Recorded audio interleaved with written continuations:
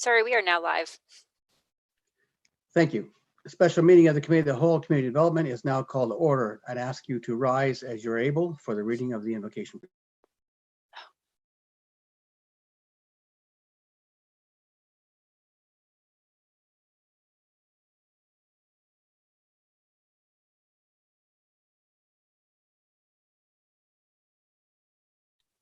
Sorry, Councillor Carpenter, you're muted.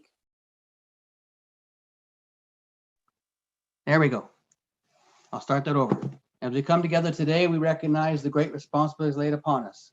Our council will always strive to understand the needs of the people we serve and use power wisely and well.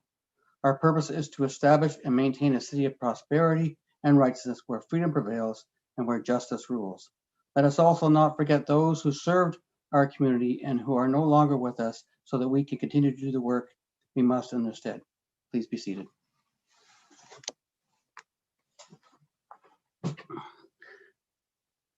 Just a note that Councillor Weaver has sent regrets as this meeting is being held during his regular business hours, which has resulted in a conflict for his full-time employment.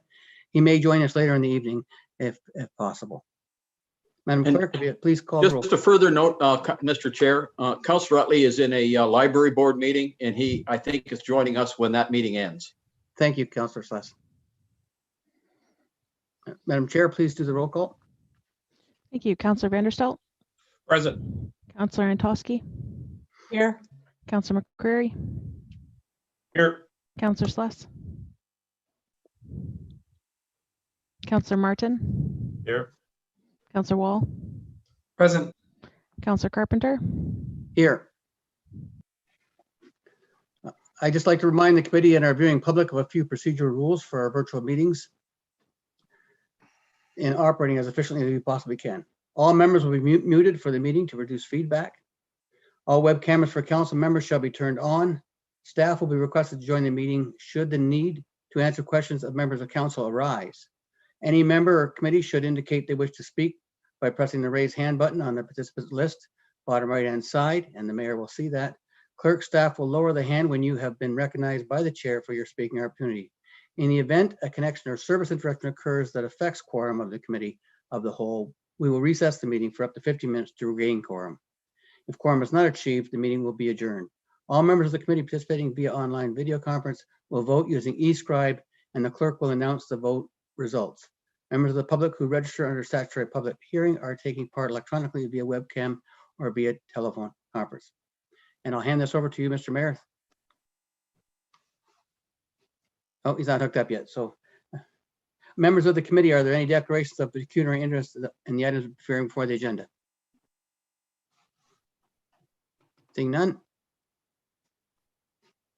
Mr. Mayor, you want me to continue? Okay. Today's meeting is to hold the statutory public meeting regarding the City of Brantford's official plan. The public meeting is held in accordance with the provisions of the Planning Act. The purpose of the meeting is to discuss the new official plan and to hear from public either in support or against the proposed plan. At the end of the statutory public meeting, the committee will pass a recommendation which will be considered for a final decision at the January 2021 meeting of council. The name of anyone who speaks will appear within the meeting minutes. Anyone wishing notice of any further proceedings regarding the official plan should provide their name and address to the city clerk's office. The municipal staff will speak first, followed by members of the public. Municipal staff will then have an opportunity to provide clarification to any questions or issues raised by members of the public. We will now commence the statutory public hearing for the new official plan. Mr. Mayor. Yeah, I'm ready. Can you hear me? Yep. So I'm going to ask Lucy Hives, our Director of Planning, please, if you would introduce us to the wonderful document that's going to set the stage for the future growth and prosperity of this community, called the Official Plan for the City of Brantford 2021 through 39, the official title, Envisioning Our City through to 2051. Lucy. Thank you, Mayor Davis. I'm just going to make a few remarks and then turn it over to Nicole Beaumont and Alan Waterfield.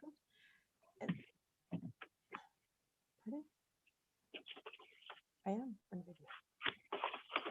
So I know this is a bit unusual, but on behalf of the Planning Department, I would like to just take a moment to thank Mayor Davis and members of council, in addition to the preceding mayor and past members of this council. The development of the city's new official plan has been a long time coming.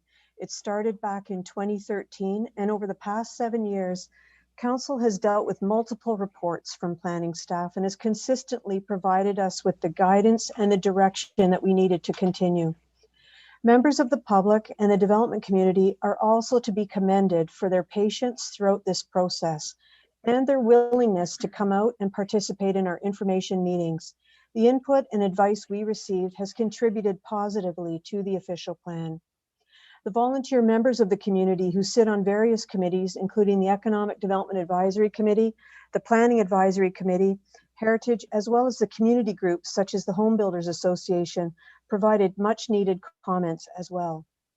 Our consultant team, led by Paul Lowe's from Sorensen Gravely Lowe's, as well as Catherine Jay and Ron Palmer from Planning Partnership, and the assembled team of sub-consultants helped navigate the complications and setbacks associated with the completion of the land needs study and the municipal comprehensive review, and their assistance was outstanding. Their advice and help with the development of the policies was invaluable. This truly was a team effort. Staff from all departments contributed in some way to the development of the policies and the communication efforts that were needed. This includes staff from engineering in particular, economic development, parks and rec, housing, finance, clerks, and communications.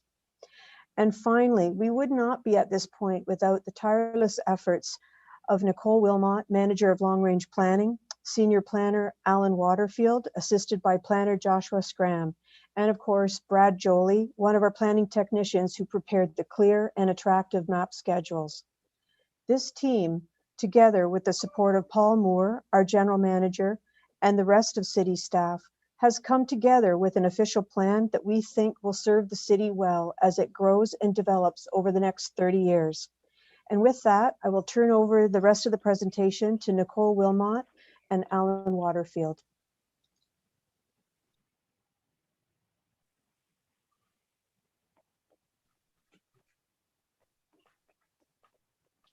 Thank you very much for that introduction, Lucy. Next slide, please.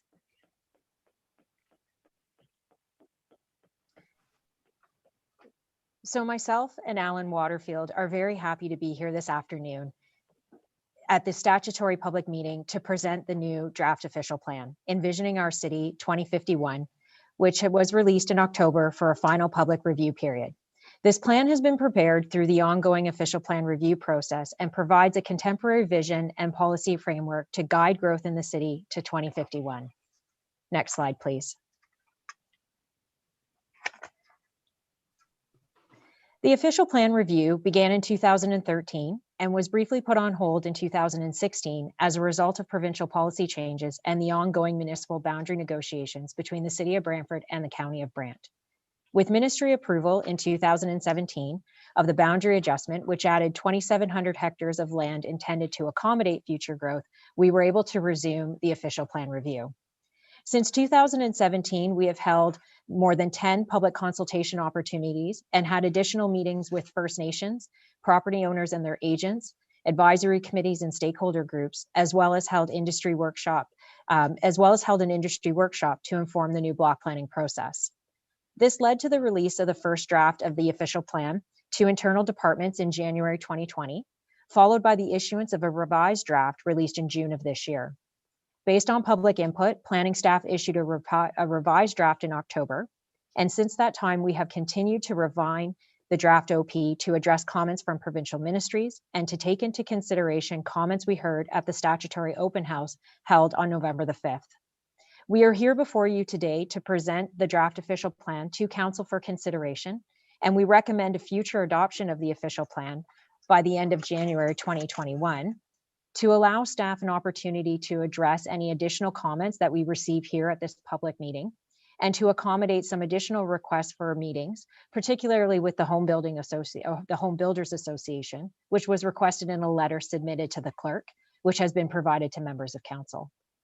With respect to the comments that we have received regarding the new official plan, we have assembled a comment matrix provided to members of council under separate cover, which includes the comments that we have received and how we have been able to address them where feasible. Any additional comments that were submitted after the commenting deadline were not included in the matrix document, but have been provided to members of council separately. And we just want to note that all of the comments received through the consultation period will also be provided to the Ministry of Municipal Affairs and Housing as part of our submission to the province as they could consider the city's new official plan. Next slide, please. It's important to note that this is a brand new official plan for the city of Brantford, and once approved, will fully replace the current OP. The official plan sets out the community's vision and goals for the future.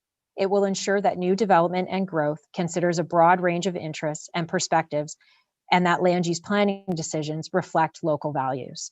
The current official plan was approved in 1987, when the city's population was less than 80,000 people. Over the horizon of this plan, our population and the number of jobs are expected to more than double. And so it's important that we have a very clear vision for the future growth of the city and a policy framework to guide the city's physical development. As the city's overarching policy document, the new official plan reflects updated provincial policy, such as the growth plan and the provincial policy statement, which the OP is required to implement. In addition to a broad staff technical team to support the preparation of a new OP and to complete the necessary technical analysis in accordance with the MCR process, an extensive consulting team was assembled, which includes the following firms and disciplines shown on the right of the screen. Next slide, please. So with that, I will turn it over to Alan to review the key growth management assumptions and the main components of the new official plan. Thank you, Nicole. The city is projected to grow to include 165,000 residents and 80,000 jobs by the year 2051. That's based on the growth forecasts that are set in the province's growth plan for the Greater Golden Horseshoe. We did have to make some changes recently to the June 2020 draft official plan to account for the new growth forecast. That extended the planning horizon from 2041 to 2051 and added 2,000 more residents and 1,000 more jobs that we needed to account for. Next slide, please. The revised forecasts and a new land needs assessment methodology that was released by the province at the end of August also impacted the city's land needs. They were increased by 95 hectares beyond the settlement area boundary that was endorsed by council back in April of 2019, and that was reflected in the June draft. The revised land needs are set out in an addendum report to the Municipal Comprehensive Review. So this map shows in yellow the 460 hectares of residential area included in the previous draft, which was increased by 34 hectares, applied in the northeast in the orange color on the north side of Powerline Road. It also shows in pink the 336 hectares of employment area that were included in the previous draft, which now has been increased by 61 hectares in the darker purple color in the northwest to the west of Gulf Road.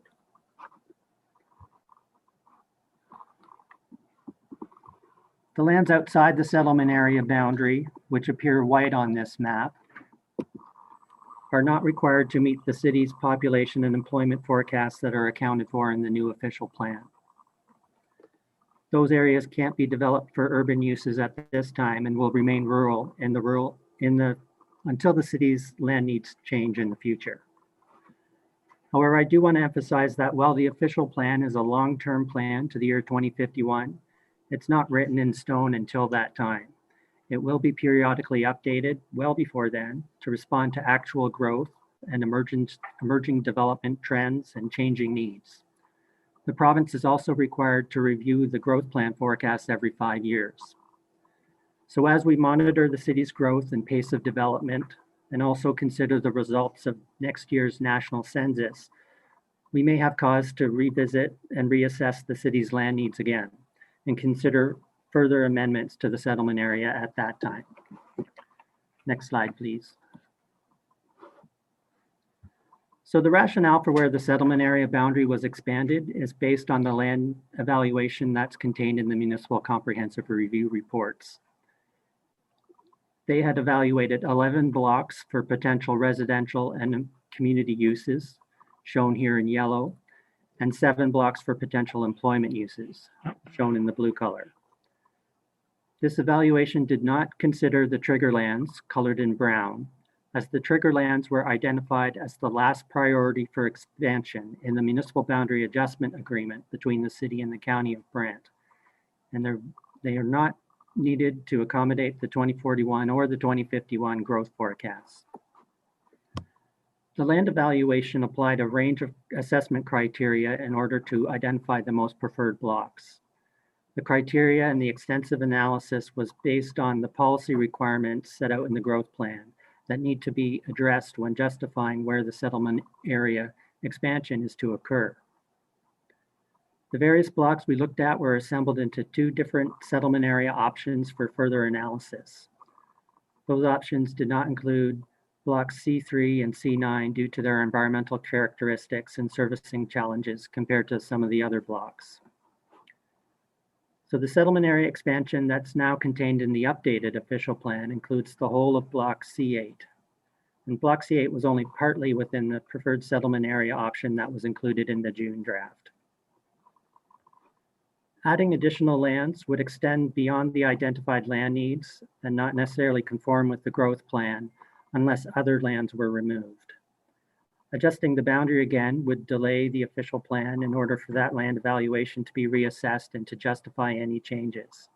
And that in turn would also have potential implications to the recently completed transportation master plan as well as the master servicing plan. Next slide, please. So to accommodate the growth forecast, the new official plan establishes an urban structure, and that's comprised of neighborhoods, strategic growth areas, employment areas, all framed by the core natural areas that are to be protected and the rural agricultural areas that remain outside of the settlement area. Next slide, please. So over 29,000 new housing units will be required to accommodate that additional population. Over 14,000 of those will occur within the built-up area. That's to achieve the intensification target established in the new official plan. Those units will primarily be located within the strategic growth areas. Those include the downtown urban growth center, the intensification corridors, and major commercial center nodes. Over 15,000 of the units will be located within the designated greenfield area, or DGA. That'll be split between the remaining opportunities within the existing DGA and new development in the expansion lands. Recognizing that some lands within the DGA have already been developed at lower densities, particularly in Tootle Heights, for example, density targets of either 55 or 60 residents and jobs combined per hectare are required over specific areas. And that's in order to achieve the new target of 52 residents and jobs per hectare to be measured across the entire DGA. That doesn't mean that each and every individual development must achieve the density target.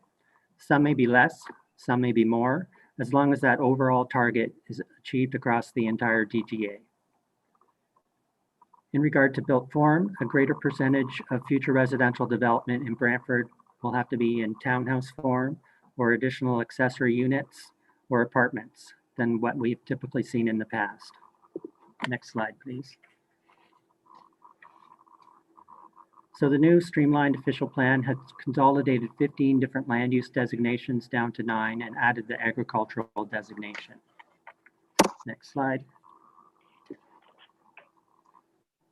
The residential designation within the neighborhoods permits a variety of uses to facilitate the development of complete communities. So that enables neighborhood supporting land uses such as convenience, commercial, and small scale institutions to be situated within the broader residential area. Low, mid, and high-rise residential buildings, as well as the mix of uses, are to be located based on policy criteria that's established in the new official plan. In response to some of the comments we received on the June draft, we've clarified in the updated version that a full range of townhouse forms are permitted in the low-rise and mid-rise areas. There are also some subcategories within the residential designation that are applied in the expansion lands. And those are to provide additional policy guidance to implement the land use concepts that were prepared during the municipal comprehensive review. You can see those on the next slide. They include the neighborhood center and corridors, illustrated in pink and running east-west across the northern expansion lands. Those are to provide a corridor focus for denser and mixed-use developments. The urban design manual that's been prepared provides additional guidance with respect to the vision for that corridor. The suburban residential and transitional residential categories are found in Tulare Heights, and their purpose is to ensure that future development fits in with the low density character of that area. So the suburban residential includes the existing residential estate lots. The transitional residential area adjacent to those estate lots requires development at a lower density and larger lots than would typically be seen elsewhere in the city. Next slide. Quickly running through the designations, there's a variety of parks and open spaces that are to be developed in accordance with the Parks and Recreation Master Plan. The major institutional designation has been streamlined such that minor institutions such as elementary schools are permitted in the residential designation instead. The Downtown Urban Growth Center has been divided into 3 different precincts to recognize their different character. Those include the historic Main Streets precinct along Colborne and Dalhousie Streets, the lower downtown area that's beneath it, and the upper downtown. The major commercial center and intensification corridor designations are intended to transition to a mix of uses that will accommodate residential growth as well as commercial developments.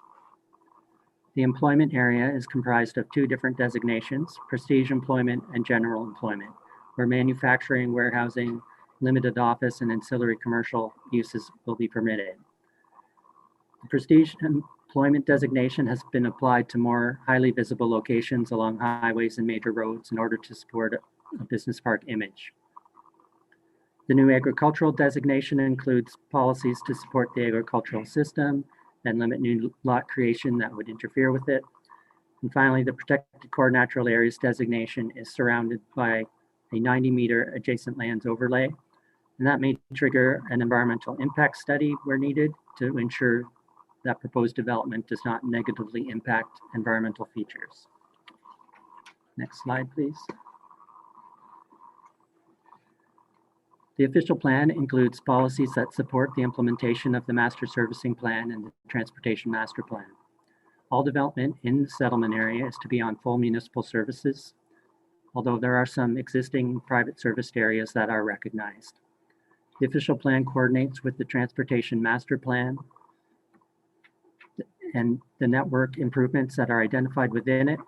It also includes a schedule of right-of-way widenings to enable the city to acquire those during the development process. To support official plan implementation, an infrastructure staging report was prepared to summarize the municipal servicing and transportation infrastructure requirements within the expansion lands. That provides a reference for future development proponents. Next slide, please. And now I'll turn the presentation back to Nicole so she can highlight some of the other features of the new official plan and supporting documents. Thanks, Alan. So to support the implementation of the new OP, we've introduced new policy for block plans and prepared a draft block plan terms of reference released concurrently with the draft OP. To ensure a coordinated approach to growth in the expansion lands, the city will require comprehensive block plans to be prepared by landowners and submitted to the city in accordance with the block plan areas identified on Schedule 2 in the new OP.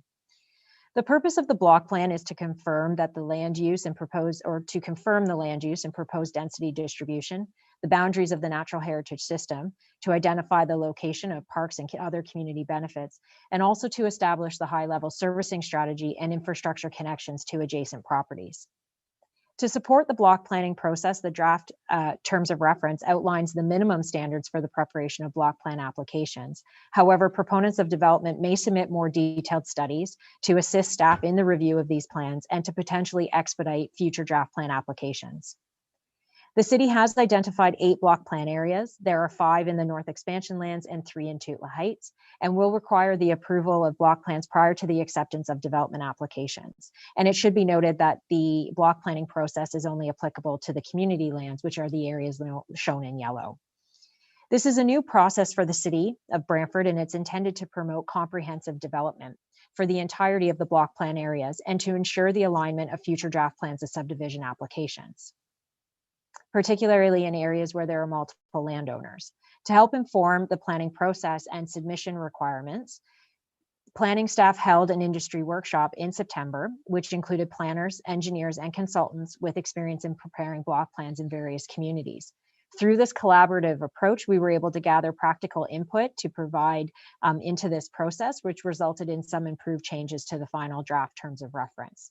And some of those changes include building in flexibility to address minor amendments to the natural heritage system, which can be verified through the block plan process, and new policy to consider where it may be appropriate to exempt certain development applications from the block plan process, such as site plans and minor variances that do not involve the creation of lots or adjustment.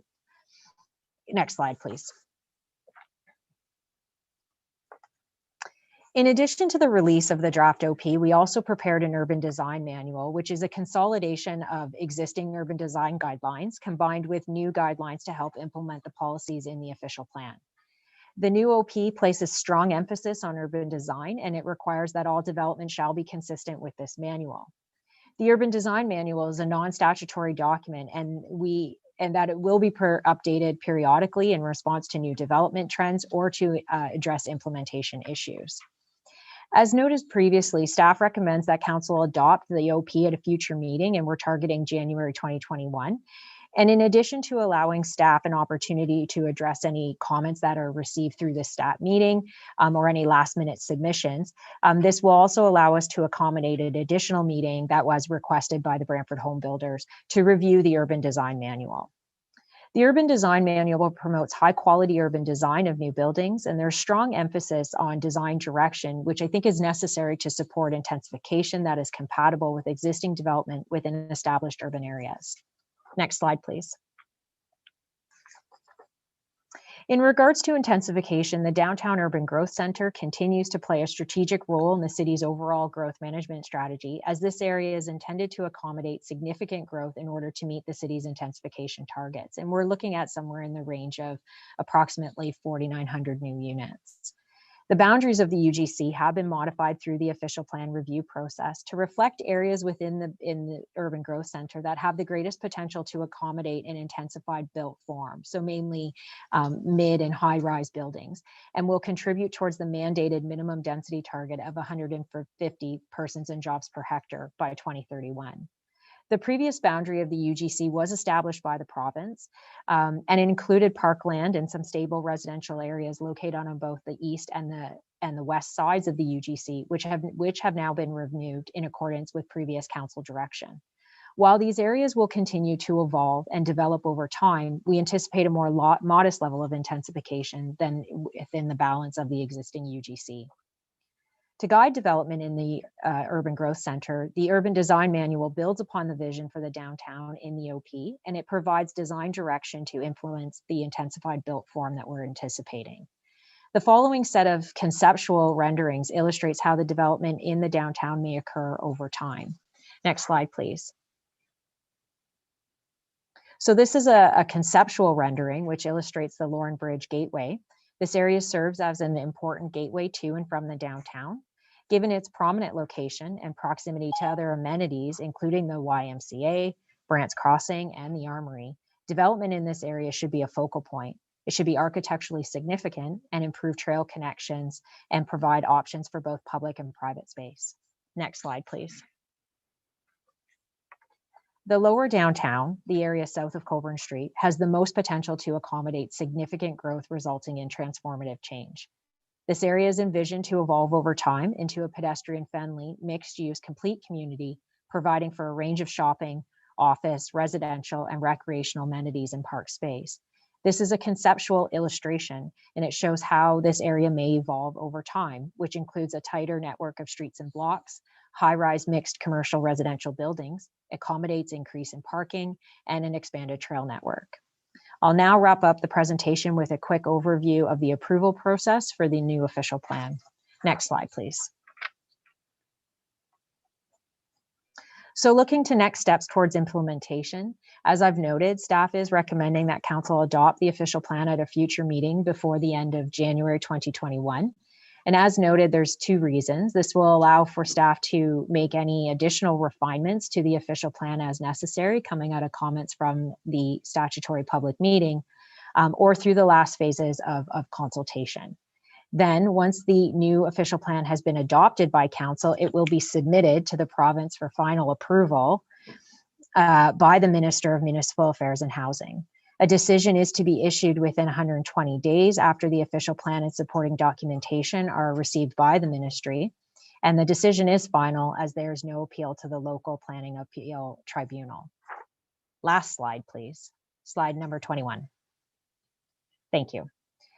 Lastly, while the new official plan must be reviewed no later than 10 years after it comes into effect and every 5 years thereafter until it is replaced by a new official plan, we want to reiterate that while this is a long-term plan, the plan will continue to be reviewed in the context of growth in the city and the city's land needs to assess whether, depending on the rate of growth or due to an increase in provincial growth forecast, whether additional land may be required to accommodate growth and where best to accommodate that growth. So in conclusion, and in terms of next steps, once the new official plan has been granted final approval, the next step will be to work towards completing a new comprehensive zoning bylaw, which must be completed within 3 years of adopting a new official plan. So planning staff will be reporting back to council to commence the preparation of the new zoning bylaw, which we anticipate to happen in the first quarter of 2021.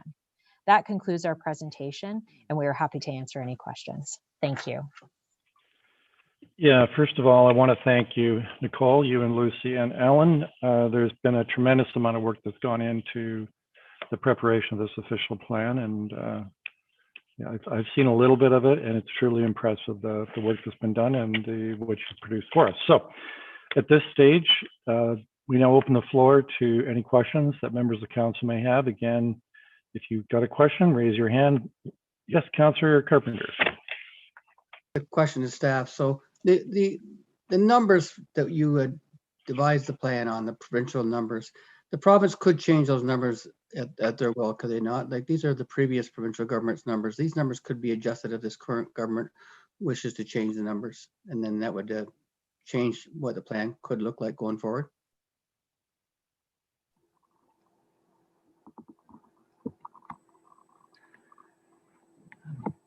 Actually, these are the current government's numbers. The most recent amendment to the growth plan was completed this year, and that includes the updated growth plan forecasts that extended the planning horizon out to 2051 and changed the population and employment that we needed to account for. So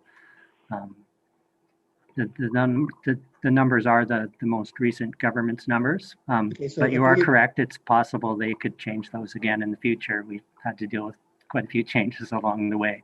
Thank you, Mr. Waterfield. Now, if we found in a year from now, the numbers that were expected for population growth in our community were far exceeded the numbers that were in the growth plan, could we then go back to the province and ask for an increase in development land as a result of those numbers being not what was expected, in fact, well under what was expected? Certainly, we'd be monitoring our future growth. And again, next year's the census year, so that'll be important in terms of providing us with some recent data with respect to how growth has been proceeding over the past few years. And certainly, if we feel that our growth is outpacing the anticipated growth, we would be able to initiate another municipal comprehensive review to look at the city's land needs. And if it was determined that we might need to add some more land, we'd still need to go through the analysis to support any addition, but we would submit that to the province for their approval. as an amendment to the new official plan. But that's So- the type of amendment that the province needs to approve because it's Okay. under a municipal comprehensive review. So it would be a municipal comprehensive review regardless to approve the numbers and then ask for an amendment. I got you. Thank you. Councillor McCreary. Mayor, thank you very much. Thanks for the good presentation, guys. If I could draw your attention to the Schedule 1 drawing, and specifically to the section of Mohawk Street, centering around the Greenwich Mohawk lands, the former Massey site, the former Coxet site. We have we have one museum on the site. We have the Canadian Industrial Heritage Center, which has recently obtained a lease from the city of Brantford. Can you say conclusively that that once this is ratified, they will have the zoning they need to do their museum at 66 Mohawk?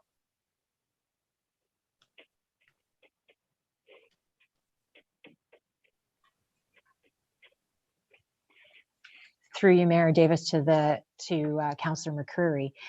So we recently brought forward the Mohawk Lake District Plan that was recommending that we implement official plan designation that would permit a museum district to locate within the Mohawk Lake District plan area. And so staff have direction to proceed with an official plan amendment to implement that.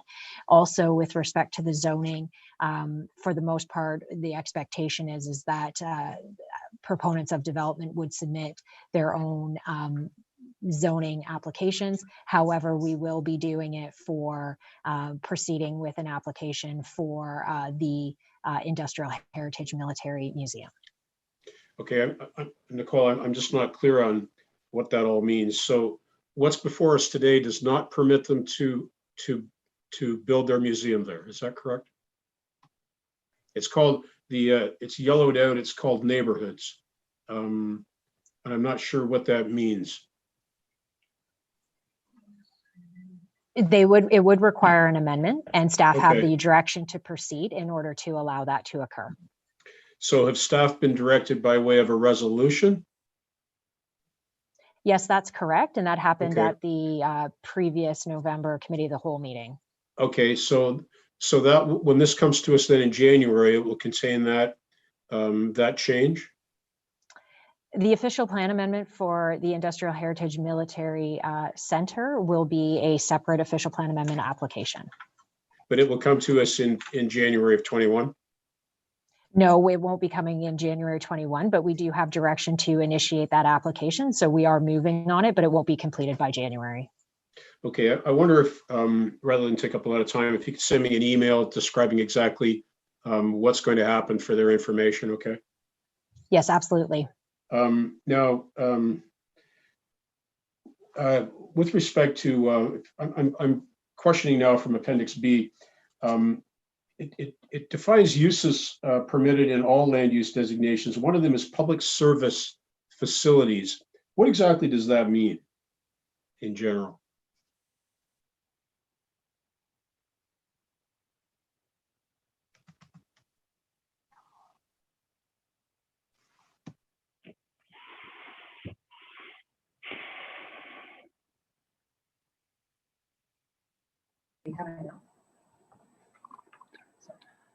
Public service facilities include publicly run facilities like police stations, fire stations, ambulatory centers, things like that. And those are permitted as well as So that'd be public municipal, provincial, and federal, Alan? Yes. Yep. Okay. And I see that we have a category, which I haven't noticed before, but it might be because I'm not all that conversant with the official plan. We have something called live-work units now that are part of the official plan. I wonder if you could say how that differs from home occupation. A live-work unit set up a bit differently than a typical home occupation. So it has its own separate entrance that goes into the commercial unit, and then the residential unit is typically upstairs, it's purpose-built for that type of setup, as opposed to someone who might have a home occupation where they're, maybe they're an accountant and they have an office within their home. The home occupation is really, kind of hidden within the home. It isn't supposed to have, lots of signage, a Okay. commercial sort of presence as a live-work setup might have. Okay, so a home occupation then would permit commercial signage on the property? Generally, no. That'll be specified in the zoning bylaw Okay, regulations with regards to the home occupations. But again, typically the intent is for home occupations not to be, overly visible. so are these definitions going to be further defined as we get closer to the date of implementation? Yes, the zoning bylaw is where we'll have a lot of these terms defined in greater detail, as opposed to, having the duplication with the official plan. Okay, and so one of the other things that this allows is bed and breakfast establishments in residential neighborhoods. That's not currently permissible, is it? I believe it is. I'm not sure of the extent. I'm being told yes, it is. And that would include Airbnb, to cite one particular brand. I don't think Airbnbs are necessarily defined as distinct thus far Right. in the zoning. But that would include, so the bed and breakfast category would include those types of operations as well? It could. Okay. Again, that'll be further defined for us? I think so. I think when we do the rezoning, comprehensive rezoning for the city, and we're looking at the issue of bed and breakfast, we'll have to take a look at the implications of Airbnbs. And within the residential zones, we're permitting small scale churches. And if I recall correctly, the upset number for the congregations would be 250, is that right? That's correct. So those uses are permitted within the residential designation. They'll still need to have appropriate institutional zoning or some sort of zone that will recognize, that church use. Yeah, and that's no different than what we have in place now, is that right? Or I guess the churches that are in existence now, a lot of them were founded in a prior century or two. But they'd have to comply with parking regulations as well, Alan, right? Yes, there'll still be parking regulations through the zoning bylaw that would apply. Okay. And also in Appendix B, it talks about linkages and specifies the use of hydro corridors for linear transportation and recreation. That's of course dependent upon permission from the utilities, I guess. Is that right? Yes, that's correct. That was some of the input we actually received from Hydro One Networks, Yeah. that they wanted to ensure that if there were proposals to perhaps run a trail along or through a hydro corridor, that they'd be consulted before that actually got installed. Members of the committee may recall that we had some difficulty with one of those a number of years ago on Powerline Road. And with respect to the main streets now, it says that our policy is going to be that parking lots will not be permitted with facing forward on Dalhousie, Colburn, and Market Streets. And I believe we own parking lots that face forward on those streets. So would that mean that we may come to be in the business of marketing those sites and insisting that the developer provide parking underground? Well, ideally in the historic main streets in the downtown area, you really kind of want to hide your parking and not have it front and center. And along those streets, ideally we'll have, development with commercial on the ground floor and residential and office above. And the parking would be either tucked in behind buildings or integrated into parking structures. So that's the vision we're trying to promote. So that's why we're not looking to see any new surface parking along those streets. I'm thinking the mayor's timer must be broken, so I'm just going to keep going. Just to confirm, so I'll just say this is a statutory public hearing, so the rule of 2 and 4 doesn't apply until we have a motion on the floor. But we do ask by common courtesy, not monopolize and take up all the time for questions. Yeah. I have more to come, but I'm happy to let somebody else jump in the queue, and I'll come back, Mayor. Yeah, thanks very much. Because I have Councillor Martin, Councillor Sluss, and Councillor Van Tilburg. So Councillor Martin, you're up next. Thank you. You talked about the urban growth area. What is the advantage to being within that area for someone who owns property?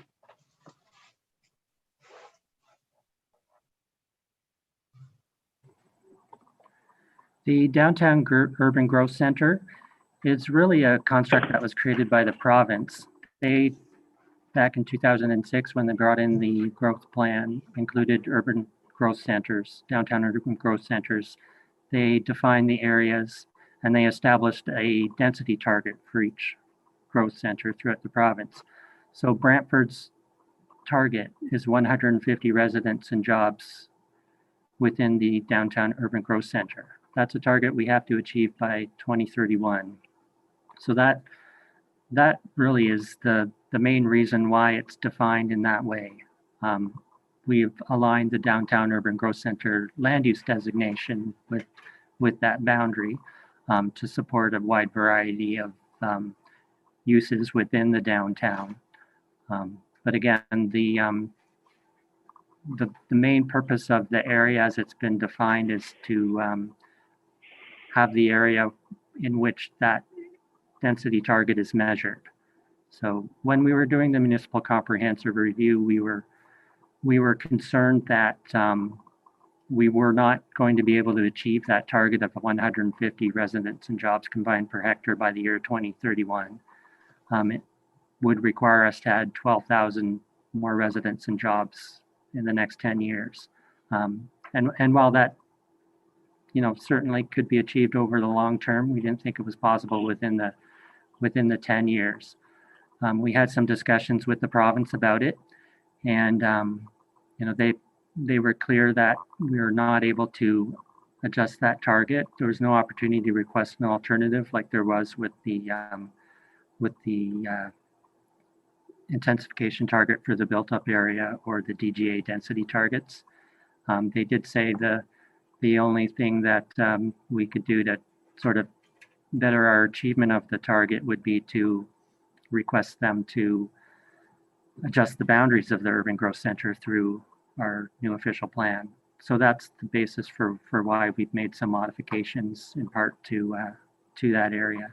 But again, it's really to define the area in which that target's measured. Okay, and you're happy with the boundaries as they're set now?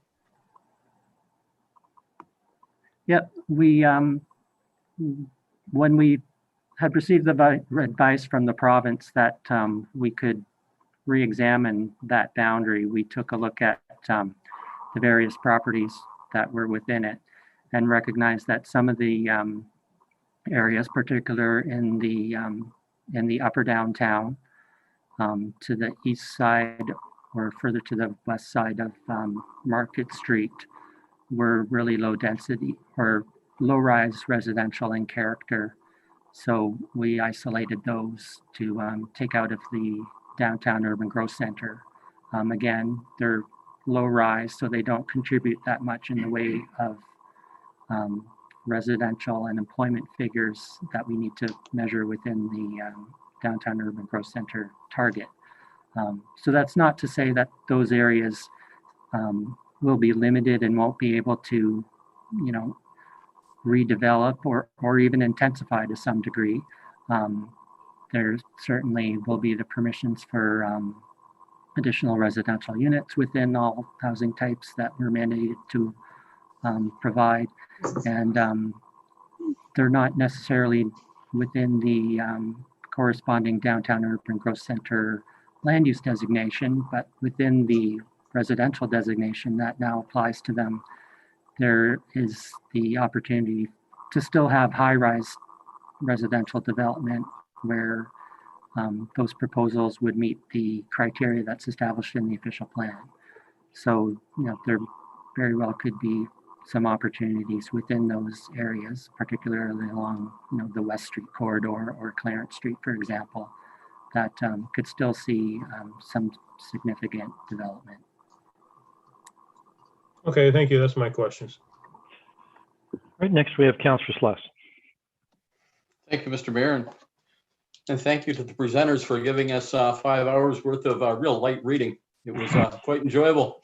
I have a number of somewhat specific questions.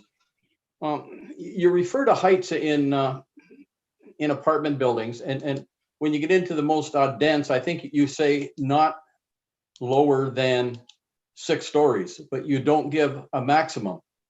Is there a maximum?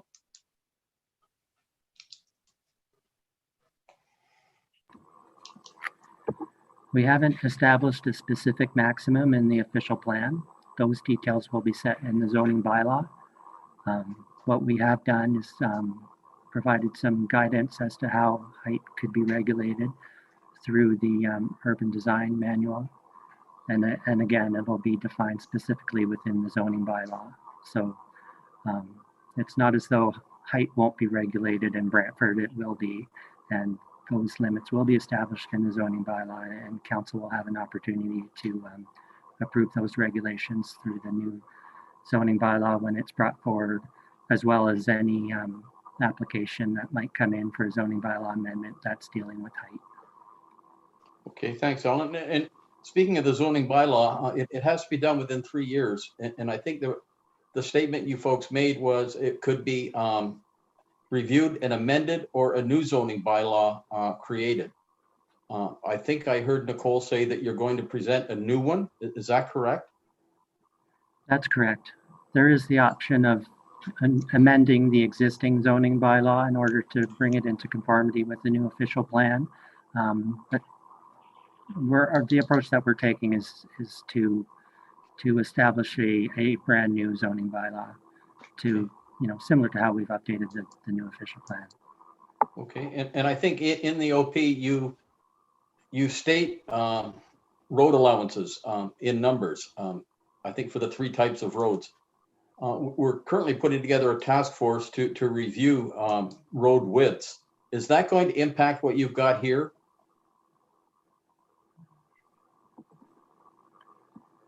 Well, without knowing what comes out of that task force, we'll have to wait and see. If there's recommendations that come out of it that suggest we make some amendments to the OP to address those concerns, then that's something we can look at in the future. Okay. I've got a few, Mr. Mayor. I'll ask one more and then I'll go back in the queue if that's fair. Thank you. The block plan approval process, it doesn't mention any ward councillor participation in that process. Is that something that could be added? Yes, certainly. We can review the terms of reference and ensure that the section that speaks to the consultation that's required for preparing a block plan includes the ward councillors. Okay, if it could come back with that recommendation in it, I think that would be appreciated, Alan. Okay, thank you, Mr. Mayor. Could you put me back down? Or I guess I put my hand back up, do I? Yes, put your hand back up, please. Councillor Van Tilburg. Yeah, through you. What is, I know this might sound like a silly question as I've been to them, what is a bed and breakfast?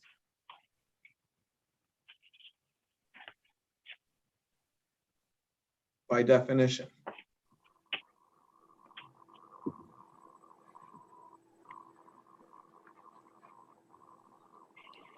Well, it's not a full-scale hotel or motel. It's someone where they have their own home and they rent out just part of it for overnight accommodation. Is there anything that they have to do in order to have a bed and breakfast? Is there any regulations, rules, anything? Yeah, there'd be regulations set in the zoning bylaw as to what they need to provide in terms of parking, as well as the requirements for the type of property that can host a bed and breakfast. They'd also need to be licensed through the licensing bylaw, through building and licensing services. Okay, so they have to be licensed. Yeah. Airbnb, what's that? That's another thing, and that's Is it a bed and breakfast? some people might consider it to be such. Do they have to be licensed? They should be, but And again, they're not. that, They're not right now, right? Guess what I get a lot of complaints about? And what I lose housing to, because that's quite, and honestly, I understand why. It prior to COVID, it was far more profitable to run an Airbnb than it was to rent out to a tenant. And so a lot of the affordable homes are being Hey, purchased. Councillor Van Tilburg, Yeah, no, I want to get Question? this through because Okay. this has to lead you some. just tell me you're working towards a question. I am working, sir. Yes, Mayor, I am definitely working towards a question. My apologies, because the question is, what do we do to define Airbnb or bed and breakfast or tie them together? Because I've had B&Bs in residential areas and I've never had not aware of any issues. The Airbnbs, I'm aware of issues. And I've had a break from COVID. So what do we do to tie that knot together in our official plan so that it's very, very clear and how we go forward? Because I'm not comfortable leaving things exactly the way they are with a free for all out there. Yes, Joe Muto, I see you've raised your hand. Can you answer that question? Counselor, just as an aside, I believe this council has provided some direction to licensing staff to address the concerns about short-term accommodations such as Airbnbs. Planning staff and building staff are working with licensing staff to sort that out with respect to the existing bylaw and hopefully addressing some type of licensing regime in the near future. That would not be contained then in any way in our official plan? Through the mayor to the councillor, no. Okay, I just wanted to be clear. Thank you. All right, next we have, let's see, Councillor Vanderstel. Thank you, Mr. Mayor. Through you to Mr. Waterfield, I would assume.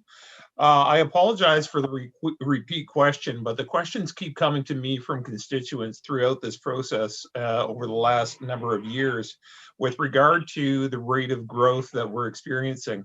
Is our growth, I understand that we're growing faster than some other municipalities, but is our rate of growth as mandated by the province with places to grow legislation in any way dissimilar to other municipalities? Is there something, are we growing faster by decree or we're just growing faster by interest?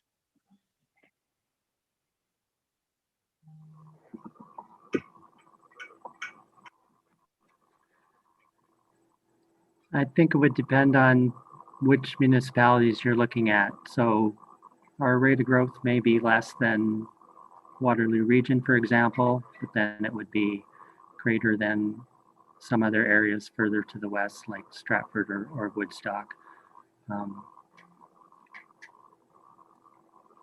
Really, the forecasts that the province prepares, they're trying to anticipate where future growth will be directed, and they consider where municipalities will be able to accommodate that. Certainly, the GTA is needing to grow up in terms of higher density now and has less greenfield land available. So the demand for that type of housing that goes into greenfield areas is shifting further to the west and heading towards Brantford's way. So there is an expectation that Brantford's pace of growth is going to be picking up in the future, more so than it has typically been in the past. Thank you. So for the benefit of those who are unhappy with the rate of growth and development in our built boundaries and our new boundaries, what is the recourse? Is there any manner in which they can give their response or their opinion either through us or through another mechanism to the province with regard to the rate of growth? And if there is a mechanism, has it been successfully used anywhere else?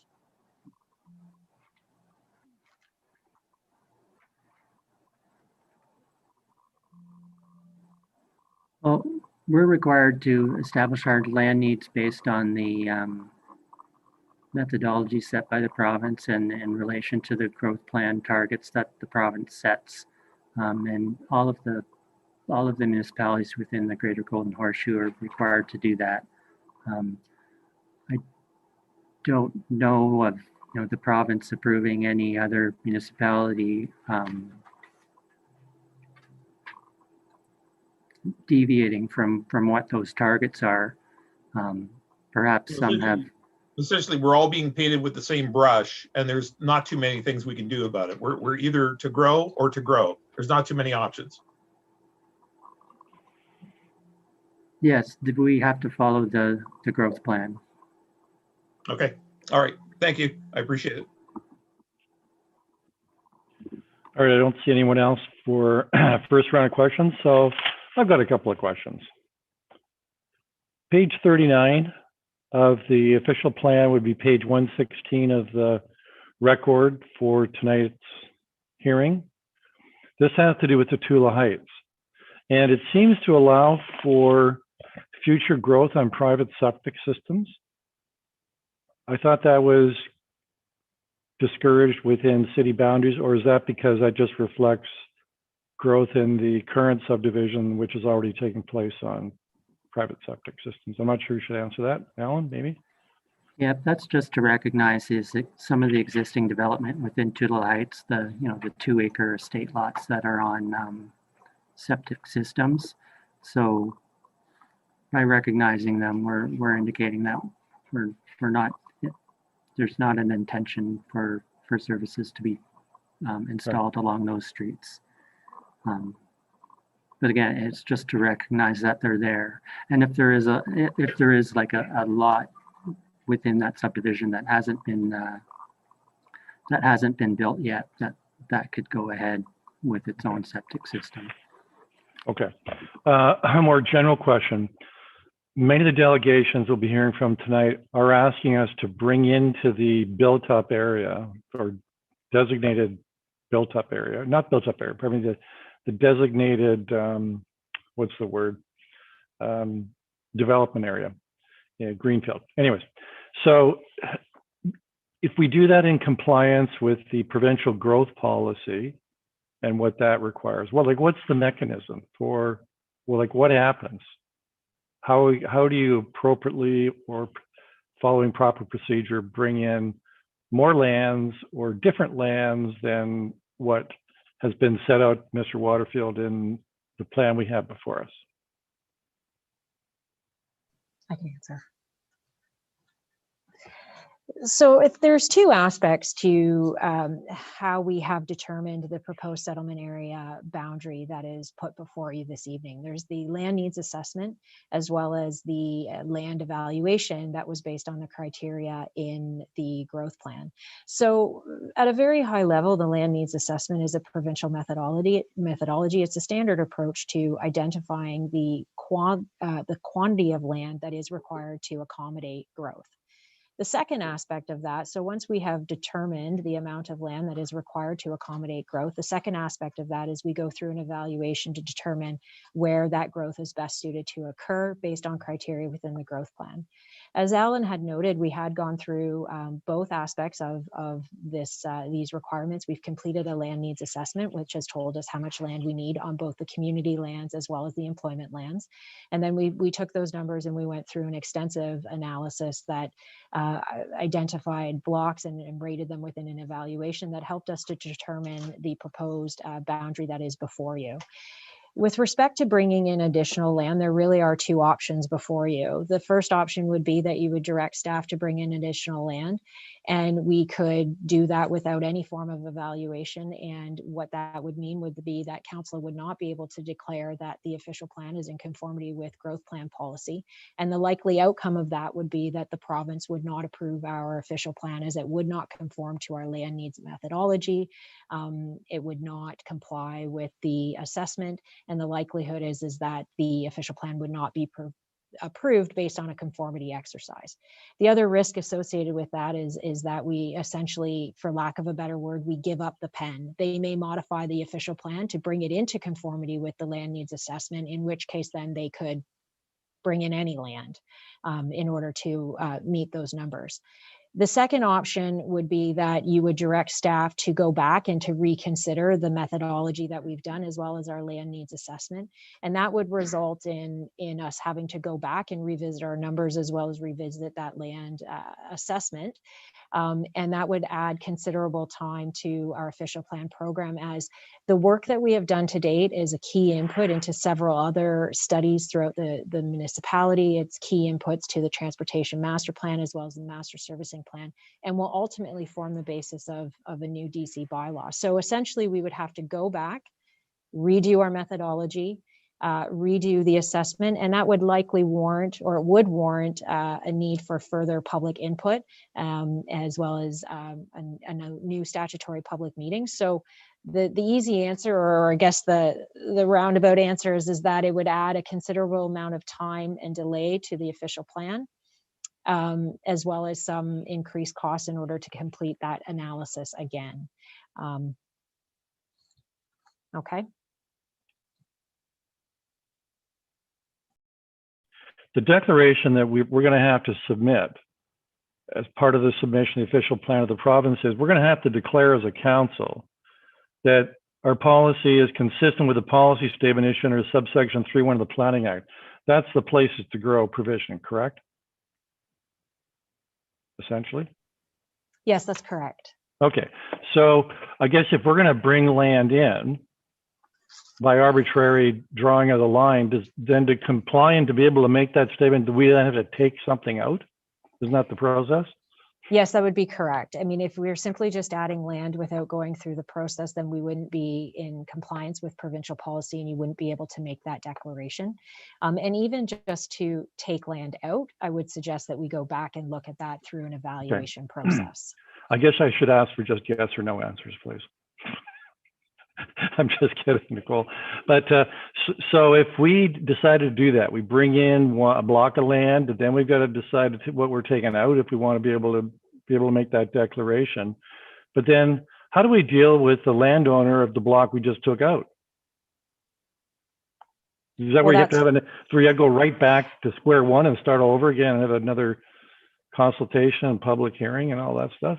Absolutely. I think what you would find is that you would just find yourself in the same cycle repeatedly. I think the reality is that based on our growth forecast, we can't bring in everybody. But as we've said, this is not the end of the road. This is not the end of the process. This is really step one in order to bring in the additional lands that we need to accommodate the growth forecast before us. We know that those growth forecasts are going to change. The province is already committed to reviewing those growth forecasts within 5 years. And the likelihood will be that there will be, the forecast will go up. We will need to revisit our land needs, but there is a process to do that, and there is an evaluation criteria to go through that. Okay, so if we want to get on to what I call that slippery slope of adding and subtracting, how many more months are we going to add to this process before we have an official plan? I think it would take a substantial amount of time. It could take upwards of a year, because we are basically going back to the drawing board. Okay. All right. Going into the second round, Councillor McCurry. Oh, hang on. Councillor Wall's raised his hand. He hasn't spoken yet. So, Councillor Wall, you're next. Great. Thank you. Through you. So this is complex, and I've spoken with a number of constituents and people in coffee shops, and I've been paying attention to what's happening on social media. So I'm hoping that maybe we can. I'm going to, like Mayor Davis just said a few moments ago, I'm kind of going to ask some yes or no questions, but I'm hoping you can kind of explain it in a sense that anybody who might be watching, who might not understand just how complex and all the intricacies of this would kind of understand. How likely is what we have here today to change between now and when it comes to us at council in January? Is it possible that it will change?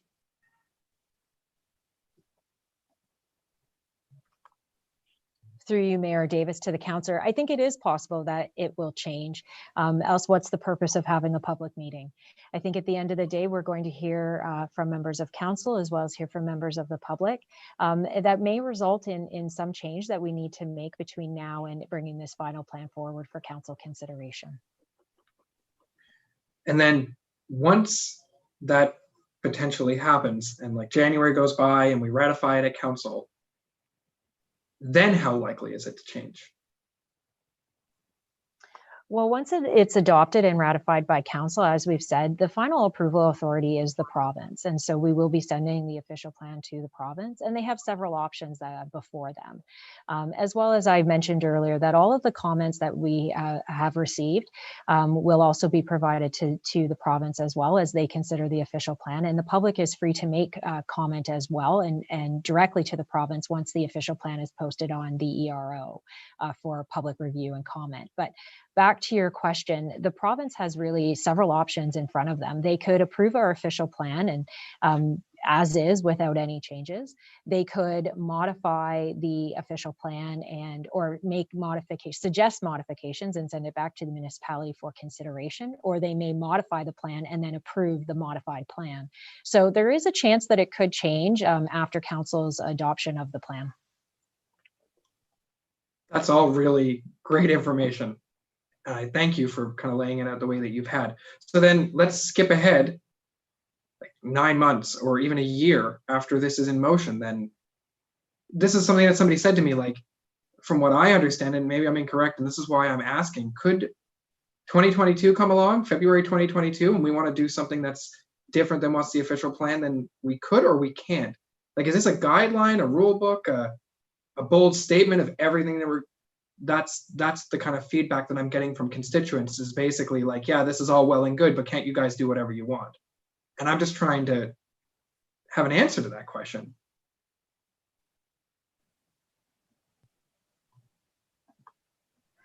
Once the official plan is approved, then there is always the opportunity to make amendments to that plan. As we said, this is a long-term plan. It's meant to provide a policy guidance to 2051, but we know that the community is going to continue to evolve and trends will change. And there's always an opportunity to go back and revisit the plan, as we've said, but also to make amendments to the plan as we go along. So those options are always there in future. So, okay. So then final question, if I may, Mayor Davis and Council, thank you. We had an official plan before, and obviously some things got done, some things didn't get done. Is there anything, like, what are the kind of things that would dramatically change the way that an official plan moves forward? You know, like, I know obviously, like, we're in the middle of a worldwide pandemic right now, and it's completely changed the way the council operates and the city operates and what our priorities are. I know that this was worked on long before COVID-19 came, and we have no idea what the long-term effects and outcomes of COVID-19 are going to be. And that's just one small example.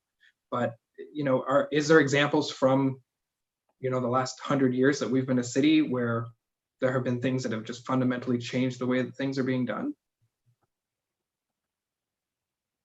And is that reflected in the report in any capacity? What we're trying to do through the official plan, through the mayor to the councillor, is to provide opportunity within a broad number of areas for people to build new developments that implement the official plan and its principles, which, you know, nowadays is a lot different than it may have been in the past. In the past, uses were really segregated. You didn't mix residential with commercial. Now we know that, you know, on the intensification corridors, in order to support transit, in order to support, you know, people being able to walk from their homes to nearby commercial developments, that, you know, we're more accommodating for a mixed use type of development.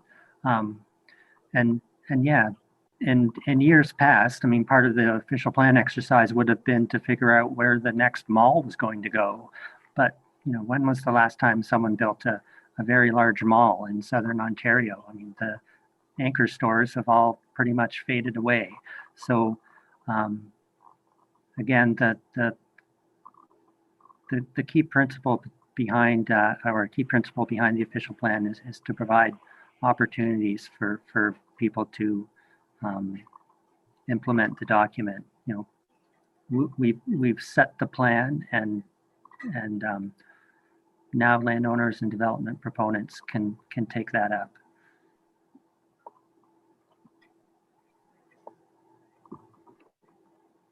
Councillor Wall, that do it for you? I mean, I think I have one more question, but I'm going to kind of see where this goes, and then I'll ask. Thank you to staff for this report and for answering my questions. I appreciate it.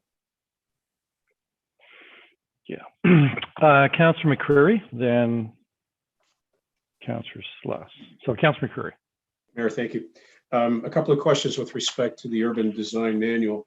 Do I see correctly that we are liberalizing our treatment of signage and sidewalk overhangs, in that I'm seeing drawings of overhang awnings on main streets? Is that the case?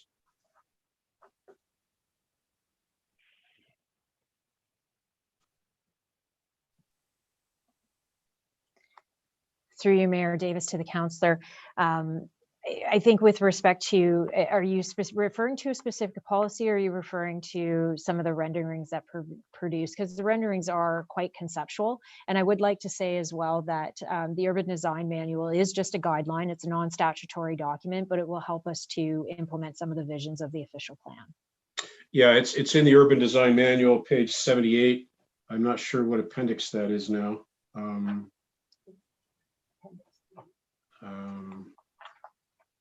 Okay, it's appendix D, page 78. If only there were a quick way to get to page 78.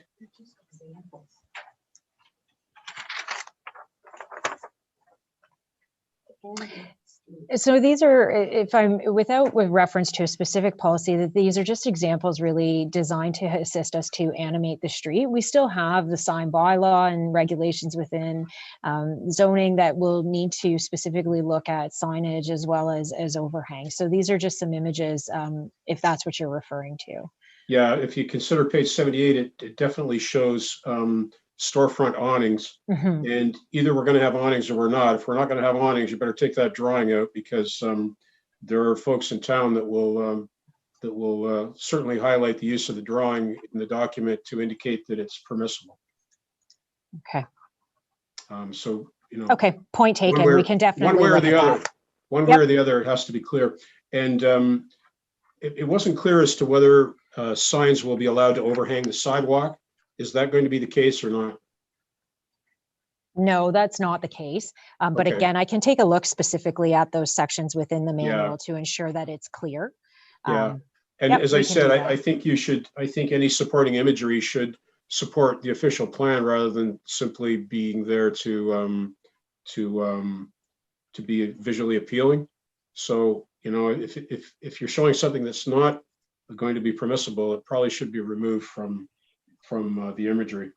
Now, it talks about permeable paving in street laybys to be used in parking lanes. Did that meet with the approval of our engineering public works department? Our engineering and public works department have reviewed the urban design manual, and again. The manual is providing guidance, and so, but yes, they were involved in the review of this document. Okay, I would have to think that the use of permeable paving between the two curbs is going to provide us with a lot of pavement deterioration. I mean, we seal cracks every year. I don't know why we would want to allow water to permeate through turf stone. I think that might want to be reviewed.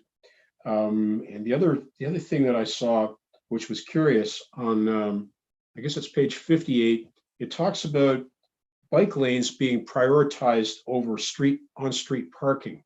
And I wasn't really clear on what that meant. Is that talking about new development, where if we only have a typical right of way that we would put bike lanes rather than parking?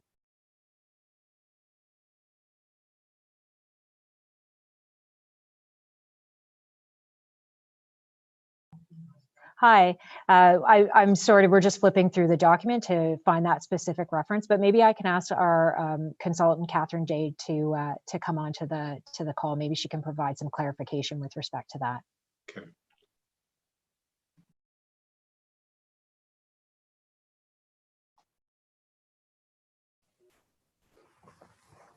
Sorry, I was also trying to find the page and the context in which it was being referenced. So as It's on Nicole said, page 58, bullet 4.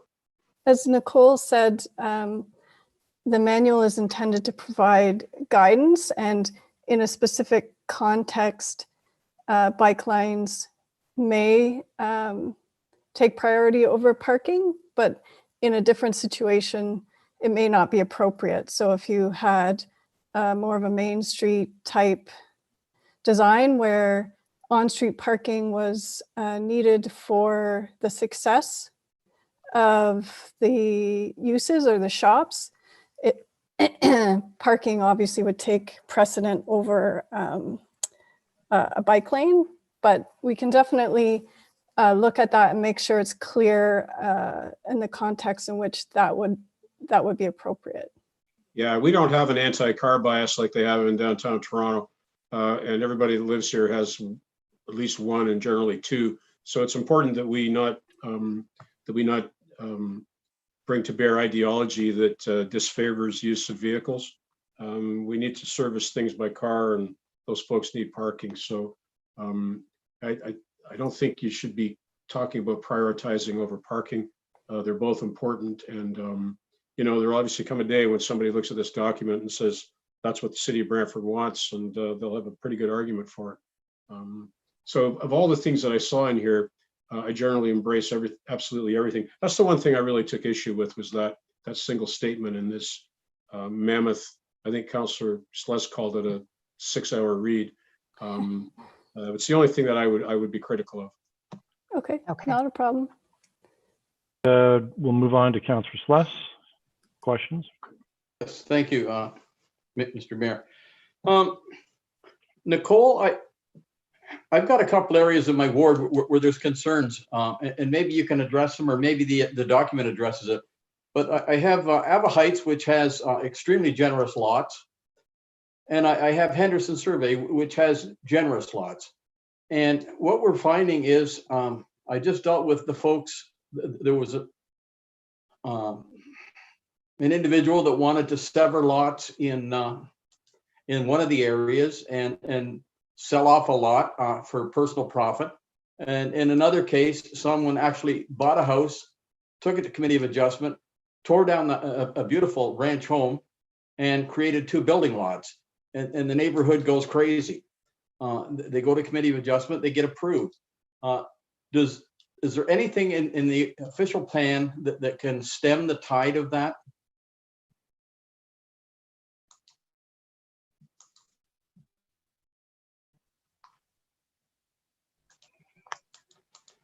Within the official plan document, we have to consider that we are facing more intensification within stable residential neighborhoods. And those 2 areas that you described are what we would consider to be stable residential neighborhoods. So we don't have anything within the official plan to preclude larger lots being severed into smaller building lots. But I would say that we would evaluate those based on a site-specific basis to deem whether or not that would be appropriate. While I think we can envision that we will anticipate more growth within those stable neighborhoods, we understand that growth is not always appropriate. And so what we consider the growth in those areas to be more modest in what we're anticipating over the long term. And we would need to evaluate those types of situations on a more site-specific basis, as well as we would look to the zoning bylaw to help to establish some of those regulations that in situations where they would be permitted, that we ensure that they're functioning well and meet those regulations. Okay. The argument made by the residents were that yes, they are larger than normal lots, but they pay a premium in tax so that they can have that. That's why they bought it, and they're quite prepared to pay the price to have it.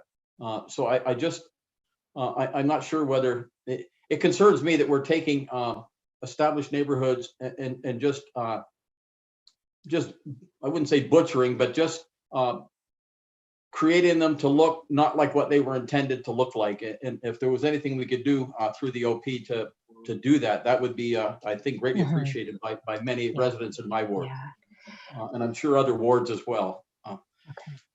Another question, as we develop north of Power Line, would the folks that live in Windham Hill across from Walmart, would they be obligated to go on city services? They're all in septic right now.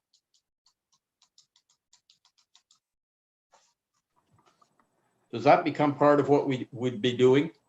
Windham Hill, through the mayor to Councillor Sless, the Windham Hills area is another area similar to Doodle Heights that's been recognized in the official plan as an area that's on private services. So. Right, but as we have public services available, would they be obligated to connect into them? Not obligated. No. Okay. They could continue on as they are. Okay, thank you. Then in another section of the plan, we talked about the city being able to acquire land as we're building things and developing. And I'll use a site-specific example. Is there opportunity as the area by Northridge Golf Course on the opposite side of Balmoral Drive? There's a large vacant field there that I'm sure is ripe for development. And we also have a very dangerous S-curve in Balmoral Drive there that causes a lot of accidents. Would there be opportunity to straighten that?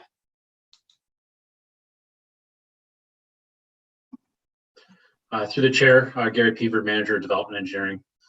Through the chair to you, Councillor Sless, just to answer that specific question. In the TMP, the Transportation Master Plan, we've actually identified where that road would be straightened partially and go to the left due to the Union Gas easements and some other easements that are in the way.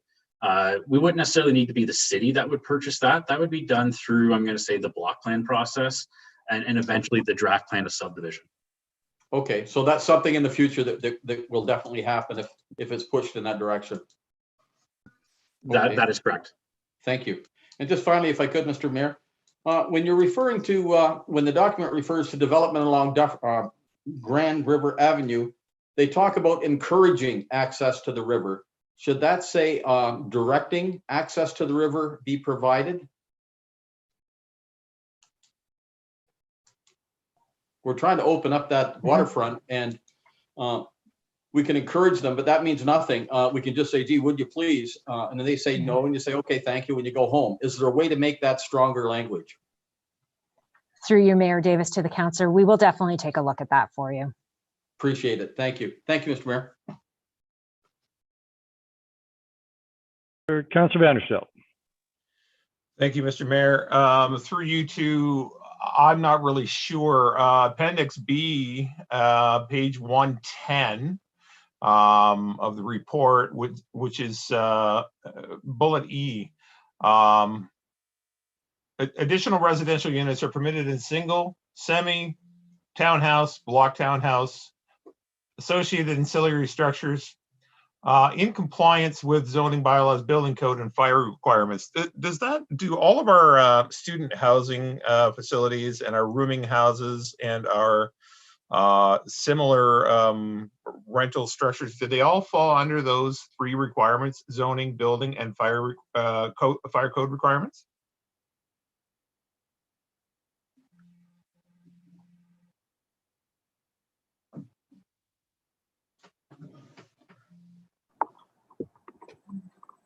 Yes, I believe they should. That's correct. And Well, I mean, I don't think there's a member of committee who isn't aware that, you know, we've got a rental crisis here. How would we go about ensuring that those three qualifiers, zoning bylaw, building code, and code requirements, are evenly and fairly applied to all situations, even the ones that we're not really sure about? Is there a mechanism by which we can ensure people's safety, even though they haven't gone through those three qualifiers?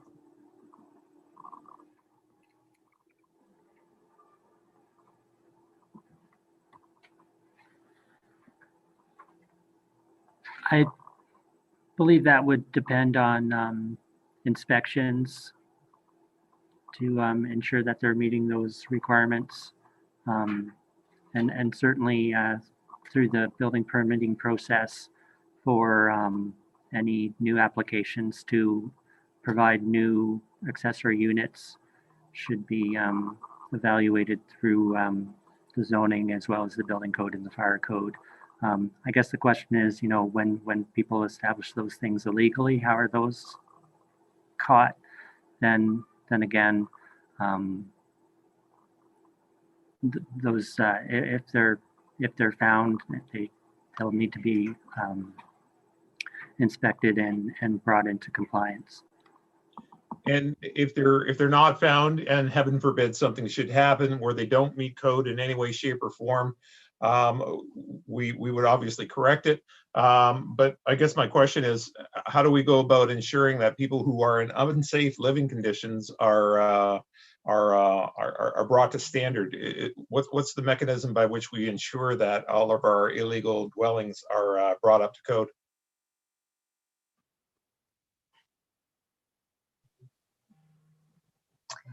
Through Mayor Davis through to the councillor, that matter that you're speaking of is really not applicable in an official plan policy document. That's something more related to property standards.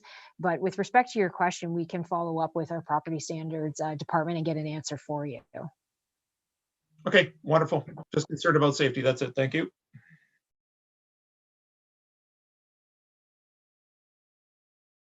I got a couple of questions left here. This block plan development proposal, how do you deal with, okay, so you have an area of greenfield land, you want it developed in a block plan concept, which I understand that, it makes sense. The development then proceeds very integrated, you have consistent themes, that sort of thing. But how do you deal with, so someone has a smaller piece of land that's less than the full size of a block, and they'd really like to proceed to develop, and they've got the money lined up to help with the servicing, but now they have to deal with all their neighbors. And what if their neighbors don't want a block plan or don't want to talk about it?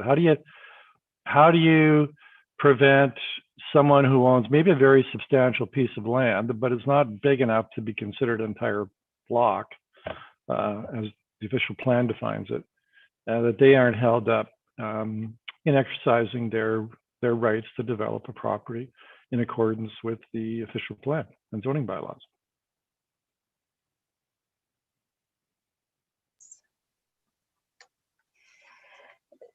So ideally, there really are two matters there. There's really the issue of non-participation in the block plan process. And so we've built in mechanisms to deal with non-participation within a block plan process. So to flip the question around, if you have a series of landowners that are wanting to proceed, they won't be held up by those that do not want to proceed. But really what we need to ensure is that they are aware and that there's an acknowledgement of the block plan process. And then there's ways to deal with sort of the technical gaps in information for properties that maybe, you know, access may be a problem and so on. And so there's ways to deal with those, the gap in that technical analysis to allow the block to proceed. On the flip side, you may have landowners within the block plan area, and it doesn't really necessarily come down to size, but it's more about the nature of the application. So we have built in flexibility within the OP policy as well as the draft terms of reference that allows for the consideration of exemptions from the block plan process. You know, we speak to that at a very broad, high level. It's a sort of a broad brush, but we want the opportunity to be able to evaluate that on more of an application basis. but there's definitely going to be applications where maybe on the scale of the application, or applications with respect to site plan, or even applications where there's no, lot creation being proposed, it may be reasonable that they're exempt from that block plan process. But I think in terms of the block plan policy, we want to ensure that all lands within the block plan areas are subject to the block planning process, but then allow for that flexibility to take into consideration unique sort of situations. Well, what's the difference between a plan, a subdivision, and a block? Because right now it's a developer does it on the basis of, if they've got a large block, a large piece of land, they have to provide a plan of subdivision showing where all the lots are, the streets are going to be, the parks, that sort of thing. So what's the difference between a plan of subdivision and a block? The block plan process is really about establishing at a high level early on in the process some of the connections to adjacent blocks, as well as internal layout within the block, to identify the natural heritage system and confirm that through supported EIS in the developable area, as well as to lay out the road network. So it's not dissimilar to a draft plan information that would be included on the draft plan, but it's meant to provide some of that initial information up front in the process to allow staff and to work with the applicants to iron out some of those issues earlier in the process, in order to help expedite the future draft plan of subdivision applications. And I do want to note as well that we have identified what we believe to be the minimum criteria for the submission of a block plan, but applicants are fully able to submit more detailed studies and information to help to provide that information up front, and also to help expedite that process, as we've said. Okay, so the next question, the Ward 4 councillors might want to pay particular attention. Colburn Street East has been a problem. There's been a conflict in uses, shall we say, between residential and other commercial establishments, motels. And I noticed that the official plan has 6.9 modified policy areas. First one, Stanley Street, Grand River Ave, that's so on, and creating sort of special provisions for a particular area of the city that the subsequent zoning bylaw would have to follow, because that's what an official plan does. It creates the blueprint for zoning bylaws, which then provide more detail. What about, would it be possible to do like another area, Colburn Street East, where the provision would be, it'd be a special policy area where the purpose would be to encourage the relocation of motel uses? Would that be appropriate, inappropriate, something to consider? Mayor Dave, is that something that we can absolutely take under consideration? And that would be something that we would be able to report back to you on in January. I think we need to look at the context of the situation and have an idea of where you're speaking of. And that's something that we can definitely report back to. I think there might be two other members of council that might help in this process. The last question I have has to do with page 212 of the record. I think it's appendix 212 would be the page number of our entire package. It has to do with road widenings. And let me get to it. Yeah, it's appendix B. I'm looking at page 212 of 418. And so it lists a number of streets and provides for road widening widths. So what this is about is, so if there is a zoning change or some kind of development application on these streets, the city will ask as a condition of giving approval that the landowner grant to the city a certain number of feet or meters to meet up with this particular criteria. Is that what it does?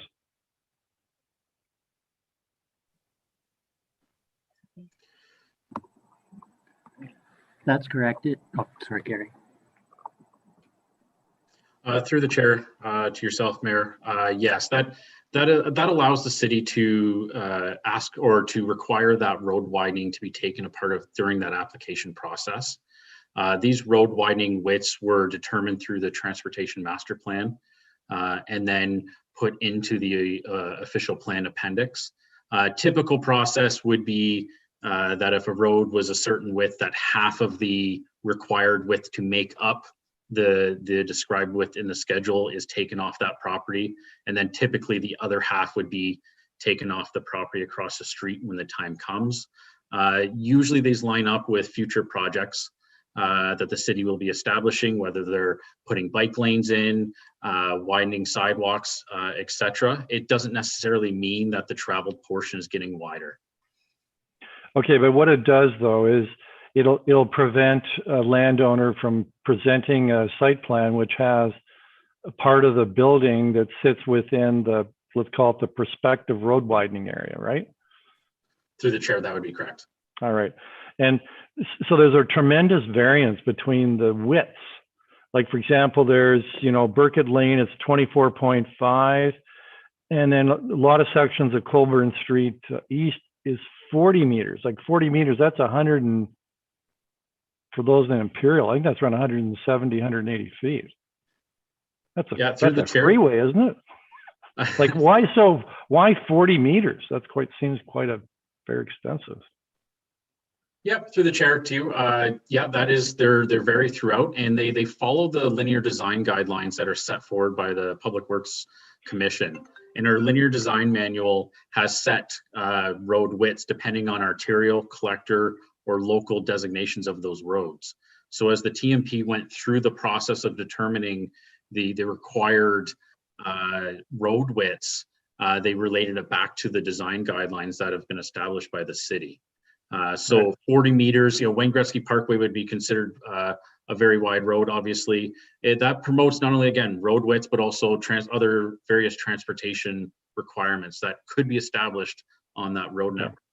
Well, I'll give you a particular section of road. So let's talk about Colburn Street East from Clarence, probably up to Stanley, let's say, or Rawdon. And I mean, pretty much the streetscape, it follows a pretty consistent line, right? The buildings that are there are pretty much built to the same point in reference to the street. And I'm sure the distance between east side and west side, let's call building line, is less than 40 meters. So so that means then if someone wants to say build an apartment building, they're going to have to set it back a lot further than the surrounding buildings. Does that make any sense? Because surely they'd never see all those buildings torn down in the space of 40, 50 years to achieve that new road widening. So through the chair to you, that would be something to really refer back to the Transportation Master Plan. These road widths were what was identified through the analysis of the Transportation Master Plan. So the Transportation Master Plan's gone through that analysis, seeing that there must be a requirement there for that specific area. I don't want to speak too much on that tonight. However, that's where that question really could be raised and looked at, and then that feeds back into the official plan schedule. Yeah, but that's another 3 hours of reading. Maybe 4. Well, I'm up for that. Okay. So does any other member of council have any questions for staff before we open the floor to members of the public? If so, raise your hand. So not seeing any raised hands. So what we're going to do now is we're going to open the floor to members of the public who want to speak to some part of our new official plan. And due to the virtual format, which of course we're following because of provincial and municipal COVID restrictions, we got to do this safely. Members of the public had to register beforehand to join in virtually. And I believe we have at least 6 members or groups of members of the public who wish to speak. And I just want to tell you in terms of timing, we're probably going to hear from at least 1 delegation, I'd suggest, maybe 2. Because normally we would take a supper break at around 5:30, which is coming up about 15 minutes. So just want to let the delegations know that we then take about a half-hour break. So we'll hear from the first and maybe the second, but I doubt that we'll hear more beyond that until we come back after our supper break. So I believe the first person that would like to speak is Mr. Ted Oliver. And so Mr. Oliver will bring you in from the waiting room. So Mr. Oliver, you just have to unmute yourself. And if you just formally identify yourself, your full name, And then if you can tell us what you want to tell us, and then members of the council may have some questions for you. Thank you very much, Mr. Mayor. Your Worship, Mayor Davis, councilors of the City of Brantford, and planning staff. I want to thank all of you for the due diligence that you have shown in this planning process. But I appreciate the opportunity of addressing you and the committee of the whole on a day that you are making decisions that will impact the quality of life for an entire generation in this area. In a way, what you decide and finally approve in January about the draft official plan will be a major part of your legacy. I come to you not as a NIMBY, you get lots of those, because my advanced years and the brevity of life mean your decision will impact others far more than me.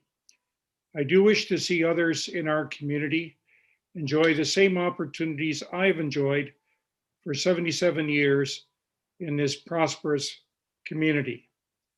My concern with the draft official plan relates to the intensification required in section 4.3, which, as you know, states that 45% of all new residential development within the city shall occur within the delineated built-up area on an annual basis until 2031, after which this increases to 50% for the next 20 years. It was, and I made the mistake of sharing with Councillor Celeste raised my concern. He has raised some of it, but the November 4th Committee of Adjustment meeting drew my attention to the draft plan, where a developer first was seeking severance to divide that property in Ava Heights, but he withdrew it, quote unquote, for a time in anticipation of your approval of this draft plan. He also faced opposition from 98 residents in that area. So the importance of your decision with the intensification that is permitted, and staff have indicated that it could be entertained in these areas already this evening, that it is of concern to many that are yet unaware of the direction the city is moving. At this same meeting, as Councillor Celeste indicated, approval was given for a developer to sever 87 Abigail, and it required 3 variances: exceeding lot coverage, failure to meet minimum frontage, and failing minimum lot size. While the balance of the houses on Abigail towards Margarita Street are on similar lots to this proposal, this home, as has been indicated, is on the edge of Henderson Survey and has been zoned R1A. Some of the history of Henderson Survey that I grew up with as a child, where it was named in honor of Judge William Henderson, who was often described as Wild Bill. It was actually approved in 3 stages. It was really including Bennett Park, but in the 40s and the 50s, it was designed to provide a quality of life quite different from the city of Toronto. Then almost 3 decades ago, Ava Heights was developed, which also granted more countrified living.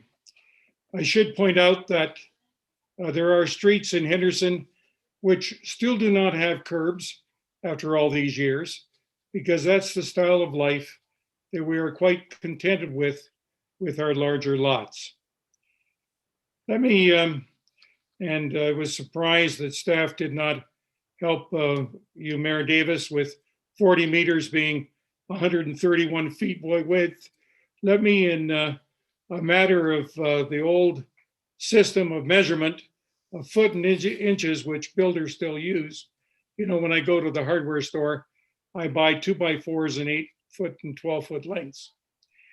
But we live on the corner of Queensway and St. George Street in Henderson Survey. And for the last 3 or 4 years, an out-of-town builder calls every couple of months hoping we will sell. A developer would love to build 3 homes on our lot, 1 facing Queensway and 2 facing St. George. And given the Committee of Adjustment's recent decisions, it would likely be approved.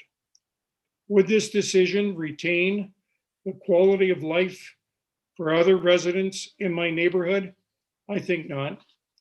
You know, I love to drive through and I visit all Brantford neighborhoods, and I make a practice of enjoying the care shown by most homeowners. Small, neat homes, for example, in North Ward, well maintained, and in the summer they have lovingly displayed their gardens.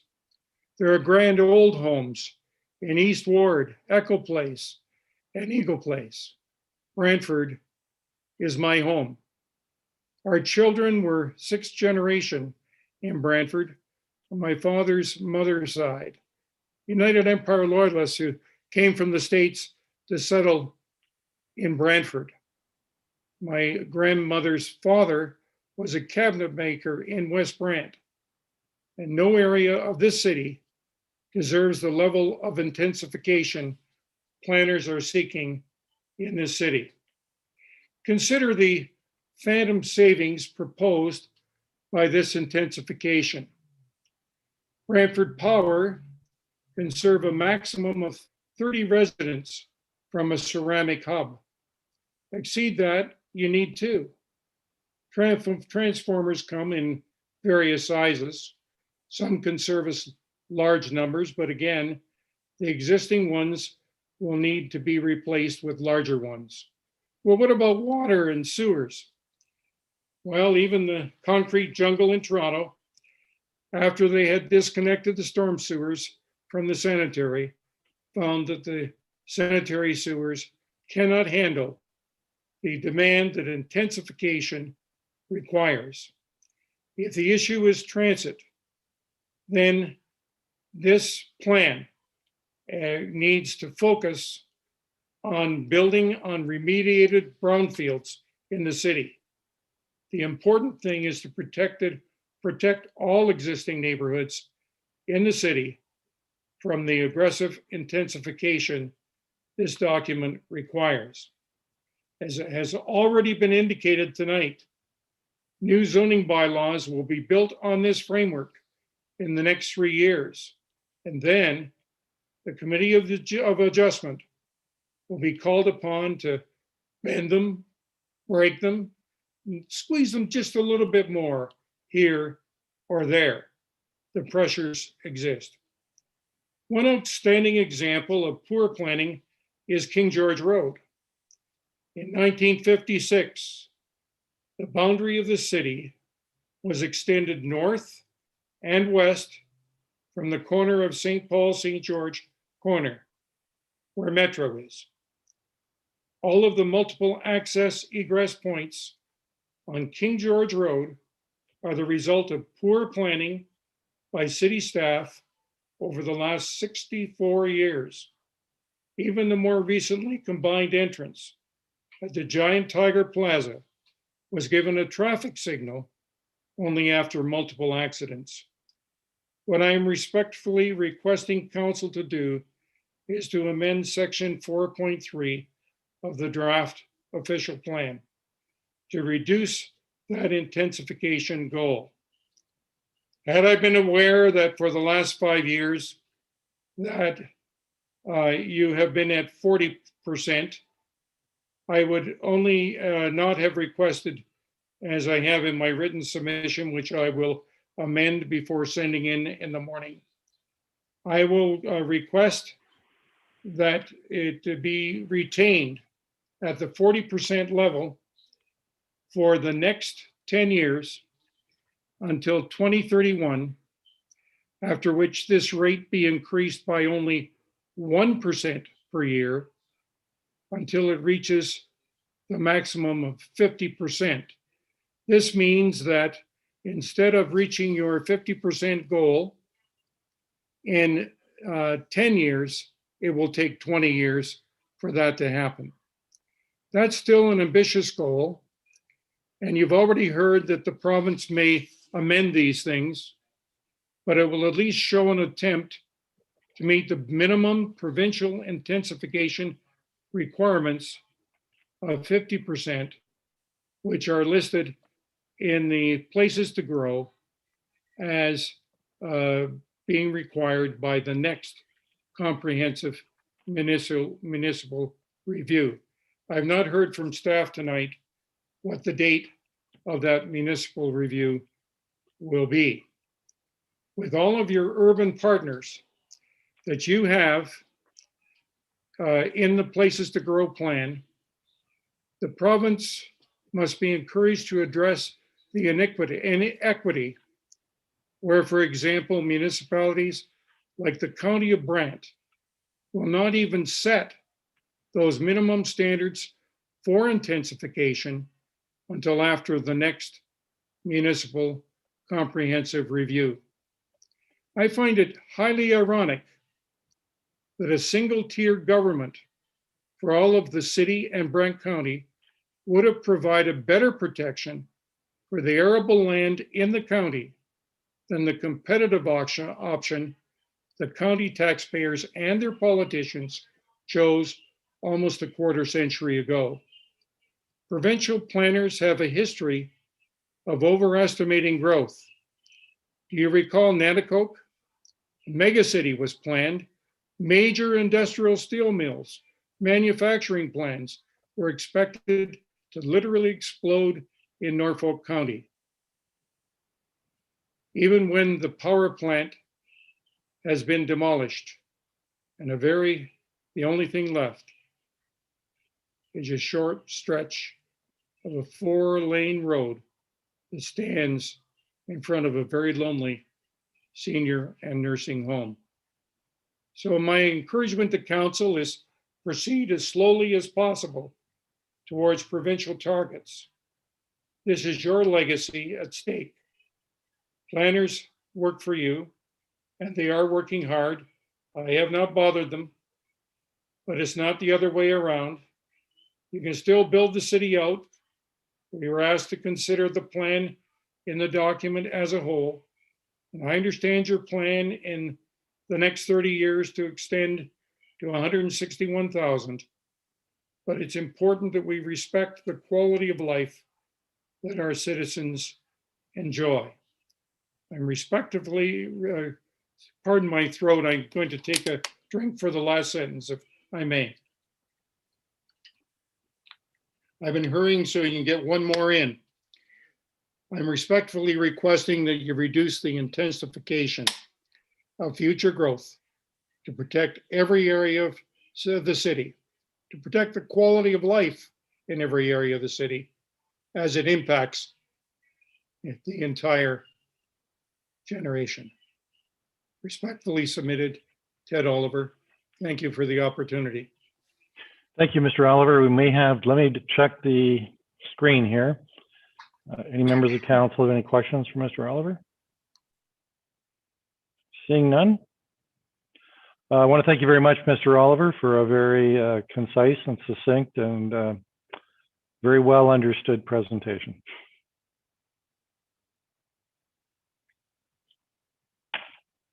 So we're right at 5:30, so we'll now take our dinner break and we'll reconvene at 6. And I believe at that time we'll be hearing from the IBI group regarding Horvath Farms and 1959026 Ontario Wing. So we'll adjourn until then.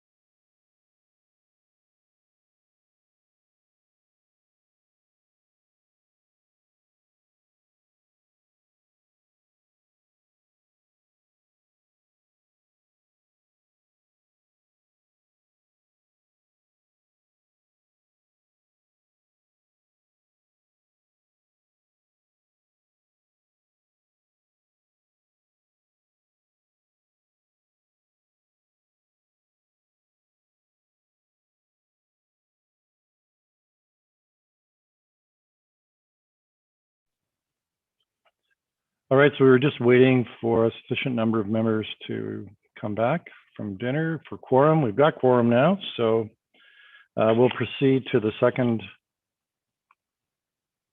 delegate or member of the public that wishes to speak to our official plan.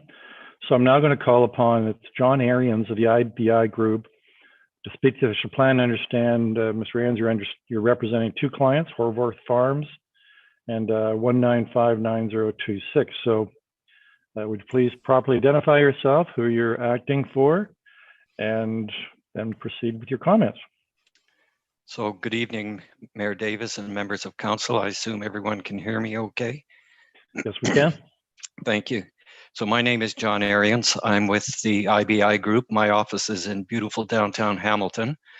Let me first of all begin by extending congratulations to the mayor and councillor, staff and your consulting team on putting together this official plan. It's been a long process and a very dynamic process given the ever-changing policy regime at the provincial level that we've had to deal with. So my compliments to your staff and consulting team. We have had numerous meetings, site visits, and liaison regarding specific issues and properties. And as a result, I only have a few concerns to bring to your attention this evening. So I'm here on behalf of two property owners. One has two large properties which are almost ready for residential subdivisions. The other is an even larger parcel, which is now immediately ready for an industrial subdivision. I see the clerk has put my PowerPoint presentation up, and if we could go to the next slide, please. Thank you. So my residential clients are the Horvath family. They have been with you every step of the way through the annexation process and also the new official plan process.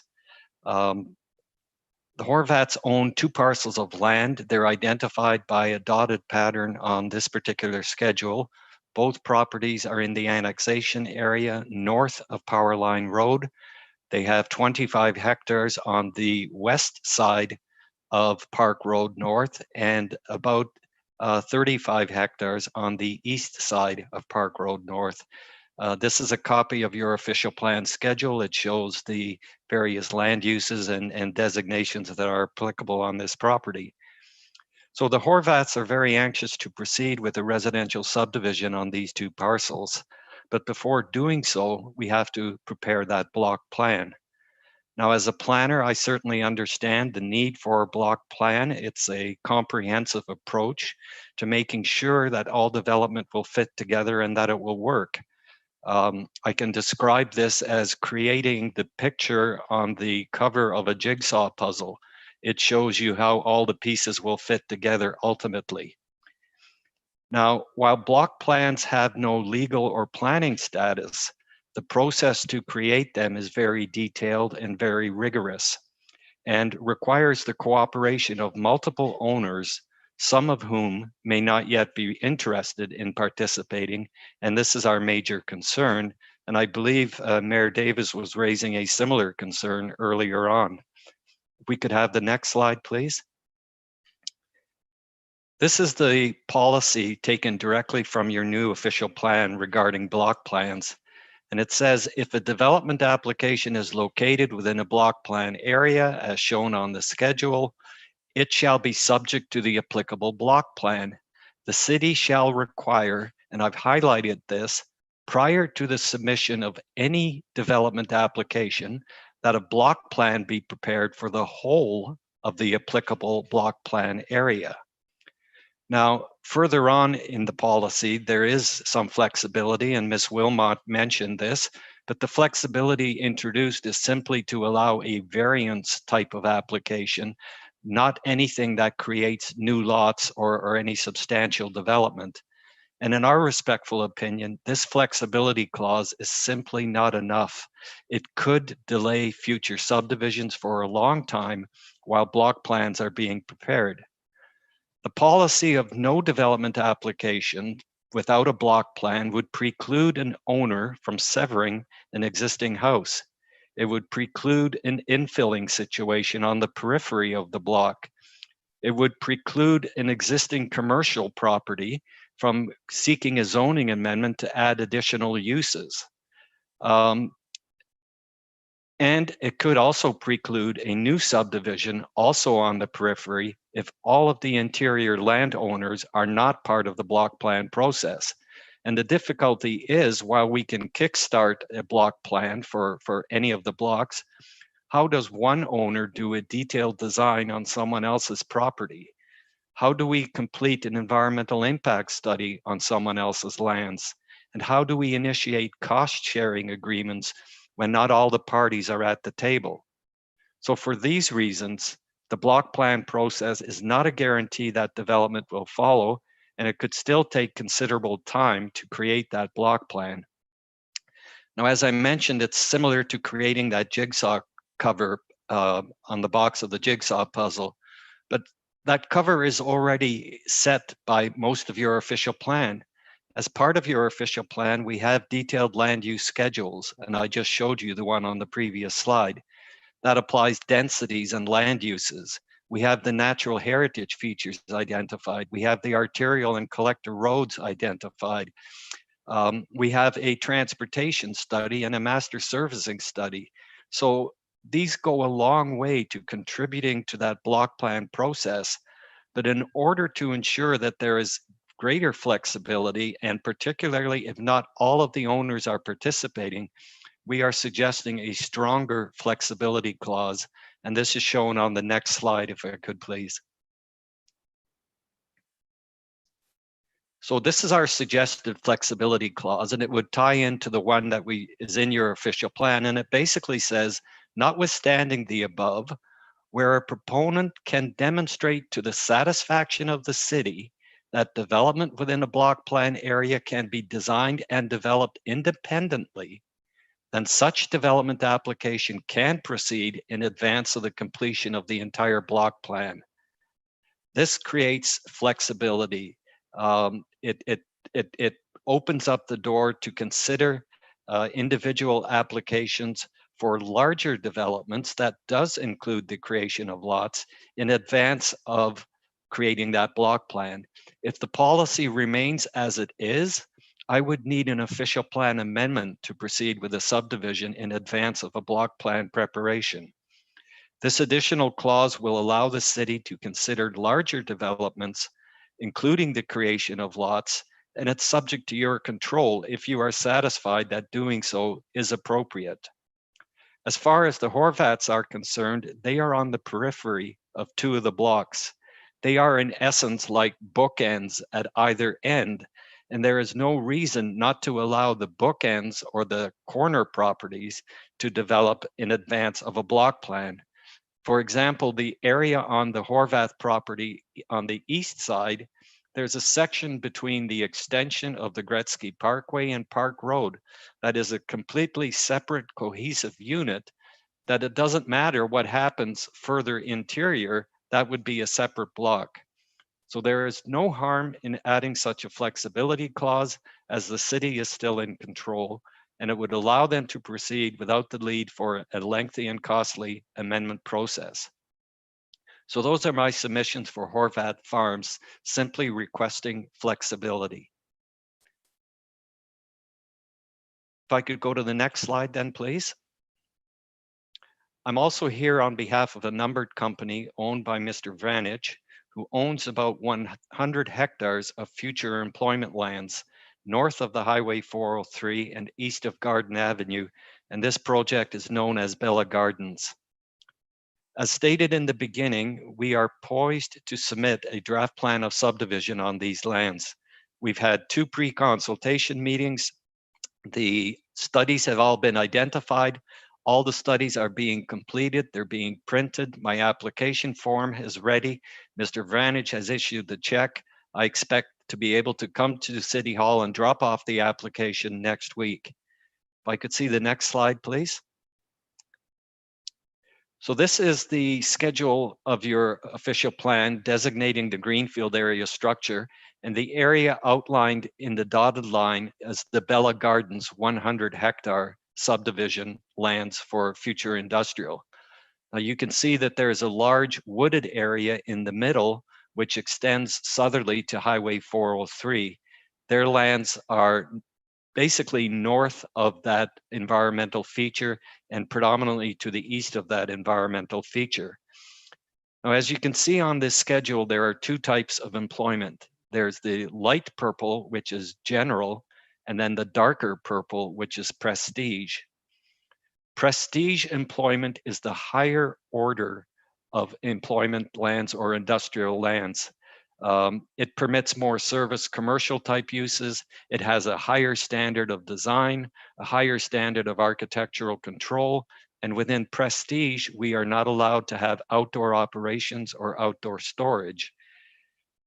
And generally speaking, prestige is in those highly visible locations, like what Mr. Vicano did on the opposite side of the 403, just immediately southwest of this interchange. Prestige along the 403 in this location, however, is not visible due to topography and due to vegetation that prevents the viewing. If I could go to the next slide, please.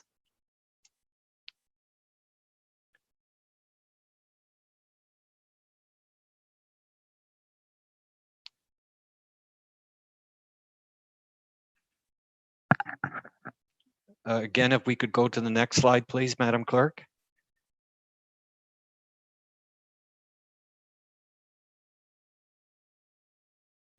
Thank you. This is taken from the 403 corridor. You see where the little Google man is. That's the view heading north. Immediately to the left of the screen, you see the interchange. And the vegetation there is part of the valley lands associated with the tributary, and the wooded area is part of the core natural area. You see absolutely no views to the interior. The next slide shows a similar view shed. Again, taken along the 403, the wooded area in the background is along the environmental corridor, the water course, and the interior lands are not visible. Between that stream corridor and the 403 are actually lands owned by the MTO. Next slide, please. This is the final slide, getting closer to the interchange. You see the sign there for Garden Avenue. And again, the topography and the vegetation obstructs the views from the highway.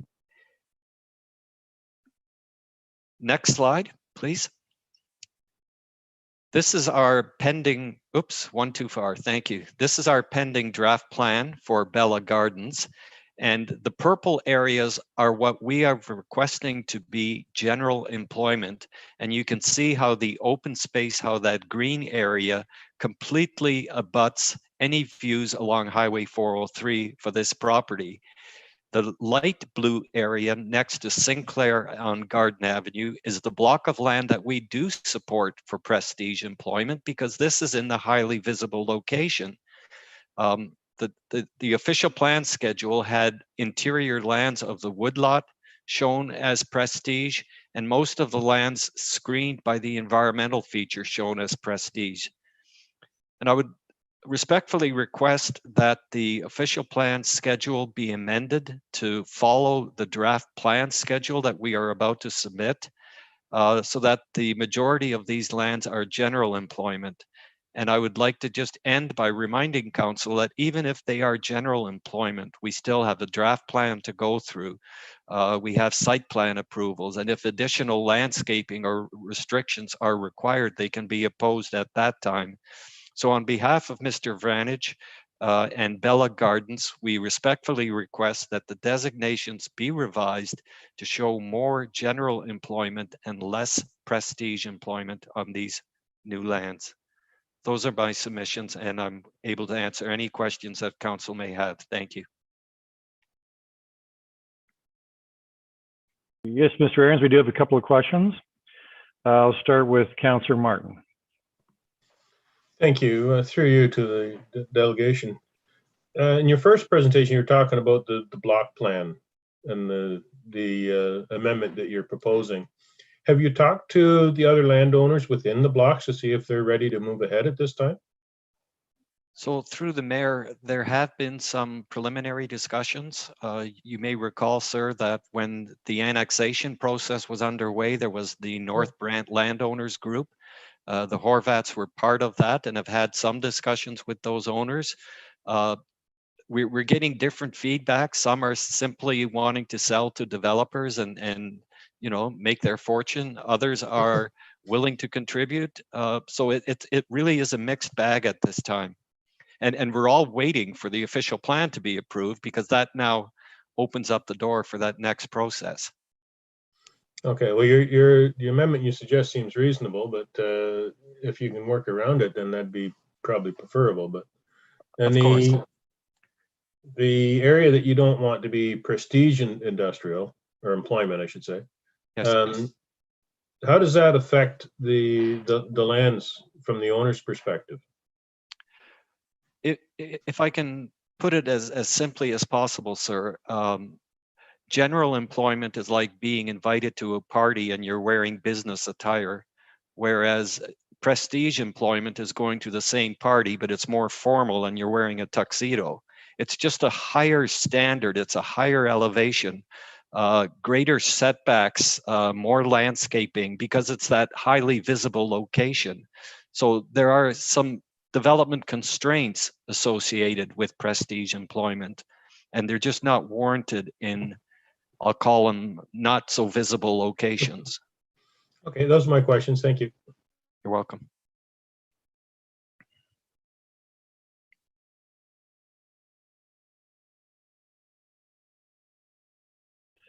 Councillor Vanderstelt. Thank you, Mr. Mayor. Through you to Mr. Arians. Do they have, are block plans part of the planning process in, where did you say you are, Hamilton? Yes, sir. My office is in Hamilton. And are block plans part of that planning process there in Hamilton? The city of Hamilton did an urban boundary expansion in Stony Creek called Scooby, which is Stony Creek Urban Boundary Expansion. And when the lands were brought into the urban boundary, there was a requirement for block plans. Those block plans, believe it or not, sir, are still underway. On average, it's taken a 5 to 6 year process to complete them. Okay, and are you heavily involved in that process? And if so, did you bring this proposed amendment to them as well in their official plan process? Through the mayor, we were involved in some of the block planning in Hamilton, and we did not bring that to their attention. We learned from experience. We thought it was a fairly straightforward planning exercise that simply, didn't work out the way we'd all anticipated. Okay, thank you very much. I appreciate that response. Thank you. Thank you, Mr. Mayor. Councillor Carpenter. Thank you. Welcome, John. Good to see you again. Thank you, sir.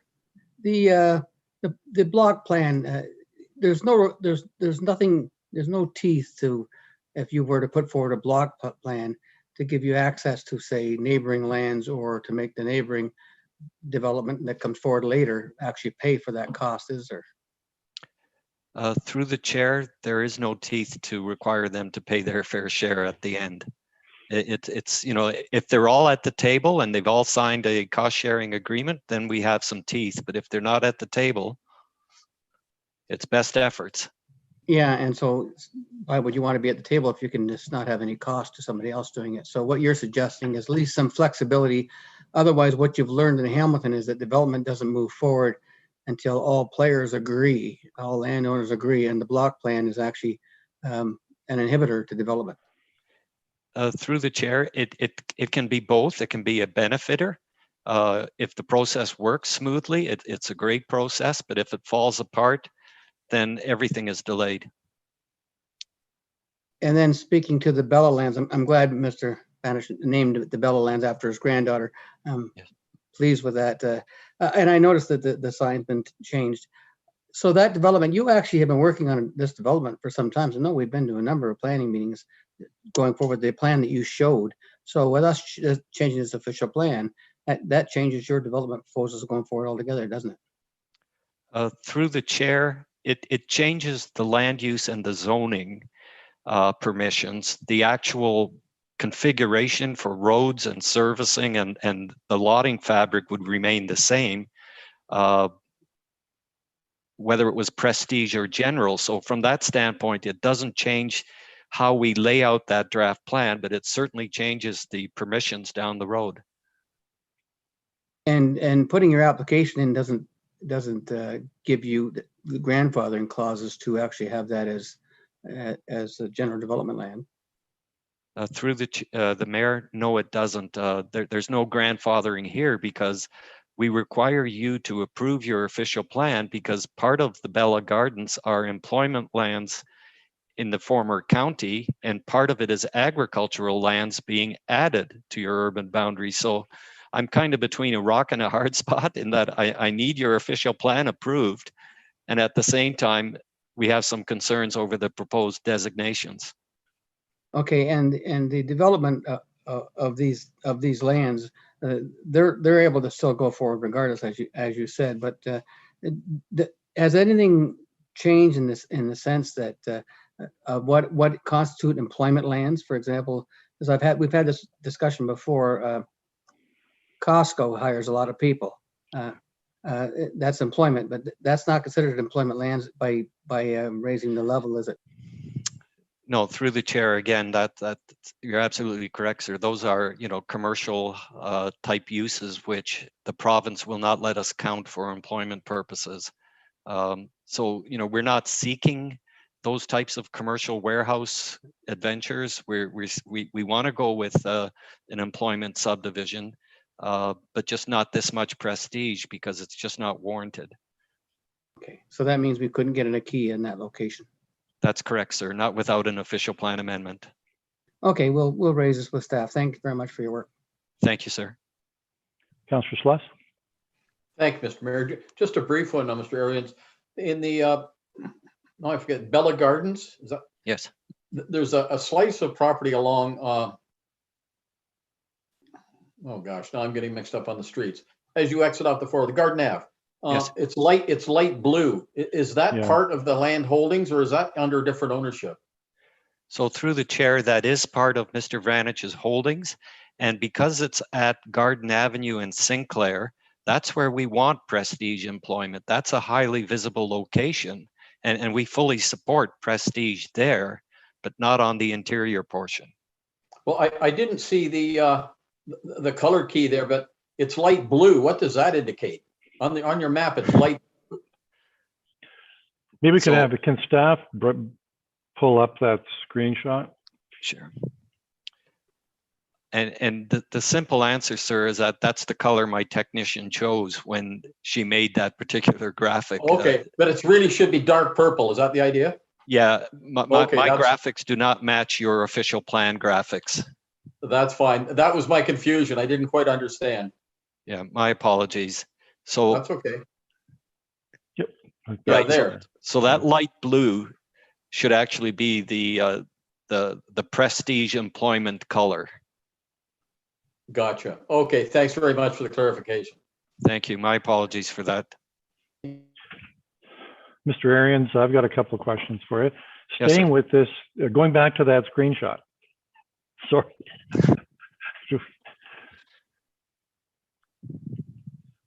So, okay, those lands that are near the 403 and they're at the east side of the property.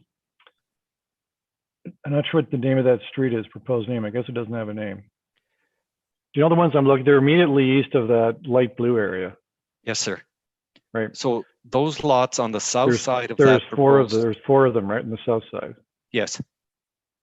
So why wouldn't we designate that prestige? Looks like it's fairly close to the 403.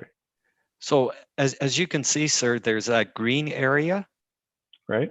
And that green extends in a northwesterly direction. That is a water course with a heavily treed valley slope, which is what I tried to show on those photographs. So those four lots are hidden from the 403 by the topography and landscaping that's present along there. And because it's natural heritage, those trees are going to remain there. It's not like my client can remove them. We don't have those environmental approvals. But do So we really those know that four- unless you've constructed a 2 or 3-story building on those 4 lots? I mean, maybe the top part of the building would be visible.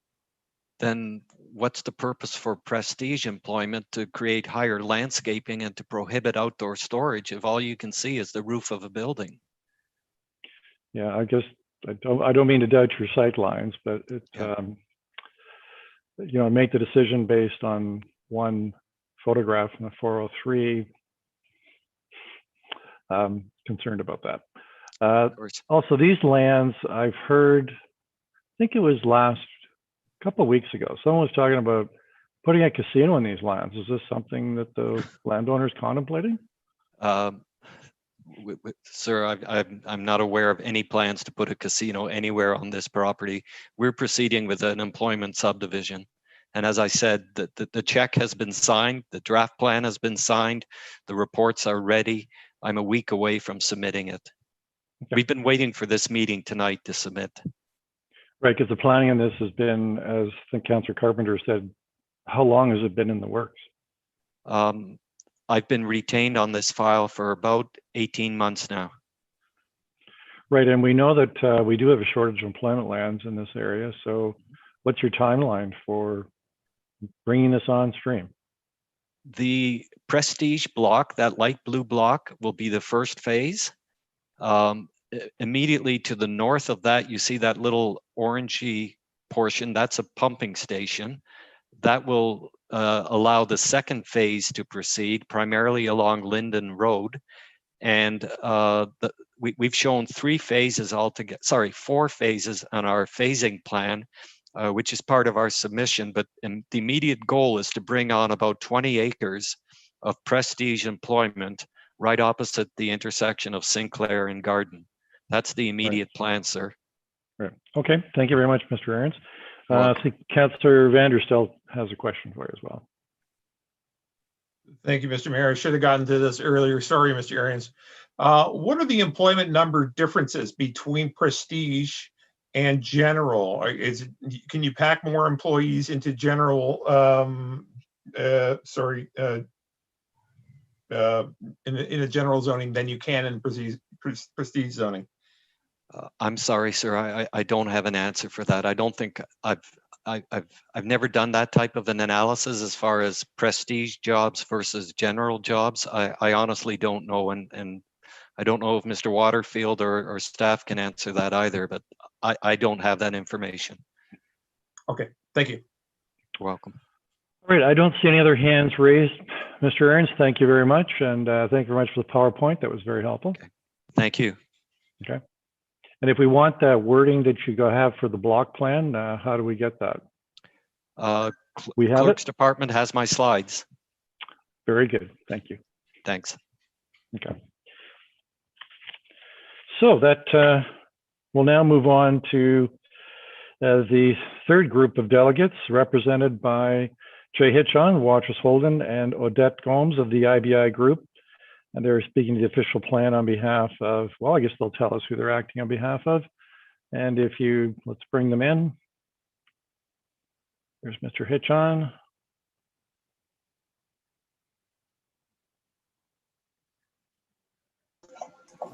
And we have Odette. Good evening, Jay and Odette. So if you could just confirm for us who your clients are in respect to this matter. Good evening. Thank you very much. We are here on behalf of 2 different groups, both Mr. Hitchon and I. So I think we'll go through one at a time and answer any questions that you may have and continue on to the next one, if that is okay with you all. So good evening, Your Worship, members of council. My name is Odette Gomes, a planner with IBI Group. I'm also in beautiful downtown Hamilton. I would also like to congratulate staff and council on all your hard work and dedication in the preparation of this new official plan. So first off, we are here on behalf of 449 and 453 Mount Pleasant Road. So again, I'm here together with Mr. Hitchon, and if you'll allow us, I'll just start the presentation and then turn it over to Mr. Hitchon for some comments, and then we'll answer your questions. So the subject lands consists of 2 adjacent parcels that are located at the northeast corner of Conklin Road and Mount Pleasant Road. Collectively, the subject lands have an area of about 6.4 hectares and have a frontage of 98 meters along Conklin Road and 415 meters along Mount Pleasant Road. Until January 1st, 2017, the subject lands were located in the central portion of the County of Brant within the community of Tutula Heights. Subsequently to the municipal boundary adjustment, the lands are located within the southeastern portion of the city of Brantford at the edge of the Conklin community.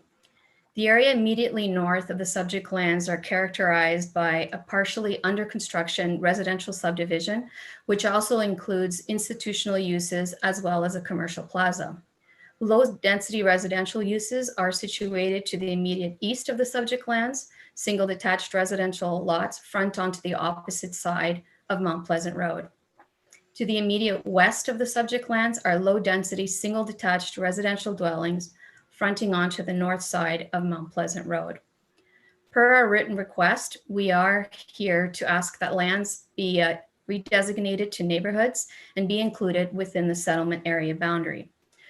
We recognize that the subject lands are identified as trigger lands. However, Article 6 of the Municipal Boundary Adjustment Agreement indicates that the boundaries of the trigger lands may be adjusted subject to a mutual agreement between the county and the city. As the city is currently undergoing a municipal comprehensive review, it would be appropriate to include these lands within the settlement boundary. The uses surrounding the subject lands and proximity to the existing west of Conklin secondary plan make it appropriate for the identified portion of the trigger lands to be included as part of the settlement area boundary. We understand that the trigger lands are the last priority for development, but the inclusion within the settlement boundary and the redesignation to the neighborhoods designation will represent the community as a whole and ensures that development will represent a natural transition of uses in the future. The proposed development for the subject lands is intended to provide an opportunity to meet projected growth and affordable housing needs. Instead of waiting for a future MCR review, it would be prudent to include the subject lands within the settlement area boundary at this time. When a land needs assessment is conducted, the subject lands would be ready for the identified use that are required. There are currently some areas within the existing urban settlement area and non-trigger lands that are not suitable for growth and do not have development capacity due to a variety of reasons, such as servicing and natural heritage. This is depicted in the lands located southeast of the subject lands, which were included within the settlement boundary, but are designated natural heritage. Working with CMHC and with the City of Brantford Housing, the intent of the subject lands is to provide housing that is affordable. The plan is to provide affordable home ownership units together with affordable housing rental units. Given the affordable crisis in Brantford, this development provides a potential for a large supply of housing that is affordable. The draft official plan identifies that the city shall promote the supply of new affordable housing. The criteria to redesignate trigger lands includes providing affordable housing if there's less than a 3-year supply. The number of affordable units under construction is decreasing. Therefore, it would be appropriate to include the subject lands within the settlement area boundary to provide an opportunity to increase the supply of affordable housing. The draft infrastructure staging report has already laid out plans that will service the subject lands. In terms of water servicing, connections at both Mount Pleasant and Conklin Road will be required, and the trunk water main along Mount Pleasant and Conklin Road will also be upsized. Both the provincial policy statement and the growth policies emphasize the efficient use of existing and planned infrastructure, which indicates that the proposed servicing should serve all lands that are intended to be utilized to accommodate projected growth. An increase in density is appropriate to efficiently utilize the planned infrastructure in the area. The proposed settlement boundary inclusion is logical due to the amount of lands within the existing boundary designated as natural heritage and can be serviced by planned infrastructure. It would also provide a potential opportunity to increase the supply of affordable housing. We respectfully request that the subject lands be examined and included within the settlement boundary. At this time, I'm just going to turn it over to Mr. Hitchon for some comments, and then we can answer your questions. Thank you, Odette. Mr. Mayor, members of council. This subject property, I would like you to go to, if you would please, to Schedule 4 of the official plan that you no doubt have before you. It is the designated greenfield area structure, and it perhaps shows the best the property we're speaking of here and why we're speaking to it. So if you have Schedule 4, if I can draw your eyes to the middle lower part of the property along Mount of the city. So just hang on, Mr. Hitchon. Is it possible to share it, or just asking the clerk staff here? Yeah, do you have the actual page number? I don't have the page in your report, sir. Okay. Which appendix is it? It follows the text of the official plan, and the first thing there are schedules. Yeah. And this is Schedule 4 I'm referring to. Yeah, so for members, that's actually page 201 of 418. If I think that's Schedule 4. Yeah. Yep, I think that's the one. Hopefully we can confirm it if I take you to the lower portion here, slightly off center to the west. You will see a pink hockey goalie stick there. Yeah, that's just near Mount Pleasant Road. It's in Tatula Heights area, right? So. Well, no, it's kind of well down from that. It's near Conklin. Right. It's right at Conklin and Mount Pleasant Road. Yeah. So if you look at that, you can see that there is an area designated neighborhood center, in fact, that surrounds it. The property we're speaking of is the white portion there, which is south of the blade of the stick, the hockey stick. So there's an agricultural whiteout area there that is along Mount Pleasant Road. So a recurring theme, Mr. Mayor, might be that I'll be speaking about tonight, and a couple of these things are not just the efficient use of land. And also want to point out that although the staff has said that things can change, they don't necessarily have to wait until 2041 or 2051. You can't change the settlement boundary without another MCR. We're suggesting that it's appropriate to change the settlement boundary now because there is an MCR. You can't change the official plan for a period of 2 years following the adoption of the official plan. You can't make any amendments. And we, of course, could not do that unless we get included in the settlement area. So what occurred to us is that the properties to the north and south of this property are included in the settlement area. So you've got this small parcel of land that is not. Lands across the way, if you look across the street, across Conklin Road, you'll see a substantial designation there as neighborhood center. And you look across from that, you got vacant agricultural land.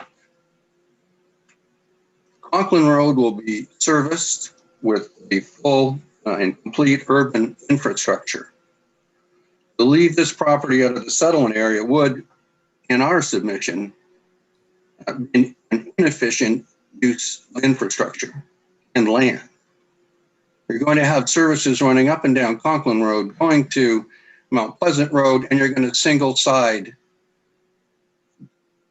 Conklin Road for development, taxation, development charges, paying for the infrastructure that is going to run up there. Bringing this in allows those lands to be contributing to the efficient use of lands. Also, this property is designated, would remain designated as agricultural. Is that appropriate, given the surrounding land uses that you see there? In our submission, it is not. Back on November 5th, as a part of the presentation, we submitted a letter and also a letter in support from your then Acting Director, Housing Services, Kevin O'Hare. We attached his letter, which supported the need for affordable housing, and our clients are committed to providing a significant portion of any development here as affordable housing. I'd also commend to you, Odette did submit a very full planning brief on this. It is some 19 pages. In my submission, it is very thorough and well thought out. It addresses all the issues: the provincial policy statement, the growth plan, the City of Brantford official plan, and the municipal comprehensive review. We determined to not take up the entire evening by reading that.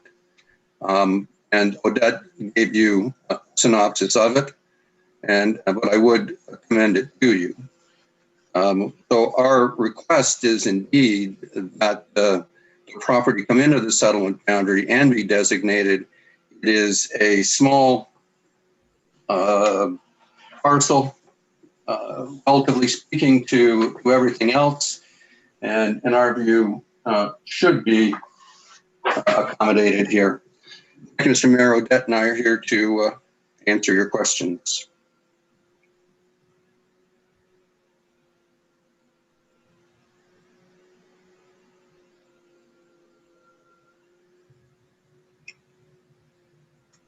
I don't see any hands raised, but I do have two hands just popped up. Councillor Carpenter and then Councillor Sluss. Thank you, Jay. Thank you, Odette. By adding these lands in, would we not have to then take some lands out of the plan, which is, maxed out as what the province is requiring us to do? Well, I'll attempt to just give a broader brush on that, Councillor Carpenter. The guidelines do allow for rounding out, and they also allow for a rounding out that makes logical sense of the settlement boundary itself. And we're suggesting to you that straight line here, we round it up to Mount Pleasant Road, does indeed make good common planning and engineering sense. Such a small piece, I don't know if it's calculated that closely, quite frankly. And I think that, council one time said, bring in all the land you can. I don't think this would preclude, in my submission, someone from saying it complies with the growth plan because of that provision, which allows for rounding out and logical extensions of the settlement boundary. So to be clear, you're suggesting that by bringing that in, we still are complying with the provincial policy? Yes, that's correct. You have any idea of the numbers, either you or Odette have the numbers on how many housing units this would be able to supply? Yes, we have done some preliminary concepts. It really depends on what type of densities are approved out here, but it could be around 150, 200, 250 units. Again, we've been in discussions with CMHC and with Brantford Housing, and we're looking at anywhere between 60 to 100 affordable housing units in here. So I think that's a really important part of all of this. We have gotten support from CMHC and from Brantford Housing again. So I think it's a real great opportunity to bring some much needed housing to Brantford. Thank you very much. Mr. Mayor, through you, if I could just add where I got that basis of that submission to Councillor Carpenter's question. It is from the most recently produced Municipal Comprehensive Review Addendum Report, October 2020. It's a paragraph for section 7, at page 27 of that report, which is probably not in your materials. I would quote from it. It says, the land needs assessment methodology allows for settlement area boundary expansions to be adjusted upwards in a minor way, if necessary, to ensure logical boundaries of settlement areas. That's what it says. Thank you.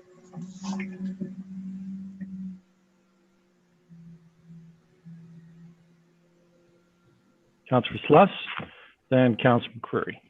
Thank you, Mr. Mayor. Actually, Councillor Carpenter asked my question about having to swap in and swap out land. But how big is this parcel in hectares? I didn't think it was very big, but you said you could get into 200 to 300 units in there? Again, it depends on the densities that are allowed out here, but it's 5.6 hectares. 5.6. Okay, thank you. Oh, no, that's really the entire parcel. It's not just the one going straight up. The entire parcel. And so in actual fact, if you took a look at that Schedule 4, whether the request was because our clients have under contract another piece of property, but I think you can see a very clear straight line that would go from the equidistant off Conklin Road to the west or south. And that would be far less. So I would, as the chair, I admit to some confusion with what you're actually asking for. I mean, you're showing us different diagrams of the hockey stick type lots. Is the line you want to draw just like about a half of that? Just the easterly portion to round off the other little butt that's included? Or is it the entire parcel? We'd like the whole thing, but I think logically we'd be accepting of your drawing a line straight down the same rear lot line as is shown already there in the pink color. Okay.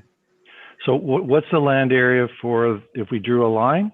And what's the land area if we don't draw a line, include all of it? Can you give an estimate of that, Odette? The total, I know the total land area. We haven't done the area with the line drawing. We can figure that out though. And so is the total land area the 5.6 hectares? Yes. And how many acres is that? Times 2.7. 15, I believe. Okay. Okay, so I think Councillor McCreary has a question for you. Mayor, thank you. Welcome, folks. Good to see you again. Jay, did I hear you correctly when you said that following adoption of this official plan, we would not be able to make amendments for a period of 2 years? That's my understanding, sir. Okay, would that relate also to, sorry? That's from the Planning Act. Okay, so would that apply to the city of Brantford as well? We couldn't make technical amendments for 2 years? I don't know about that, with the technical amendments. Usually see those with zoning bylaws. Okay, so just in terms of applicants like your clients, we wouldn't be able to deal with that. Okay. 2 years on that. Okay, and now with respect to the buildings at 449 Mount Pleasant Road or Street currently, there's one residence building and there's a number of outbuildings, agricultural outbuildings. Is that right? I'll leave it to Odette. Yes. Yes. Do you know the year of build for the residential structure at 449? I do not. Do you know? I do not. Is it a 20th century building? Looks older. Probably, yeah. Sorry, Jay, did you say it's older? It looks older. Okay, Yeah. Thank you very much. That's all my questions. I have one last question, and that is, Odette, it's your report, and in your report, you set out what the servicing would be for this area. And let's say the availability of servicing it's a prime consideration whether land is in or out, right? So I understand the water connection, but I'm because I'm looking at figure 14 and figure 15 in your report. I think figure 14 is the wastewater servicing. So it would not be connecting into some kind of trunk in Conklin. It would be connecting into something that's yet to be constructed into Tule Heights. Right. So I guess our intent for there is that the lands on the opposite side of Mount Pleasant Road, so they're included and they will be serviced. So the point is that we're building here one-sided services on Mount Pleasant Road. So it just makes logical sense. Again, the provincial policies, the growth plan supports that you make use of all of those services instead of having one-sided servicing. Yeah, but so the land's on the north side of Mount Pleasant. Mm-hmm. Where would this sanitary sewer connection be? So I believe it's yet to be constructed. And again, we understand that these lands are not going to be part of the first phases of development. We understand that they'll be later on down the road. We just feel that it's appropriate to have them included in the settlement boundary and now, as it is difficult to expand settlement boundaries down the road. Yeah, I'm having trouble understanding that. I mean, if realistically the sanitary sewer connection is, let's say, at least 10 years, right? Because that's really designed to service the trigger lands in that area. What's the advantage to bring it in, given that we'll also be reviewing the official plan likely in 5 years, 10 years? I don't understand the rush to bring these lands in. We still just feel it's appropriate and easier to bring these lands into the settlement boundary now instead of having to wait for another MCR process down the road. Okay. All right, did you say you had 2 lands you were talking about? Yes, sir. We have one more. Yeah, okay. We can do that. Well, let's Ready move to on move to into that one? Sorry, we're good to move into the next one? Yes, because there's no other hands raised on the first part. So. Okay, fantastic. Thank you. So again, Mr. Hitchon and I will both be speaking to this one as well. So this one, we're here on behalf of 170, 194, and 218 Powerline Road. So the subject lands consist of 3 adjacent parcels located on the south side of Powerline Road and are municipally known again as 170, 194, and 218 Powerline Road. So collectively, the subject lands have a frontage of approximately 939 meters along Powerline Road and an area of approximately 118 hectares. Until January 1st, 2017, the subject lands were located in the central portion of the County of Brant. Subsequent to the municipal boundary adjustment, the subject lands are located within the northeastern portion of the City of Brantford at the edge of the Brantwood Park neighborhood.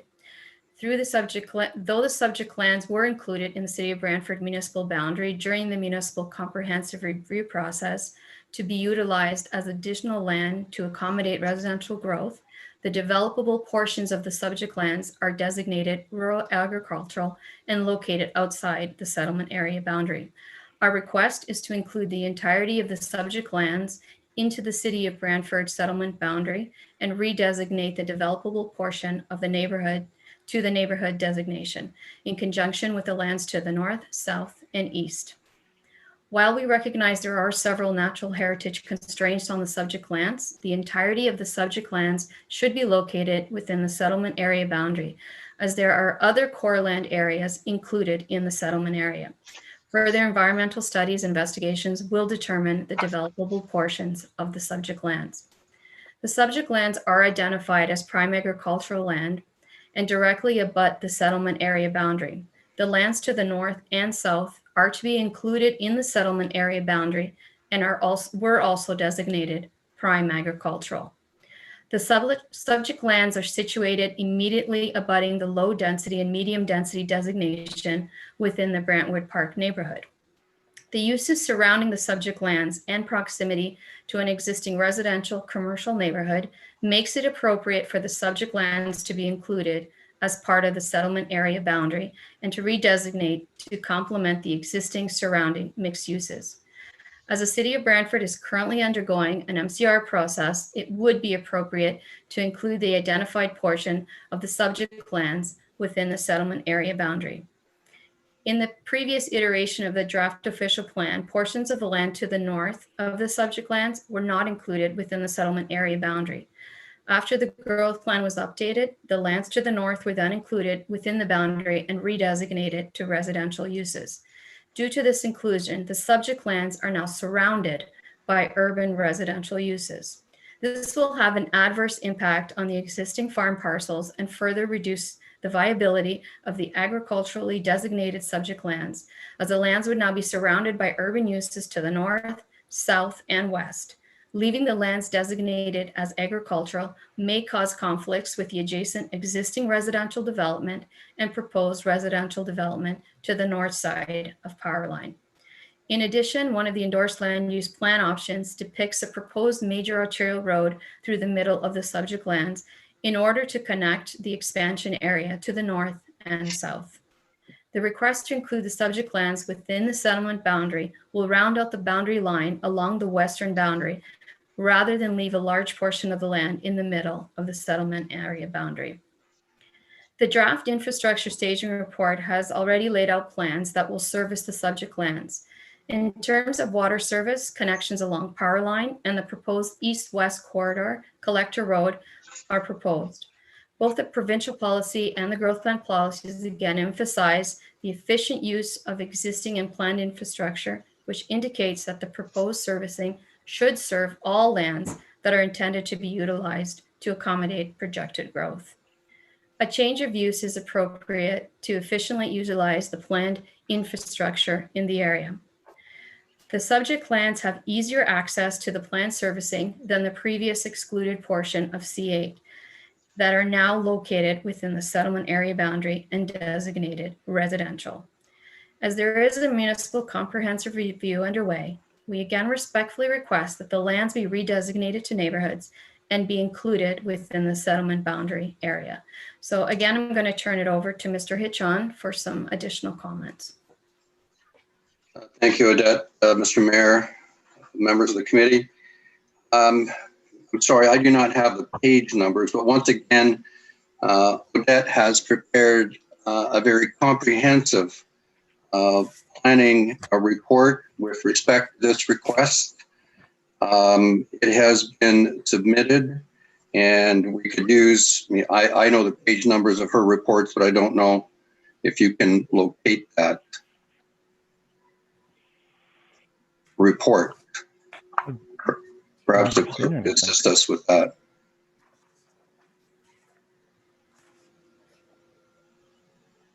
Mr. Hitchon, if I could just get clarification in regards to this. Is this in regards to what Ms. Gomes sent through to us?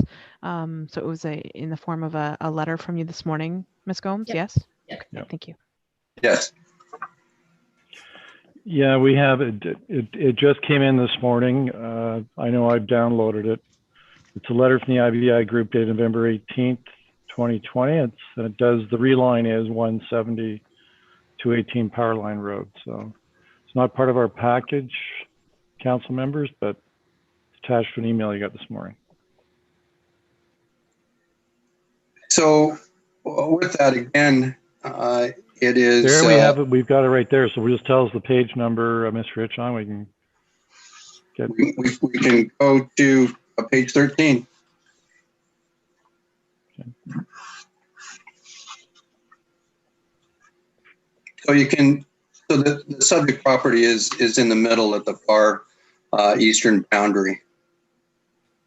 And so I mentioned before I'd be talking about notches. Well, this is a notch out of the eastern boundary that's not within the settlement area. To be clear, what happened is up until sometime in October, maybe November, the lands to the north were not included in the settlement boundary. They were part of C8. What we're speaking to is all of C9, the area on the south side of Power Line Road. So now we have the residential designation to the north. We have the residential designation to the south. We have existing built development to the west, and to the east is the municipal boundary. So there's this notch that's carved out of there. And some of the same themes have been mentioned by Odette, and that is efficient use of infrastructure. We're really, again, single siding. If there's going to be pipes going down here, if there's going to be pumping stations servicing things, why wouldn't we want to bring in the lands to the south as well as those to the north? Again, we were met with the position that this would require a year of study and delay, or taking other lands out, and would want to do that. But again, I refer you back to the land needs assessment methodology, which allows for settlement area boundary expansions adjusted upwards in a minor way, if necessary, to ensure logical boundaries of settlement areas. And with the greatest respect, carving this notch out in my submission is not a logical. This is not a logical boundary for this, for the settlement area for lands at the east end of east side of Brantford, which are closest to the Greater Hamilton area and the GTA, and where development would most likely like to locate. And as I say, you have the lands to the north. So further to that, you should know that there's 3 or 4 owners in here, largely represented by what I might call the Roderick family, Carrick and the Carrick family, Irene Carrick and her son Bill are the largest owners there. And Bill has a cattle operation on the property. I mean, and it's not just a little one, and it's got a barn that can support things. And we're creating, again, a situation where we've got an agricultural use, and in fact, cattle operation use, sitting in the middle of all your residential land. I mean, that usually is not a good combination. We also have issues with stormwater management and water's flowing down. You can see that you're going to need a legal outlet here. It's going to have to go through, in our submission, Carrick lands, and they should be urbanized. They should not be left as agricultural in our submission. We have brought to the attention of the municipality, but I don't have a response. This was many, many months ago, about the issues arising from water flowing from the, I think it's Briarwood subdivision there, across the Carrick lands at a far greater rate than was originally the case.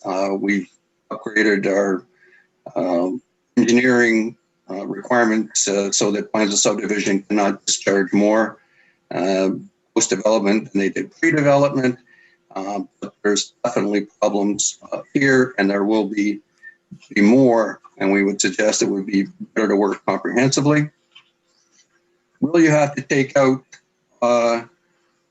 lands from somebody else? Again, I go back, whether this is minor or not is perhaps for a ministry interpretation, but I think strongly you can see that it doesn't make a great deal of sense to have this notch carved out the east side of the city.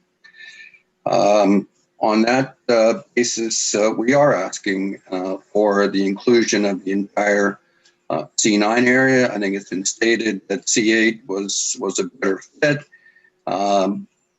But we really, I think Odette's given some reasons why they're almost equal, if they aren't equal. In fact, they both have significant natural heritage features. If you look at the north of what we're looking at now, the brown area, the green area is for the core natural areas. They're significant to the north, and they're significant on ours. There are development areas available. So we are requesting that you do indeed come into the settlement boundary and be designated for residential use. Thank you, Mr. Mayor. Councilor Carpenter. Thank you, Mr. Mayor. And just for the committee's edification, it's page 198 of your report, Schedule 1, that will show you the open hole in C9 here. So thank you for your presentation, Odette and Jay.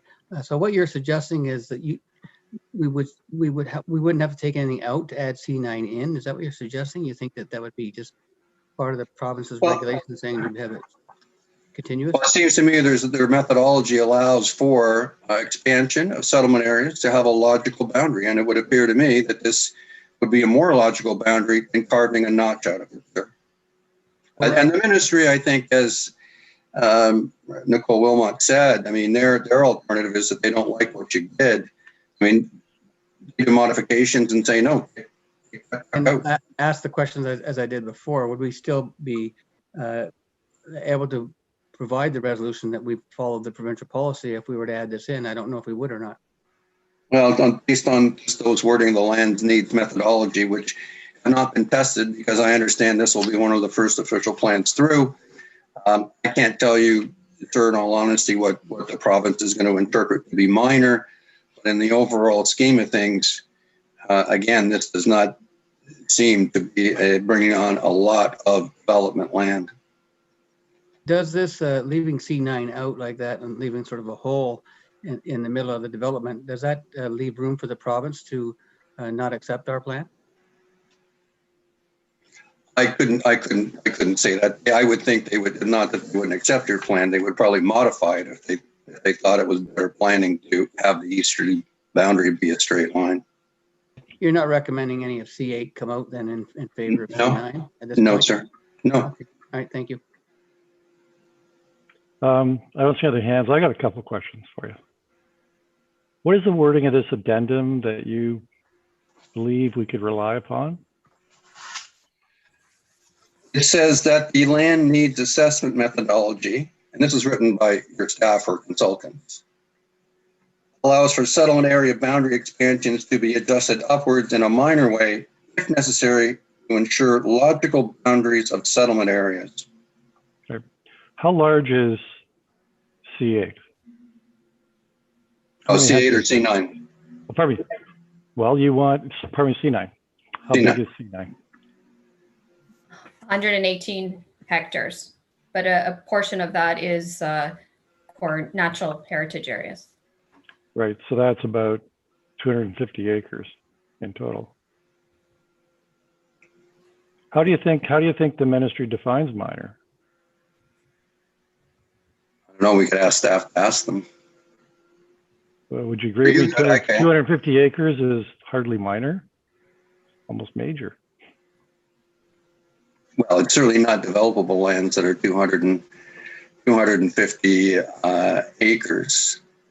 And it's given the number of acres that are coming into the municipality in any event, on a mathematical basis, it could be considered to be minor. But that's a question for I presume, the ministry to answer as they drafted the methodology. All right, do you understand that we have to basically sign a declaration saying we honestly believe we've complied with the provincial growth plan as we submit this? Yes, I do understand that. And my suggestion would be that at least we run this up the flagpole of the ministry and say, this is, you're going to get this plan coming to you that's got this notch carved out of the eastern boundary. It's about 250 acres in total. You'd be lucky to get half of it is developable. So, and in terms of adding units. And is this going to cause a problem with the methodology? Yeah, I believe staff also said that if I read what I've been given on this, that in comparison to C8, there's some challenges in servicing this area. Accept that or not accept that? Odette's taking a look at the servicing. It would seem to cut both ways. So, and if there are special needs, usually it is the developer who pays for them. And once again, why would we want a single side a major road? Why wouldn't we want to have taxes and development charges flowing from both sides of the road? And do you also accept that, do you accept the methodology of the needs assessment that's attached to our official plan? Do you believe it to be correct? I assume you do because you're not attacking it. Correct. We're not attacking that. Right. So in summary, your position is this is a minor change. Yes. Yeah. Okay. All right. Thanks. A logical change. Got it. Don't see any other questions. Thank you very much, Odette and Mr. Hitchon. Appreciate your presentation. Thank you. Thank you, Mr. Chairman. I indeed have one more to speak to without Odette at my side. Okay. Might as well do that since I think we're following a procedure of representatives such as yourself.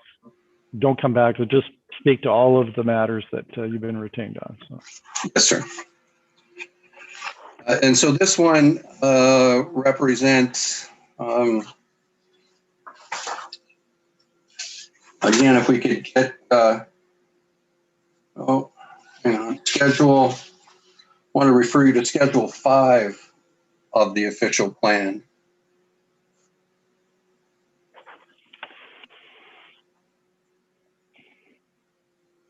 And that is the downtown urban that would growth. be just miss. We'll get the actual page number. That'd be around the 200 mark. There it is. 202. Yeah, that's exactly the schedule. Yeah. Yeah, it's actually yep, 202. All right. So again, Mayor, members of the committee, I indicated that notches were going to be a theme of my presentations this evening, and it continues, and this is the last one. But I want to refer you to the area along West Street that is between Nelson and Marlborough.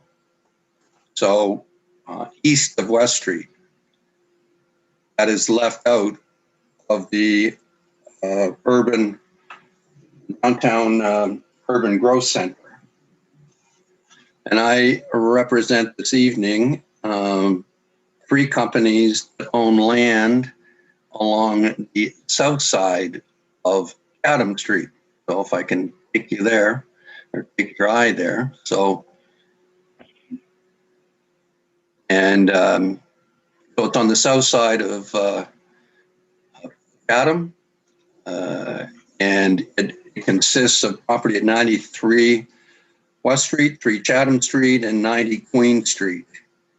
And these lands were assembled, although there's 3 separate corporate owners, they're all controlled by the same parties.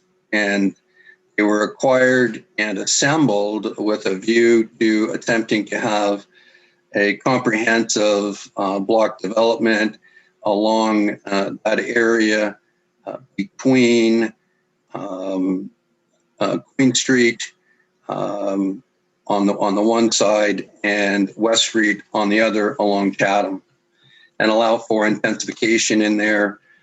Well, there's a very old home there at 93 West Street. There's a home that's been renovated at 3 Chatham, and then there is the large red brick facility, the former bakery, the former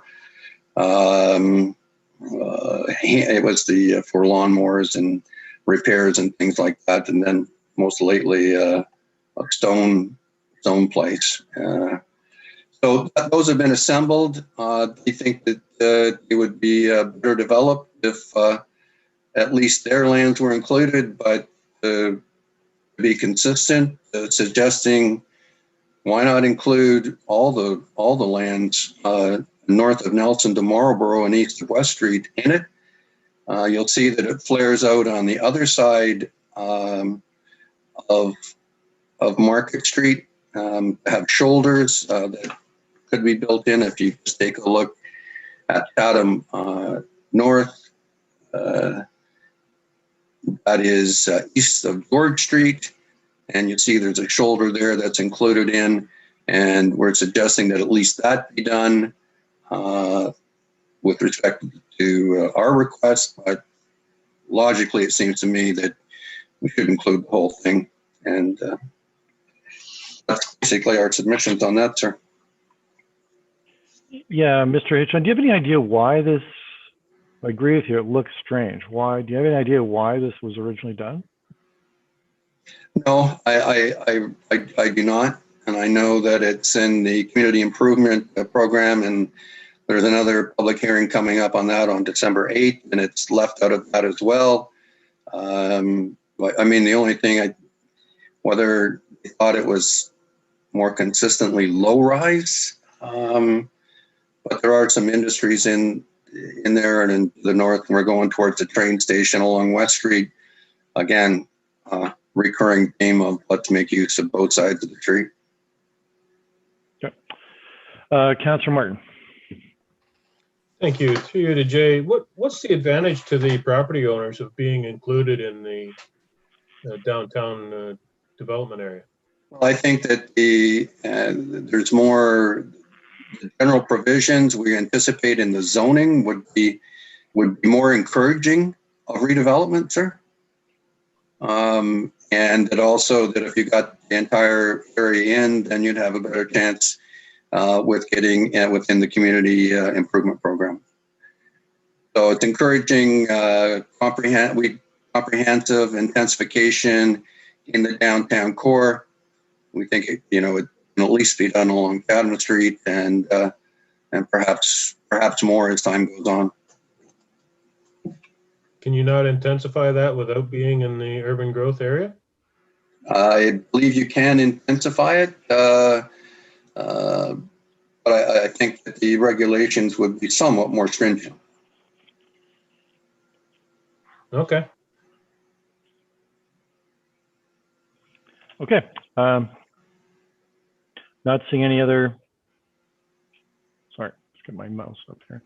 Not seeing any other raised hands. Thank you very much, Mr. Hitchon and Odette. Thank you. Okay. So we'll now move on to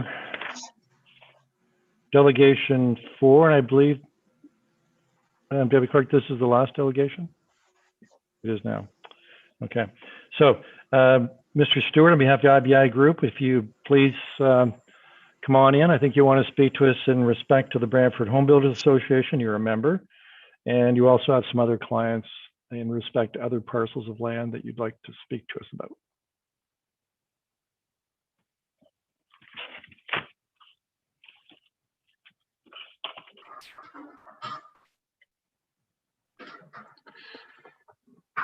If I may begin, to the mayor and other council members and staff and public, I am here on behalf of the Brantford Home Builders Association and our 68 members and the board of directors.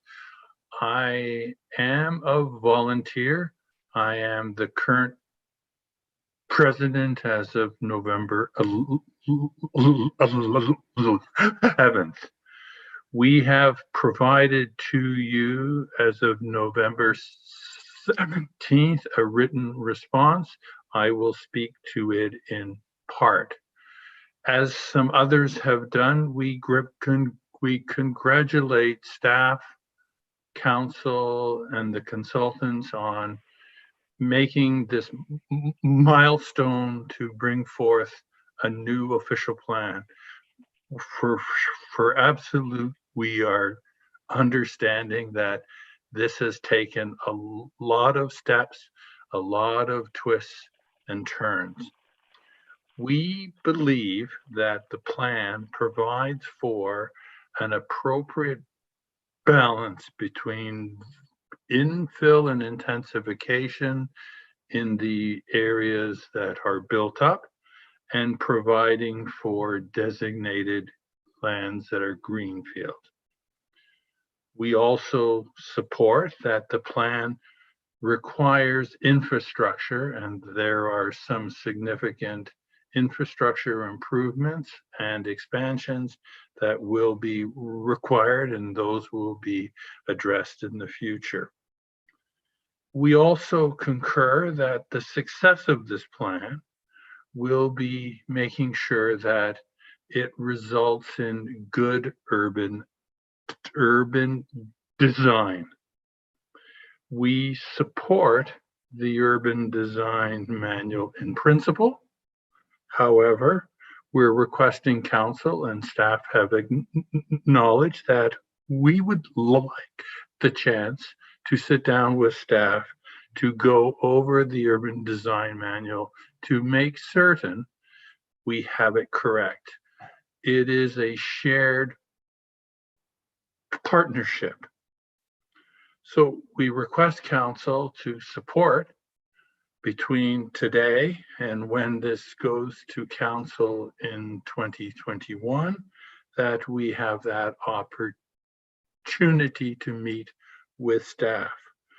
We believe that having that conversation will help make sure that it's an urban design manual that gives clear direction to both council, to staff, to the private industry, as well as to the public.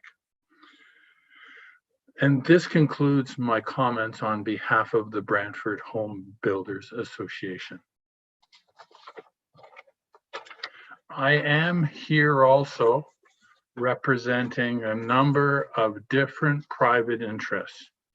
And my first group I will be speaking on behalf of is Mr. Stewart. Why don't we do this? So you're speaking to us about different parcels of land now. Correct. Okay. Well, why don't we stop here for a second? If Sure. anybody has any questions in regards to what you said on behalf of the Brantford Home Builders, we might lose track of all this if we wait till the end. So. Try to, it makes a lot of, that would be But good. I got one. Remember. Yeah, I got a question for you on that. I think there's a proposal that staff would meet with representatives of home builders, I believe in December. Correct. It's being kicked around. Would that address the concerns for further consultation? It would. If we could meet in December, that would be excellent. We don't want to delay the steps. I wouldn't think you'd want anything delayed. No, that's for sure. So. Okay. All right. So why don't you move on then to the next parcel and grab who it is and who owns it and from there. I will do that. I'm now changing hats. So I had my volunteer hat on. I'm now a private land use consultant. I'm the manager of urban and regional planning with the IBI group out of the Waterloo office. And I'm here to speak on behalf of a number of property owners. And I think we'll split this into two because I've combined some, so that'll make it easier and not take up council's time. So the first group I'm speaking with, unfortunately, is a group that's been excluded from the urban boundary through this comprehensive review. I'm representing Brantford Landscaping and Sodding and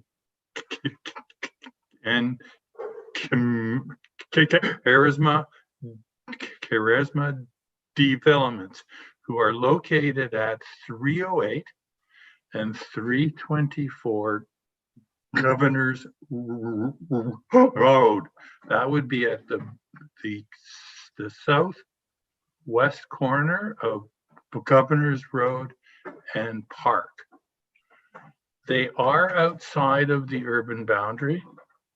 I want to share on their behalf, and they've expressed to me one of frustration and one of not being happy. Both of these owners have been a participant in a very long process, and what I would describe is the roller coaster of this official plan review.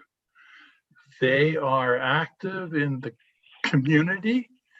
They were hoping to make use of staff and resources from here and not from Toronto. Part of the roller coaster was there was a very long debate about the urban boundary lands. When they were determined, they were to be included in that, they were on a high. They then had to participate in the official plan, another high, so they're still going well. They participated in all of the consultations and have provided written comments.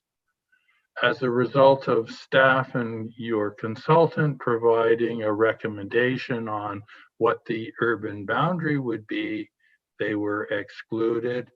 They're down on a low. However, there was the provincial government, through the provincial policy statement, extended the planning horizon. The provincial government amended Schedule 3 of the provincial growth plan to allow more population and employment forecast for the city. There was some hope that that would be sufficient to include them. Unfortunately, through the review of this plan, that is not the case. It would be their request to be included. However, they understand that the exercise that your consultants and staff have undertaken have made that determination. There's no, we are not challenging it.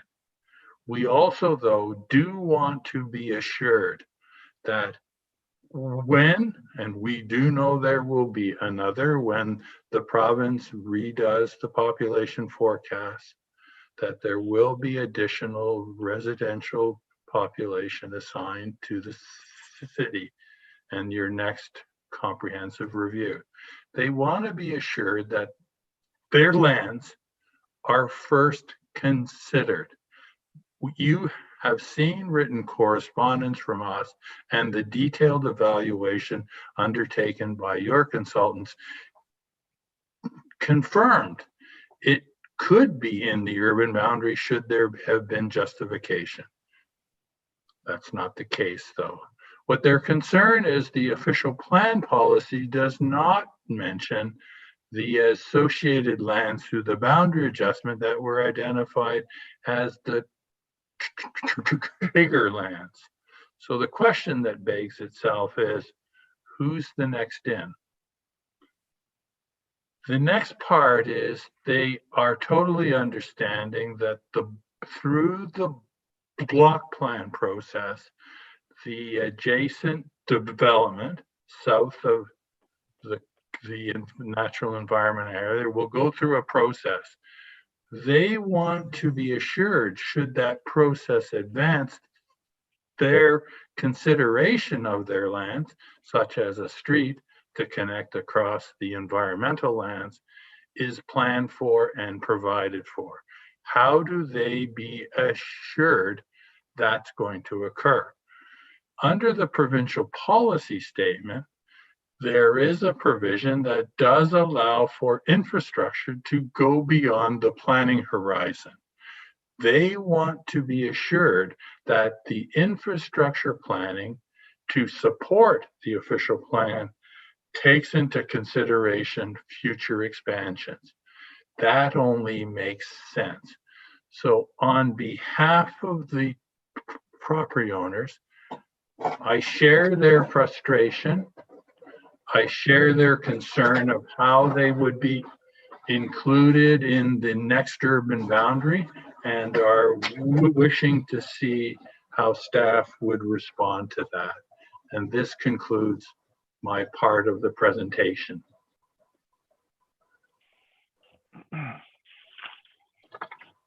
Let's see if there's any questions. I've got a question for you, Mr. Stewart. So we do have the master servicing plan that's attached as a schedule.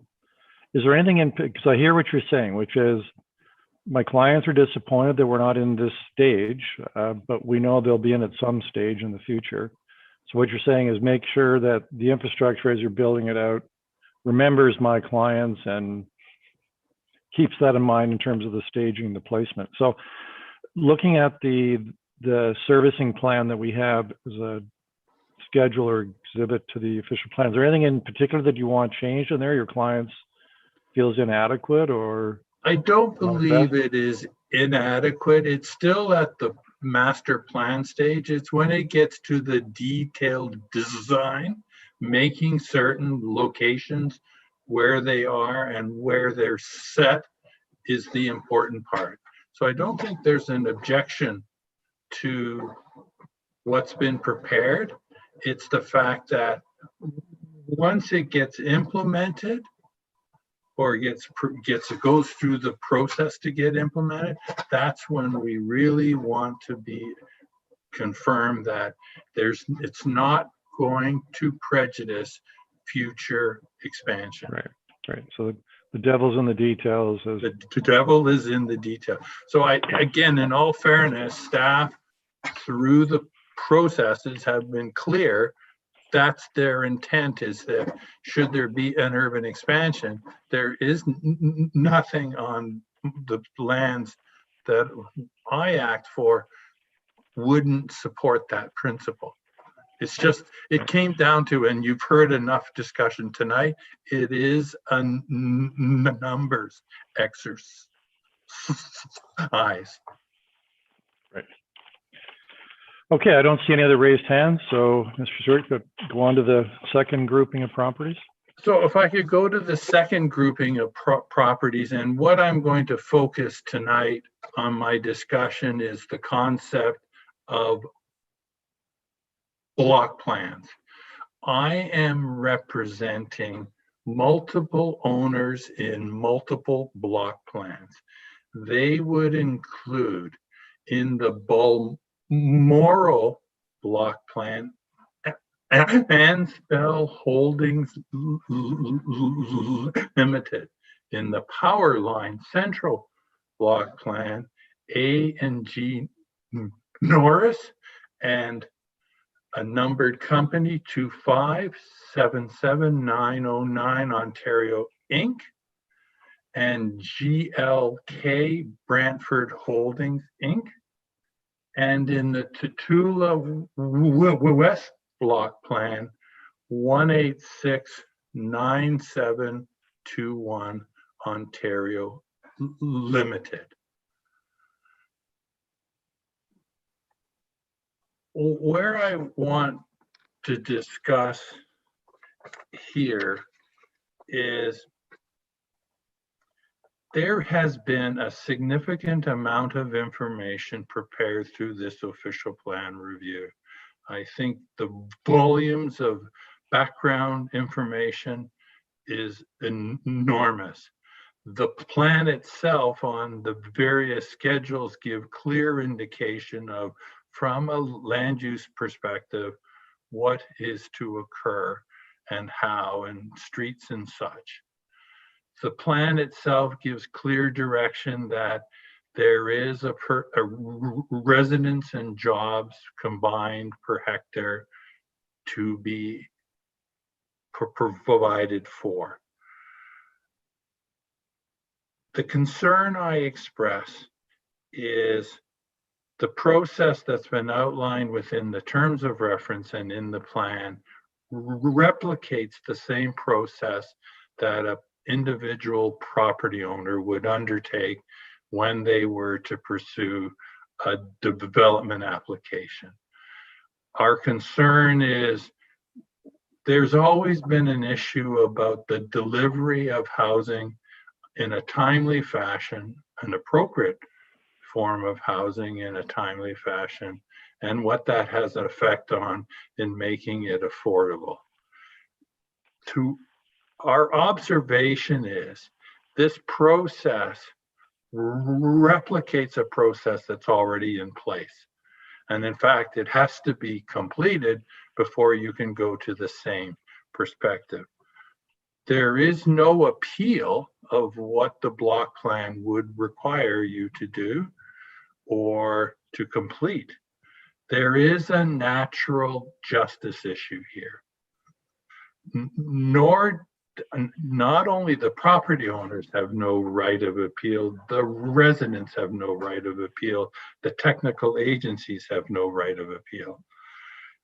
From our view, there should also be flexibility for what is being studied. You've already heard from another consultant who has offered a proposed policy amendment.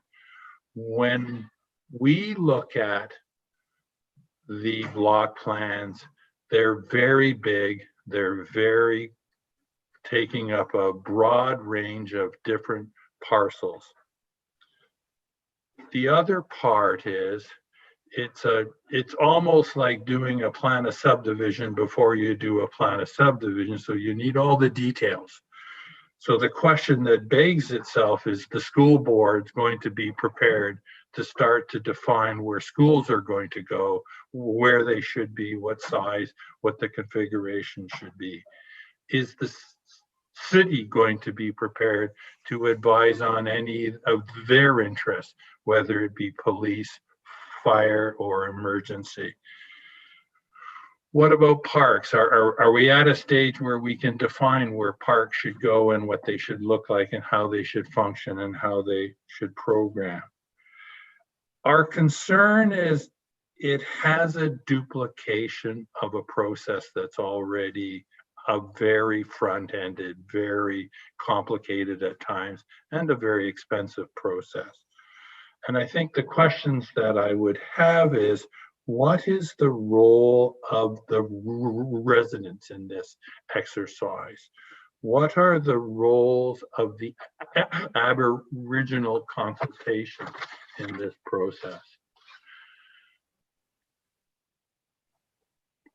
My comments would be, is this necessary? You can have coordination without this study. You can complete the same technical requirements through that. And what you heard also is, what if somebody doesn't want to participate?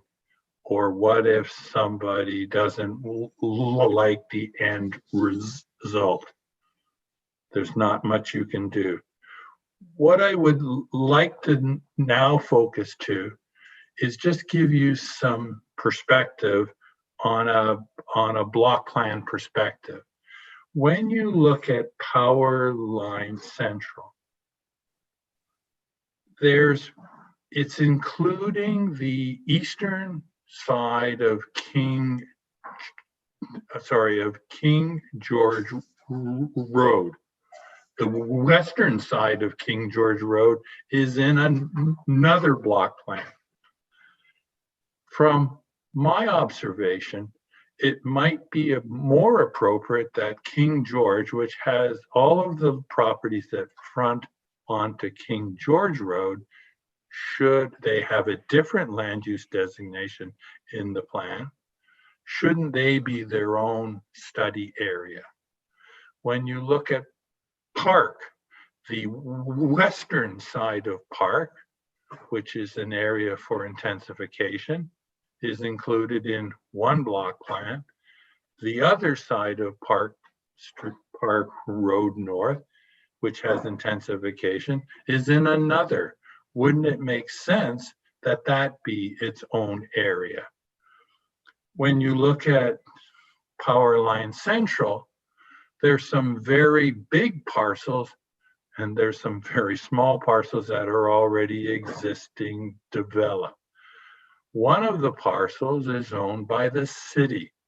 What role is the city going to play in the development of the block plan? So let's say one of the private owners that I act for wishes to initiate the block plan.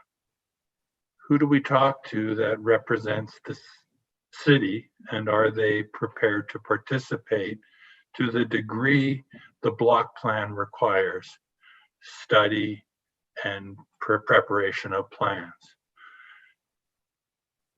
So taking those observations and taking the other block plans, the Balmoral one, there's 2 or 3 parcels and another fragmented that are isolated. You take the Tatula West area, there's a couple of key areas and there's a lot of smaller existing. You're trying to create a comprehensive plan, I agree. But when you look at the details that have been provided through the background information of the plan, there's already a clear direction what has to occur. Infrastructure planning isn't dependent upon a block plan. Neither is from a land use point of view. It isn't a case of that someone is going to create a plan that doesn't meet the 60 or 55 residents and jobs combined per hectare. They're all going to try to achieve that or exceed it.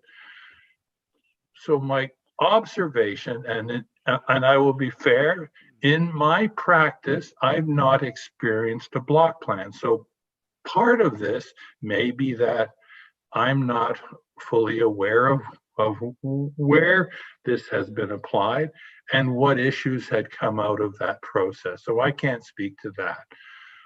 On behalf of the owners, I agree that there should be greater flexibility in the study areas of the block plans. I agree that maybe some of the boundaries need to be readjusted or evaluated. And I think there needs to be clearer direction in if the block plan is to survive in the terms of reference as it relates to some of the concerns I've brought forth.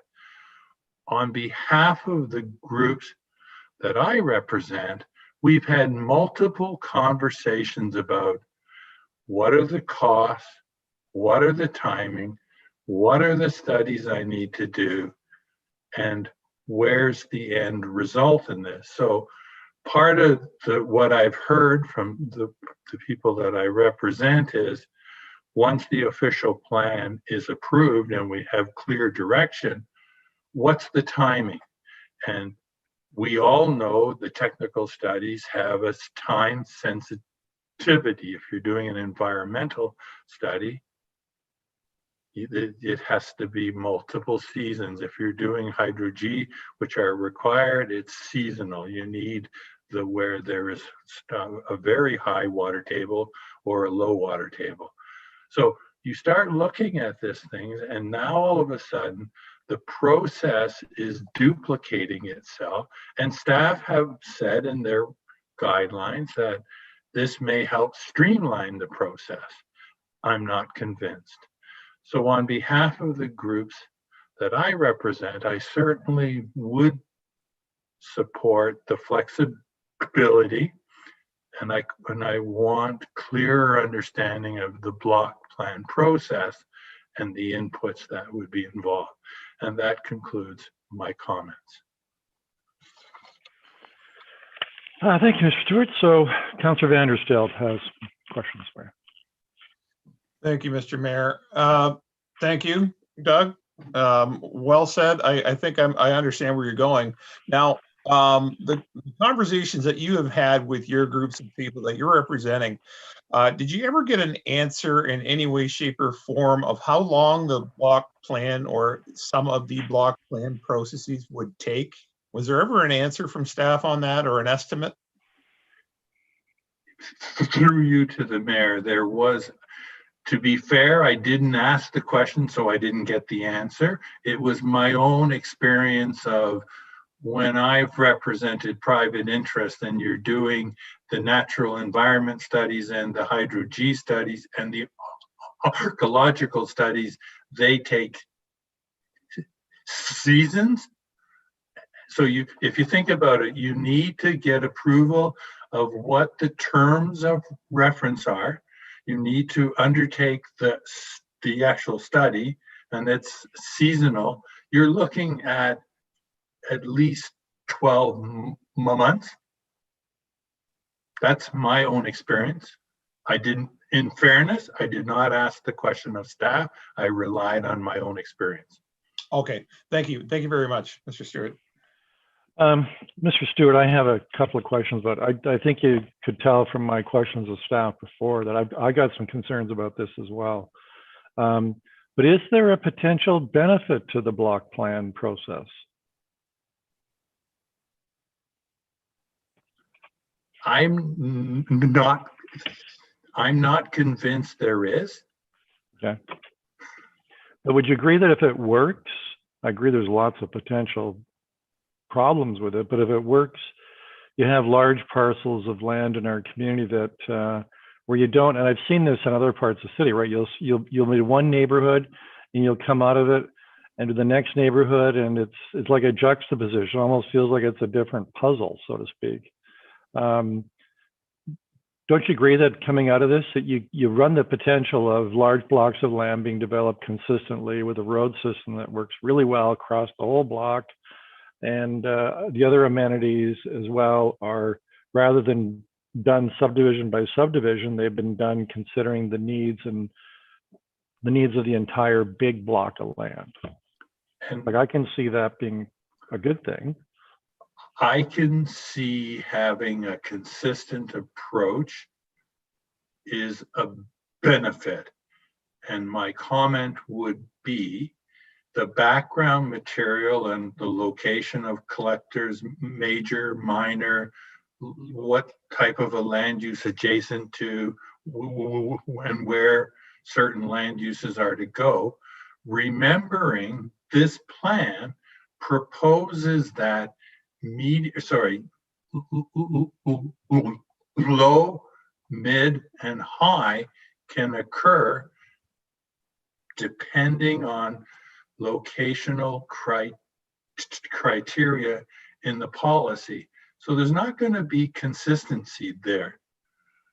Okay. There may be some areas where, as an example, there is shown on the plan a commercial center on the city-owned lands at the intersection of a major collector and a minor collector, when on the adjacent property to the west, there are the intersection of two major collectors, the extension of Memorial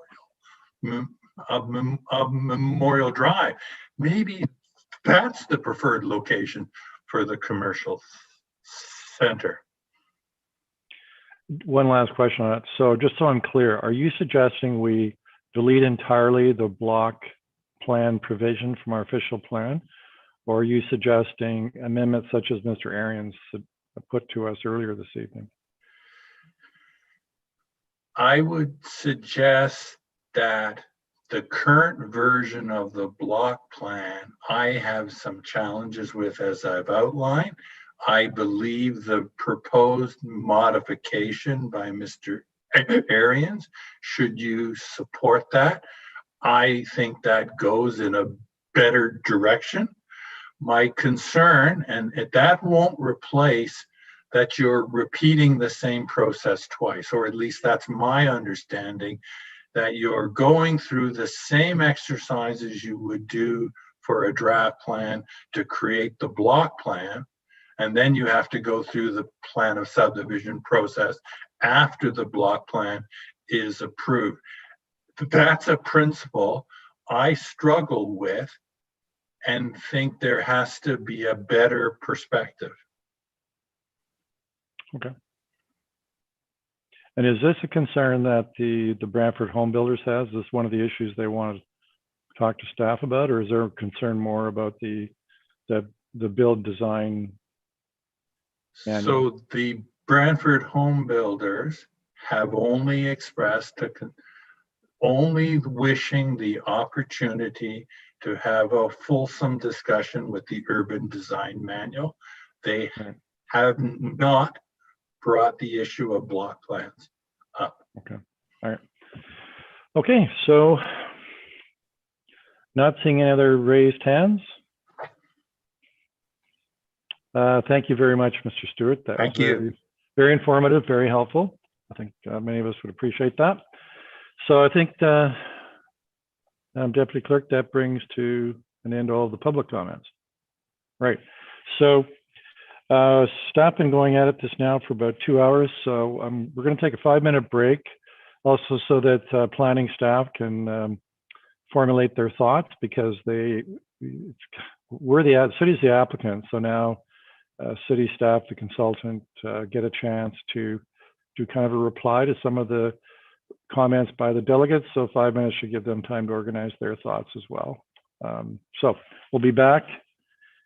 Let's make it, we're all very close to 8 o'clock. We'll resume at 8 o'clock.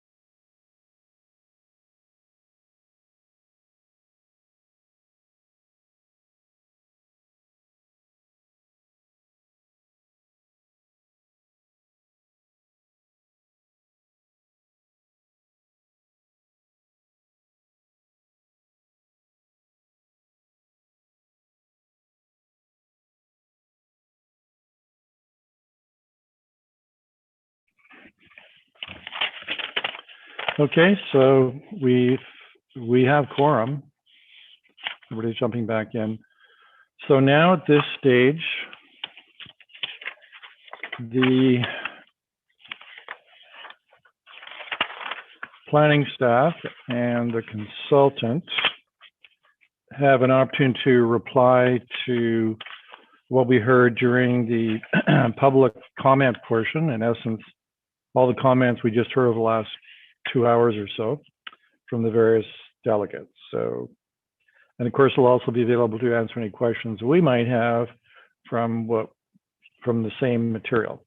So, I'd now ask municipal staff to please come forward then to provide any additional statements or clarification. I just have the video.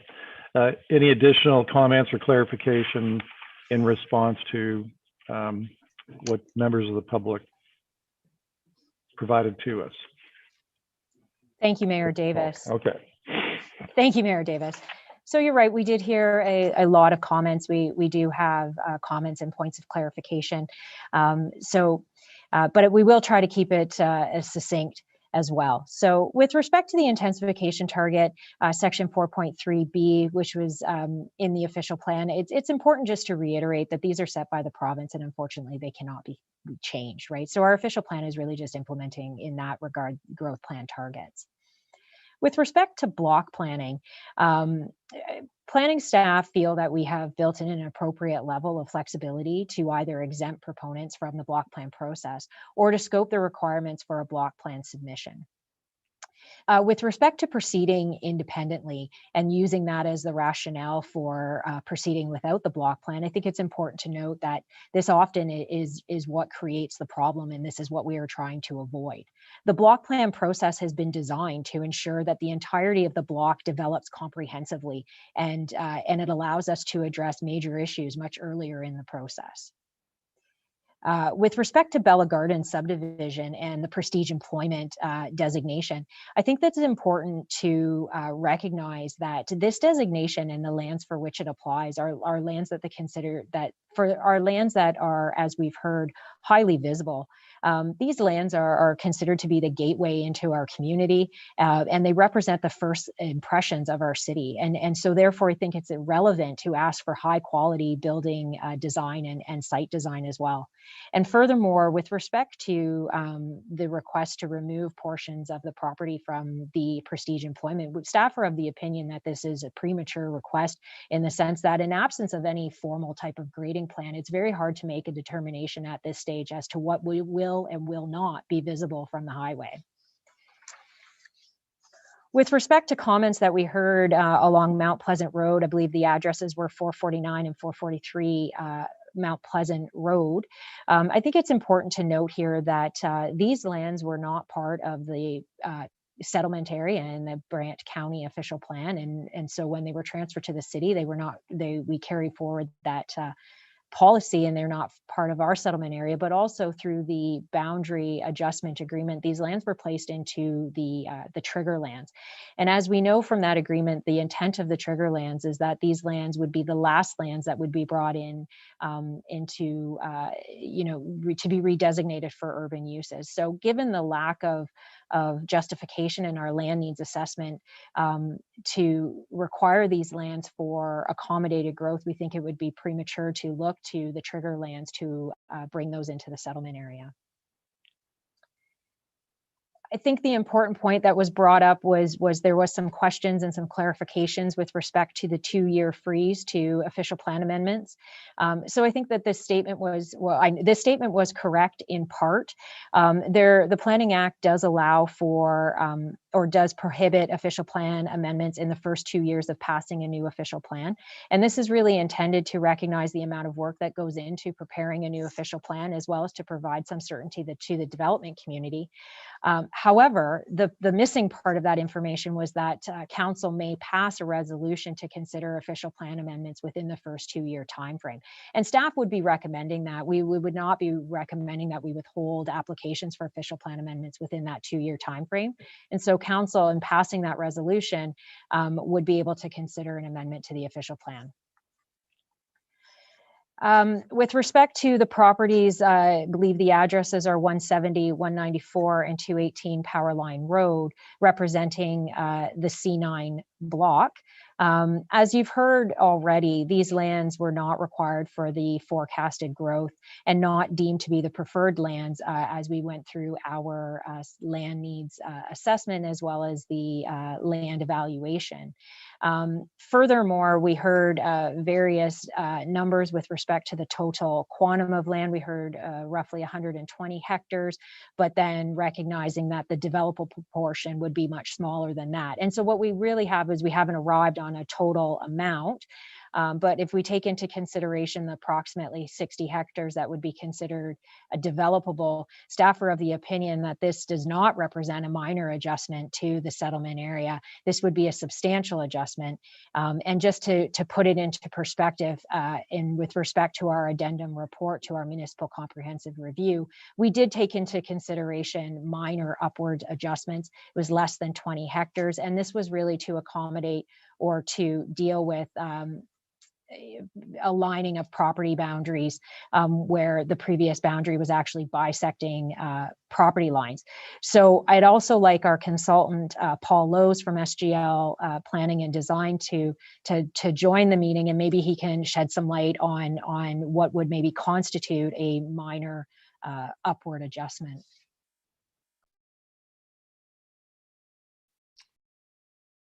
Thank you. Don't see my video coming up, but can you hear me? Thank you, Mr. Mayor, members of the committee. So the quote that Mr. Hitchon stated from our report about adjusting in a minor way, upwards in a minor way, is from the land needs methodology by the province. And what it's intended is to do just what Nicole said.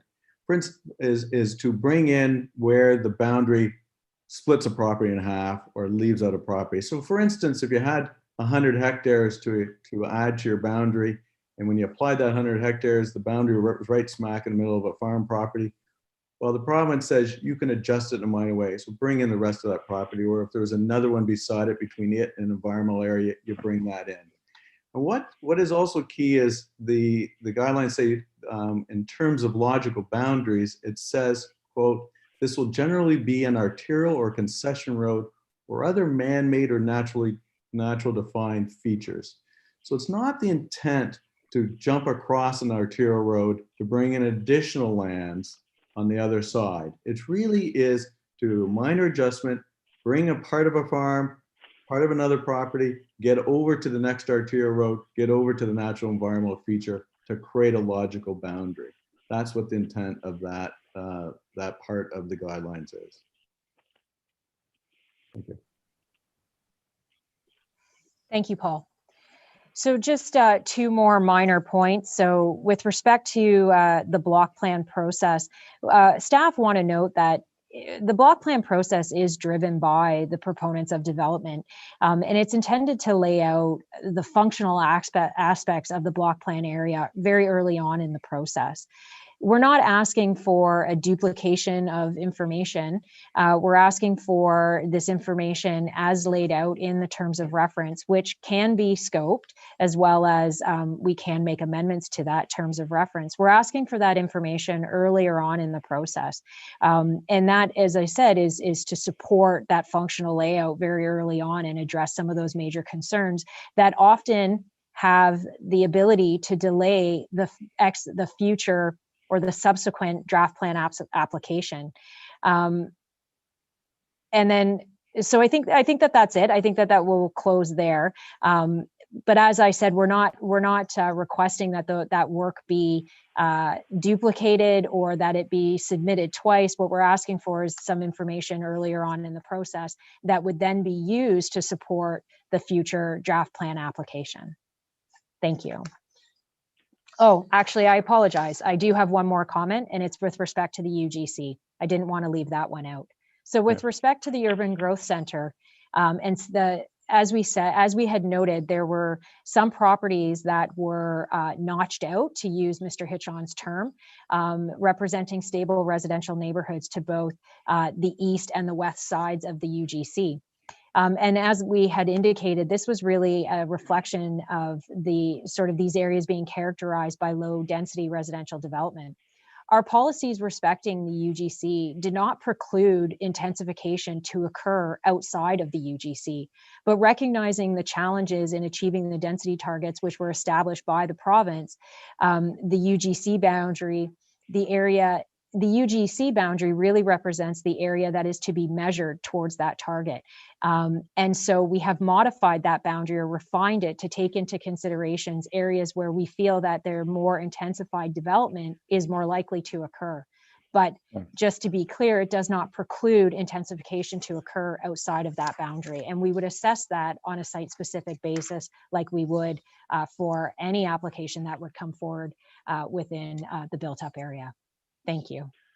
So Nicole, in reference to that last point, can you run that by us again using Schedule 5? And maybe we can throw that up on the screen. You can explain, because I think Mr. Hitchon's request was very specific in regards to an area that looked like it was notched out. So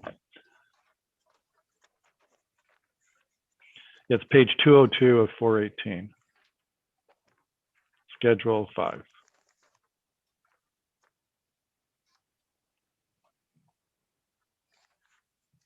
So we'll just wait for it to come up. I can see it here in my notes.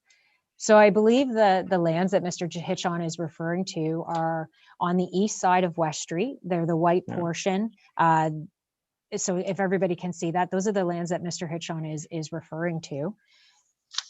So those areas were removed from the UGC boundary. Recognizing that these areas are made up of low density residential development. And while we do anticipate some degree of intensification to occur within this area, we do anticipate it to be more modest in nature. However, that doesn't preclude intensification from occurring. And we would be able to look at that through site-specific applications, just like we would for lands within the urban growth center. The urban growth center represents an area for which we are measuring the target as established by the province, recognizing that that target is very hard to achieve and recognizing the likelihood of intensified development occurring within the stable residential neighborhoods, as well as the parkland that we've also removed. We felt that it was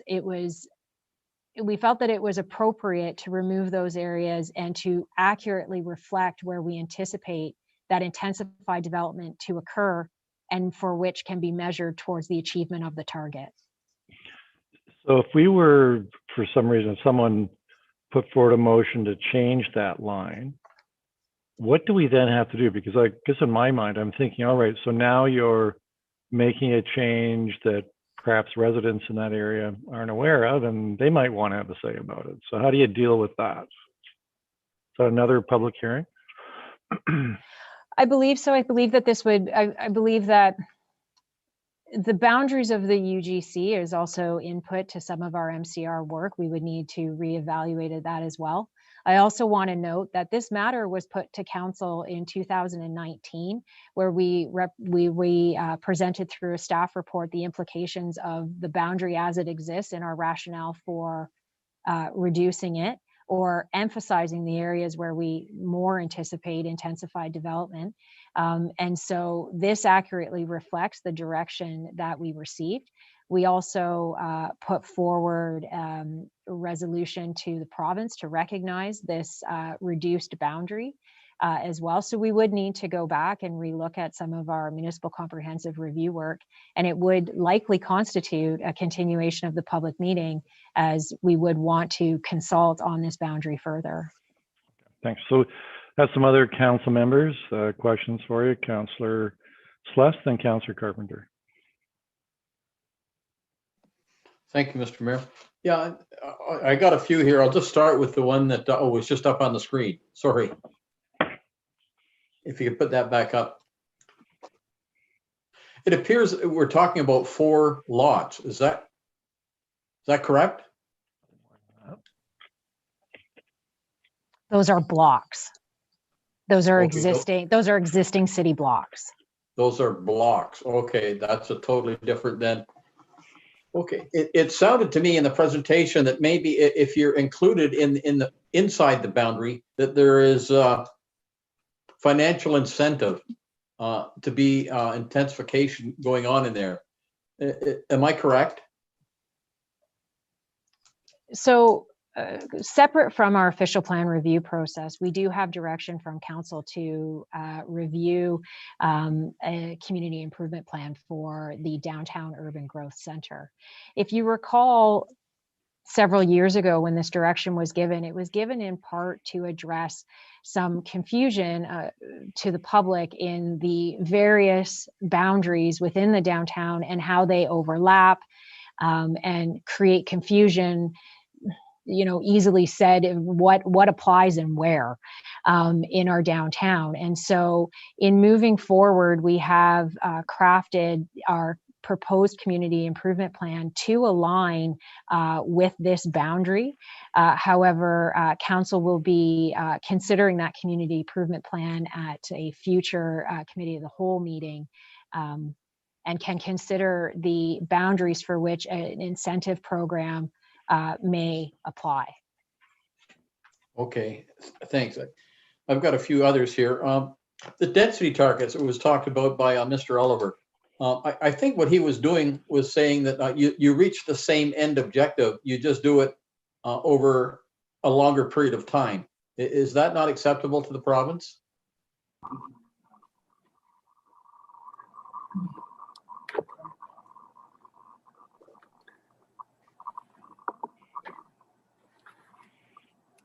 No, the density targets and the alternative intensification targets are requirements that we have to include in the official plan. Well, I understand that, but it's the time period to get to the end of the target is what he was talking about, not the actual target. He was okay with the final result. It was how you arrived there that he was questioning. No, we wouldn't be able to alter that. We did request an alternative target. If we stuck to the letter of the growth plan, we would be immediately required to have the target at 50%. I don't think you're understanding my question, Mr. Waterfield. If the target is 50, have they given us a time frame to get to 50? Or are we supposed to try and achieve that every year starting now? We are supposed to achieve that every year starting now.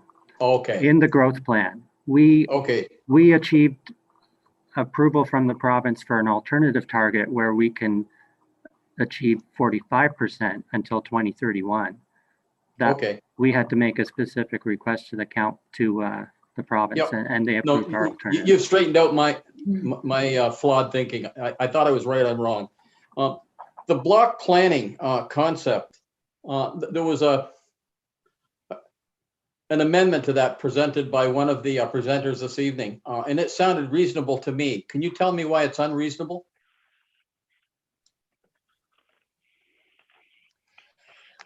In staff's opinion, I think that we have built in an appropriate amount of flexibility within our policies. I think that we've allowed for the opportunity to take into consideration the unique characteristics of each block. We've built in opportunity to exempt proponents from the block plan process. And we've also built in the opportunity to scope the requirements. I think at this stage, we're comfortable with the amount of flexibility that we have provided.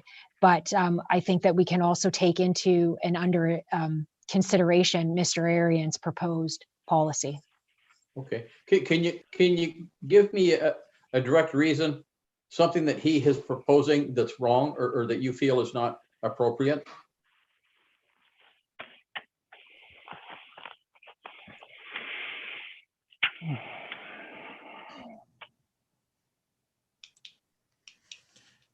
Good evening, Paul Moore, General Manager of Community Development. I mean, we just saw the proposed wording this evening, but what stood out was that the proposed amendment really just focuses on the individual land So again, if you can satisfy development on your own land, then you'd be exempt from the block plan.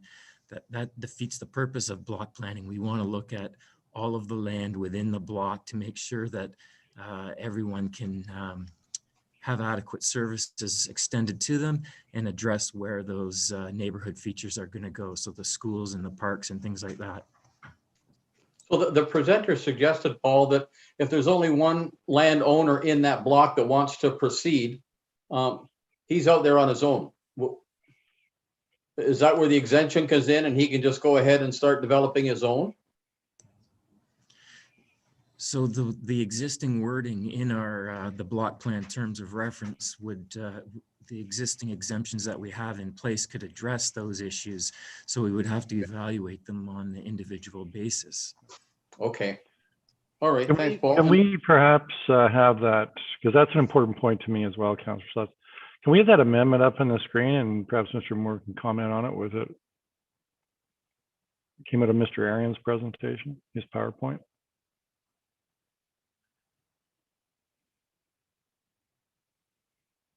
Well, they're looking for it. I'm just wondering, the presenter indicated that he's worked with that system in the Hamilton Stony Creek area, and to get a plan through, a block plan through, took about a year. Is that what we're anticipating? So just from my experience, I was the City of Stony Creek's planner.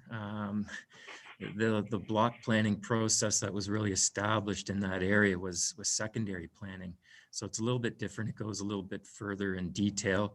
The block planning process we met with a number of municipalities that are involved with block planning, and our consultants have experience with block planning, and they could take, I wouldn't think they would take more than a year, but it depends on the complexity, and really what these block plans are doing is a front end of the draft plan process. So applicants are going to have to go through this process whether they're part of a block plan or not. So all those studies that you heard Mr. Stewart refer to, he's got to do those as part of a draft plan of subdivision anyways. But what the block plan process and what is the big benefit of the block plan is the comprehensive look at the entire area. It is almost like a secondary plan process, but it's not going as far as a secondary plan. So a secondary plan would create specific policy regime around those lands. We're not going that far, but we want to ensure that and again, you heard Mr. Stewart refer to it. His one client that is outside of the urban area, he was saying, I want my clients ensured that they're going to have services extended to them in the future. That's exactly what the block planning process is going to look at to make sure that nobody is left out. So if I can just go on intervening, Councillor, we've got that clause up. So can you tell us, Mr. Moore, then what is the problem with this clause? This amendment?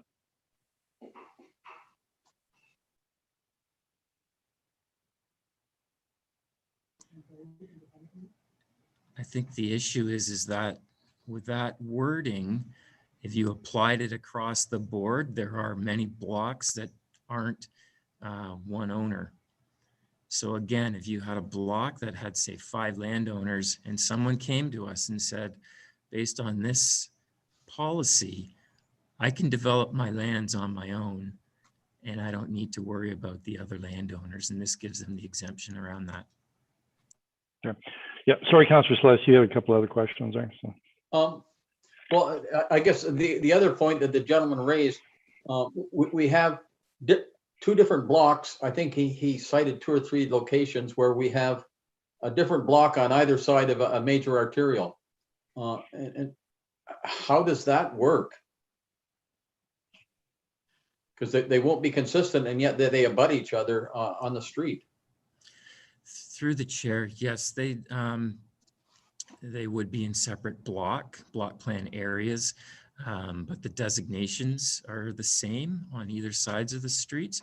So we would be applying the same requirements through urban design and the OP policy regime to ensure that we had consistent design on either side of the street. Well, with what you just said, would that not then validate the amendment that's being asked for? If someone's got the design and it's designed correctly, then the rest would have to follow that design. No? No, because you're still looking comprehensively at the entire block. I think what Mr. Stewart was getting at is that development on two sides of the street would be looked at separately in two separate block plans, but you can apply the same policy regime and the same urban design standards, even though it is separated by a street. Okay, not unlike you could imply the same development standards to the 3 other property owners, if there's 4, to the first property owner that wanted to move well ahead of the other 3. I guess that's my point. It seems to work in one location, but it doesn't work in another location, if I'm understanding you correctly. Through the chair, it's the servicing element of it. So based on this proposed amendment, the landowner would only look at how his lands would be serviced. He wouldn't be looking at the broader block in itself. For the example of the land uses on King George Road, again, those services are going to be looked at. And if there's requirements on the east side of the road for servicing to go to the left, that's going to get picked up in that block plan. But again, it's comprehensive with all the landowners involved, where this amendment, it's focused on one property. Okay, well, again, I guess I don't want to beat this to death, but when I look around the city, and if I look out in the Conklin area and the Shellard's Lane, we have several different landowners developing simultaneously, but we've managed to have all the streets from each individual ownership match up, and the neighborhoods just continue on. And at the end of the day, nobody knows there was 4 different developers developing that area, if you know what I mean. Yes, I do. Through the chair. So the southwest area, west of Conklin, was all secondary planned. So it was looked at all comprehensively. It was divided into neighborhoods, and there was the background studies that went with the secondary plan that looked comprehensively at servicing, at land use, at natural heritage, all of that information. The other thing is, with each individual draft plan submission, the landowners were required to prepare a neighborhood plan, so that the neighborhood plan looked at the entire neighborhood, whether you owned all the lands or not. So it was a variation of a block plan process in the Southwest. I was going to say, it's the same as what's being proposed now, only the one proposed now is better. Is that the idea? I don't want to say one's better than the other. Okay. The existing neighborhood planning process in the Southwest doesn't go as detailed as the block planning process would. But and again, it's getting the information up front to address the issues, to make the draft plan a subdivision process go quicker and easier. Okay, thank you. Thank you, Mr. Mayor.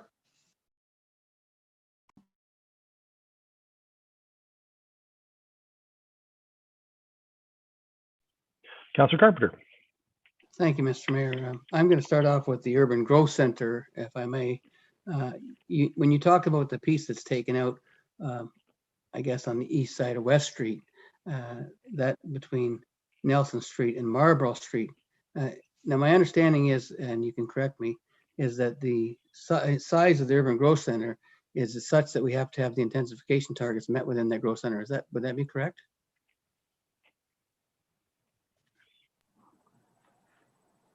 Through the mayor, Councilor Carpenter, that's correct. The growth plan requires us to achieve 150 residents and jobs per hectare within the defined urban growth center boundary. Okay, so you've defined Earl Haig Park as part of the urban growth center, and unless the council's deciding to sell Earl Haig Park for development, that area more than covers the space that we're talking about on the east side of West Street. So my concern is, are we proposing or supporting development along the Grand River, where in my opinion, I don't think we should be, as opposed to in the urban growth center along West Street?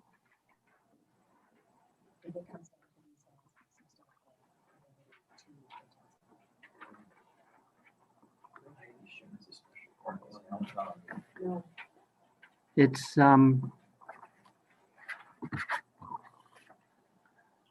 promoting intensification within the entire downtown urban growth center. So within the upper downtown as well as the lower downtown, these areas are all earmarked for future development. The impact in terms of the lands that have been left out in this notched area, they won't be counted towards that intensification target. It's also meant that they aren't part of the downtown urban growth center land use designation and the policies related to the upper downtown precinct. Instead, now they're subject to the residential designation. But again, intensification and infill development opportunities are available within that designation as well. It permits low-rise, mid-rise, and high-rise development. And for example, high-rise development where it meets the locational criteria that's established in the official plan. So offhand, without giving it a full analysis right here on the spot, this property, you know, is likely to achieve some of those criteria that would enable it to have a more intense form of development, such as high-rise.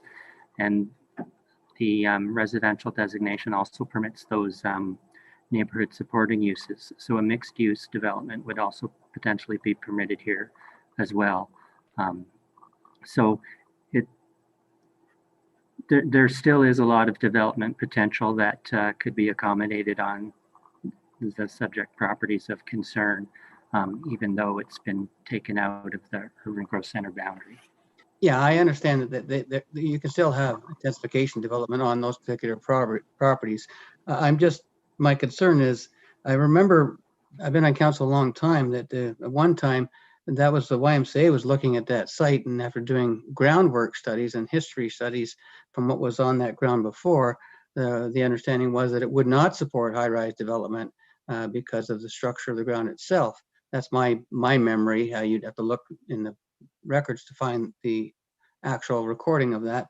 But my concern is we're sending a message to the public that Earl Haig Park is for future development, and we're agreeing to that by making that part of the urban growth center that must have intensification in it as part of the urban growth center priority. So I get that the cutout piece could easily be developed on its own without being part of the urban growth center. So I just trying to wonder why Earl Haig is put in there. It's just concerning. Okay, so I guess there's no real comment there because we don't have that history. We didn't do that. We didn't do the groundwork to know whether that could actually be developed on, did we?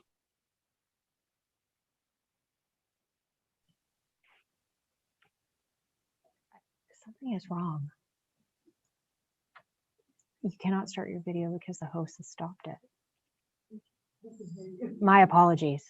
I'm having problems with my video, Councillor Carpenter, but with respect to your question, no, the official plan review did not look at any geotechnical work or soil work, soil evaluation of the Earl Haig property. And I'll move on then to the block planning. I guess the block planning was, as Councillor Celeste said, very much like the secondary plan. I remember us doing a separate secondary plan for the Shelters Lane area. But my understanding with the secondary plan, and you can correct me if I'm wrong, I'm just going by my memories again, the secondary plan was such that if a developer wanted to go forward and other owners of that property did not want to go forward, the developer could go forward with a secondary plan, and when those other properties were developed, they would have to pay their cost share. Is that how that worked back then?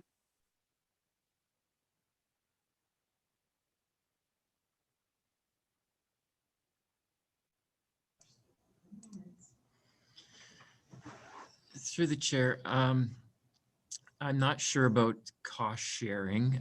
Those are, usually arrangements that landowners make between themselves. I know as part of the secondary plan, Empire built Conklin Road and entered into an agreement with the city.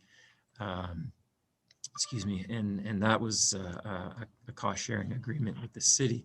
But in a secondary plan process, once the secondary plan is approved, there wasn't the requirement like a block planning process. So individual draft plan of subdivision applications could come in at their own time. But like I said, the requirement was there to do the neighborhood plan, and we just had one before council last month. And so then that neighborhood plan looked at all of the land within the neighborhood, even if the applicant didn't own them all.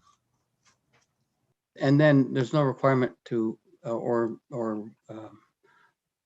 landowner that disagrees with going in. It's not part of the land. That there's no recouping of that developer's funds for providing such a plan. Then is there?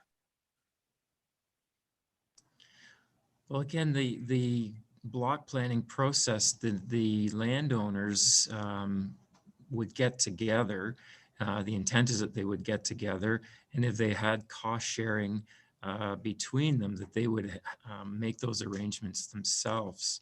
And if there's any city contribution for upsizing of servicing or anything like that, then that can be addressed through the DC study. And if there's cost sharing arrangements that are required that the city needs to be involved with, then those agreements can be prepared and done through the draft plan of subdivision.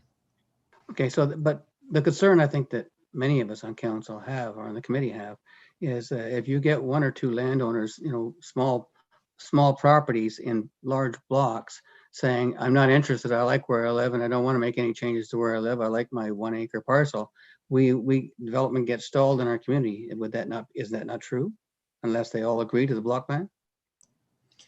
Through the chair, no. If landowners don't want to participate, all that's required is that whoever's bringing the block plan forward provides the information to the city that they've reached out to these other landowners to see if they are interested in participating. If they don't participate, then we'd have that acknowledgement.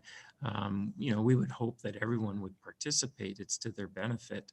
And then, the block plan could proceed without members, individual landowners, if they had smaller holdings. Okay, I think that's the clarification. At least that's the clarification I was looking on the block plan process, and the further clarification that you mentioned that it was very much like a secondary plan, only as a deeper dive. I appreciate that. You talked about the 2-year freeze. Council could pass a resolution. So can council pass a resolution inside the 2-year window to change land designation?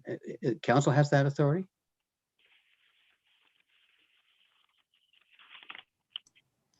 Through the chair, yes. So the way the Planning Act is set out with the resolution of council allowing an application to come forward, we've brought these forward to council, not in amendments to an OP, but in terms of a zoning bylaw. So the example is, a property goes through a rezoning process, and as they get into the site plan, they realize I need a minor variance. So the Planning Act says you can't do a minor variance within 2 years of passing a zoning. So we'd bring our report forward, explain the situation, and recommend to council that they allow the applicant to submit that application.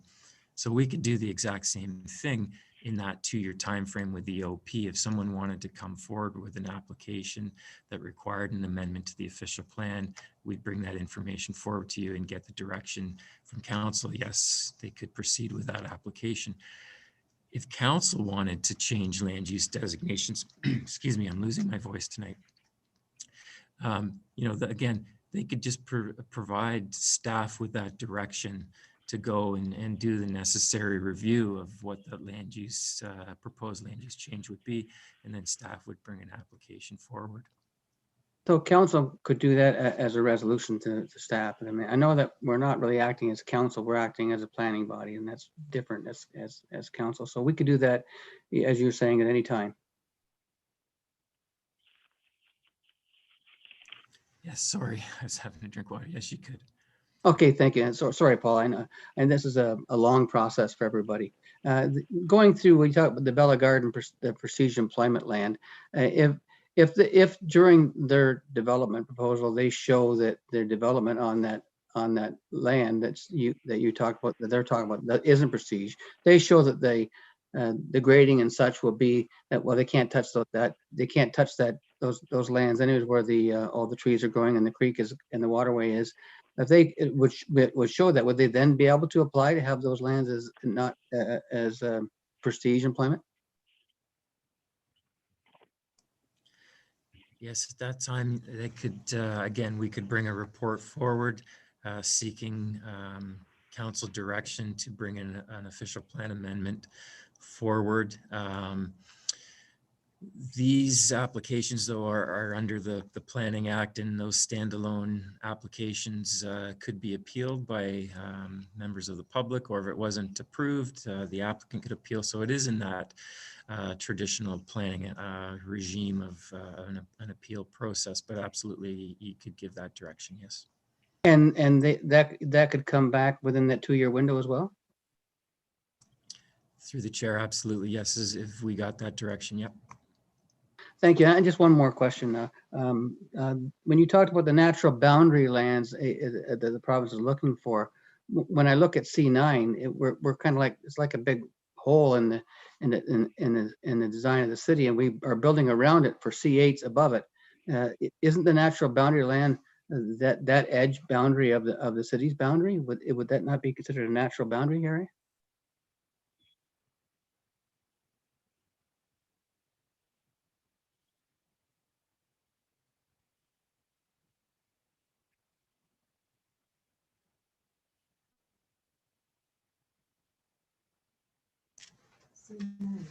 Sorry, we're just scrambling to find the map.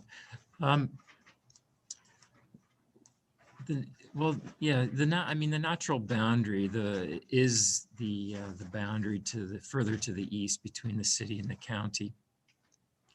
The city's boundary before the county lands were brought in, you had urban development abutting agricultural lands for 30 or 40 years. It's not uncommon to have urban boundaries with urban development on one side of the street and agricultural on the other. You can look at any municipality and probably find that situation.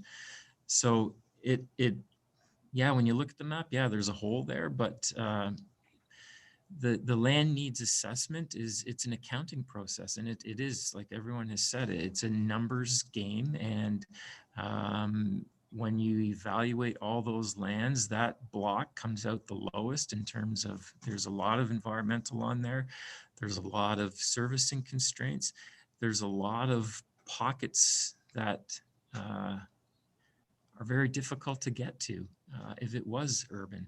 So it does have a lot of constraints. That being said, like we've said all along, the province is going to be looking at bringing out revised population and employment forecasts in the next 5 years. We have a census coming out. We're going to continue to monitor the growth in the city. We do an annual report on housing development and growth management. And through that annual report, we'll be looking at how much land is actually being developed and how much is remaining. And if things are proceeding quick, then, through that housing report, we can identify that, we need to go back and look at the OP, and there may be opportunities to bring additional lands in before 2051. Okay, thanks, Paul. But if I look at that land, that C9, I mean, it's surrounded on 3 sides. It will be surrounded on 3 sides by residential development. It certainly aligns directly with Brentwood Park, and there's the servicing is right at the corner of that Brent Park and Powerland Road, right at the corner of the C9 area. So isn't the servicing cost anyways? So, Councillor Carpenter, do you have a question? Are you getting to a question? Because we're still in questions. Yeah, I'm getting to my question. Thank you very much, Mr. Mayor. Thank you. Okay. Thank you. So isn't the servicing of this particular land the responsibility of the developer themselves? It's not our cost? That's correct. Development is at the cost of the landowner or the developer. Thank you. I think the mayor's annoyed with me. Councillor Vanderstel. Thank you, Mr. Mayor. So if I understand it right, not talking about anything other than a block plan, there's a number of different ways that you can be exempt. One is if you've got a perfect plan, right in keeping with planning staff, you show up at the doorstep, they love it, and you get a seal of approval. Another one would be there's no one else around. And you're the only one playing the game, and you get approved. A third one would be you've asked everybody in the immediate vicinity to contribute to a block plan, and no one is willing, and therefore you proceed on your own. Does that pretty much encapsulate the exemption clauses with the block plan?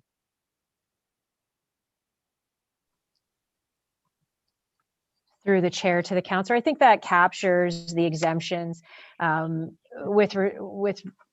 except for the last one, which is that the lack of participation doesn't exempt the remaining participants from the block planning process. It just allows them to proceed. It's the initial one. Okay, all right. That's right.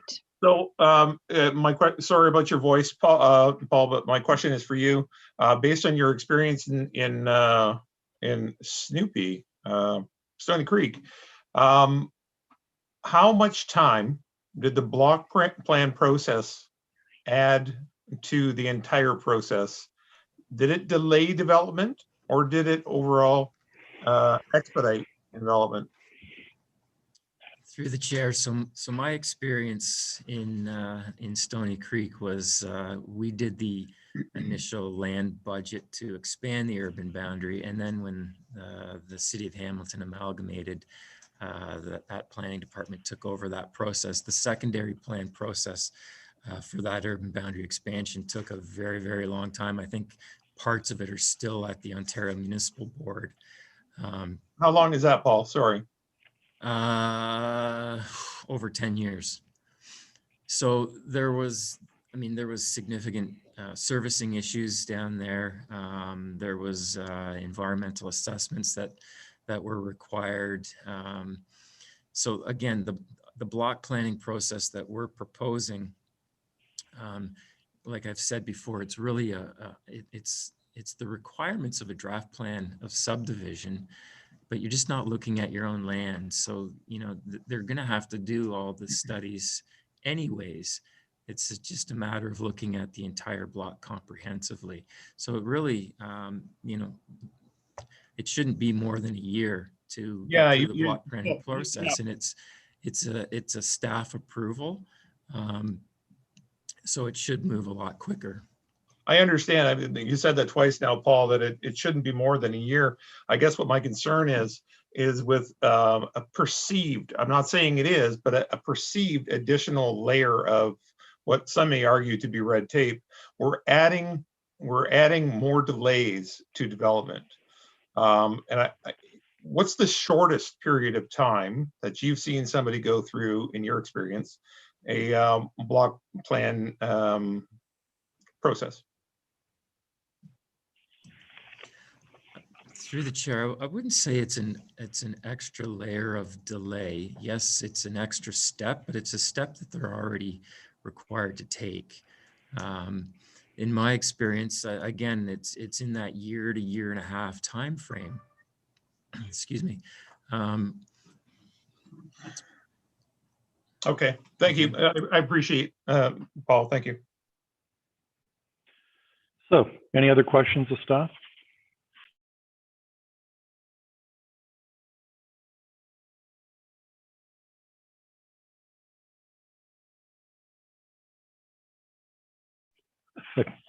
Okay, we don't have any other questions for staff, so we'll move in now to, as we have after every statutory hearing.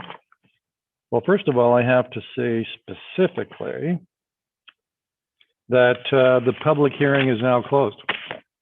So we'll move on to a decision making. And Councillor Vanderstel, I understand you're going to move the recommended resolution. I do. Would you like me to read it in its entirety, sir?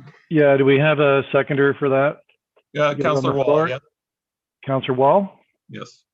Councillor Wall, raise your hand to show us that. Okay, good. Yes, please. Please read it. Okay, moved by myself, seconded by Councillor Wall. A, that report 2020-139, envisioning our city 2051, the new official plan for the city of Brantford, which includes the municipal comprehensive review, final addendum report, November 2020, prepared by SGL Planning and Design, attached as Appendix A, be received. And B, that council adopt the new city of Brantford official plan, envisioning our city 2051 in January 2021.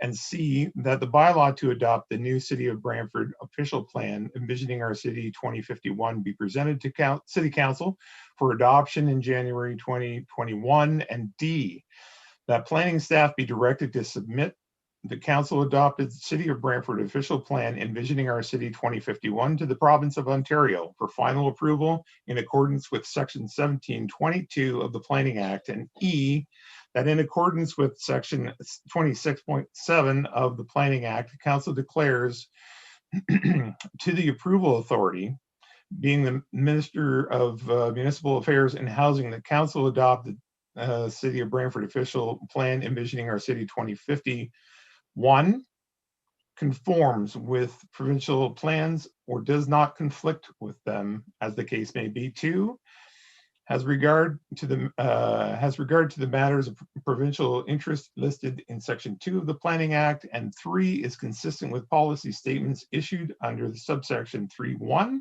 of the Planning Act. And F, that the comprehensive block plan terms of reference attached as Appendix C to report 2020-139 to guide and assess future block plan applications within the lands that are subject to block planning in the new city of Brantford official plan, envisioning our city 2051, be endorsed. And G, that the urban design manual attached as Appendix D to report 2020-139 to guide and assess future development proposals and applications in the city of Brantford be endorsed. And H, that the infrastructure staging report attached as Appendix E to report 2020-139 to guide the provision of infrastructure and services within the expanded lands be endorsed. Okay, thank you for getting that on the floor. Does anybody wish to speak to this? Push the raised hand button, please.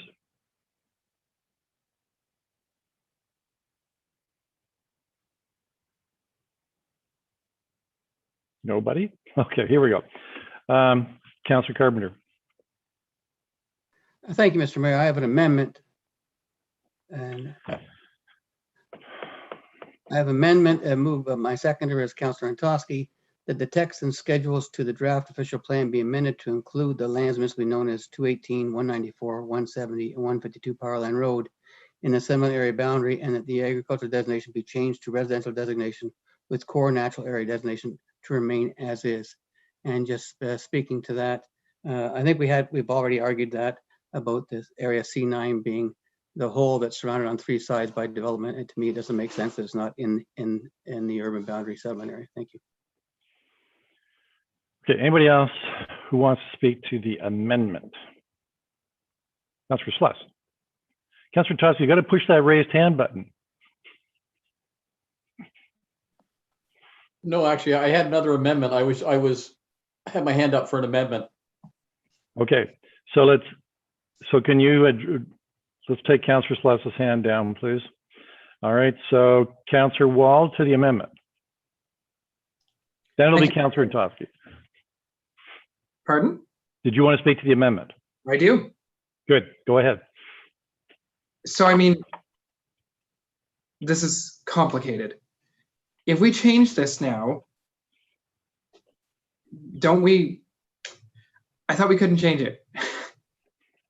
So I'm asking staff, what does this mean? If we change it, don't we have to go back to square one? Isn't that what we just heard? We can't. I'm asking staff. Through the chair to the councillor.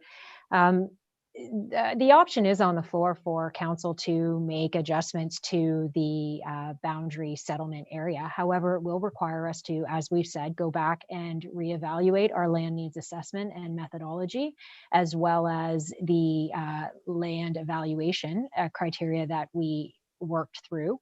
It will have impacts. If the boundary changes, ultimately, it will also have impacts to the master servicing plan, as well as the transportation master plan, which have been based on or developed based on the proposed boundary before you. And that was done with direction of council in 2019, which endorsed the proposed boundary as it is presented before you. It will add some considerable time to the completion of our official plan review program. We will likely need to come back to council to ask for additional funds to complete this additional analysis. And our estimated timeframe would be anywhere to a year to complete this work, as well as we would be required to continuously go back to the public and consult with the public on these proposed changes. Can you clarify what you just said there at the end there? Sorry, if we amend this now, we're delaying the master plan up to a year? The potential impact to the final official plan could potentially be delayed upwards of a year.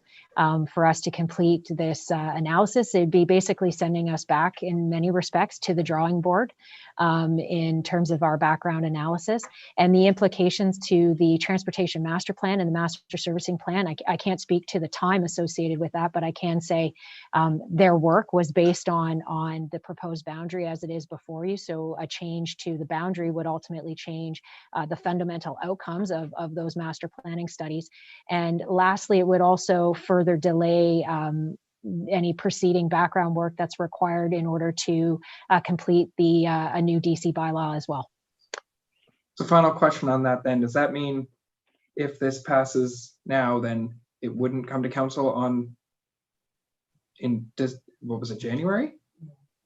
That is correct. It would not come to council, back to council in January. This would be considered a major change to the program.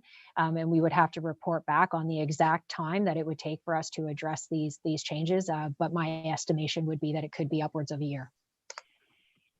May I continue or am I done? Yeah, you still have 55 seconds. Were you aware of this amendment? I received a copy of the amendment. Staff received a copy of this amendment this morning. Thank you. Okay, Councillor Antosky, followed by Councillor Martin. To the amendment. Yeah, thank you, Mr. Mayor. I'll be brief. My biggest concern is also with the three-sided urban around agricultural and the natural lines. But I also do want to say to staff that this is an incredible piece of work all the way through this. And the reason to the amendment, Councillor Antosky. The reason for the amendment is those two pieces that I've stated. Thank you. Okay, Councillor Martin. Thank you. I won't be supporting this amendment. As staff has said, this will set us back a year.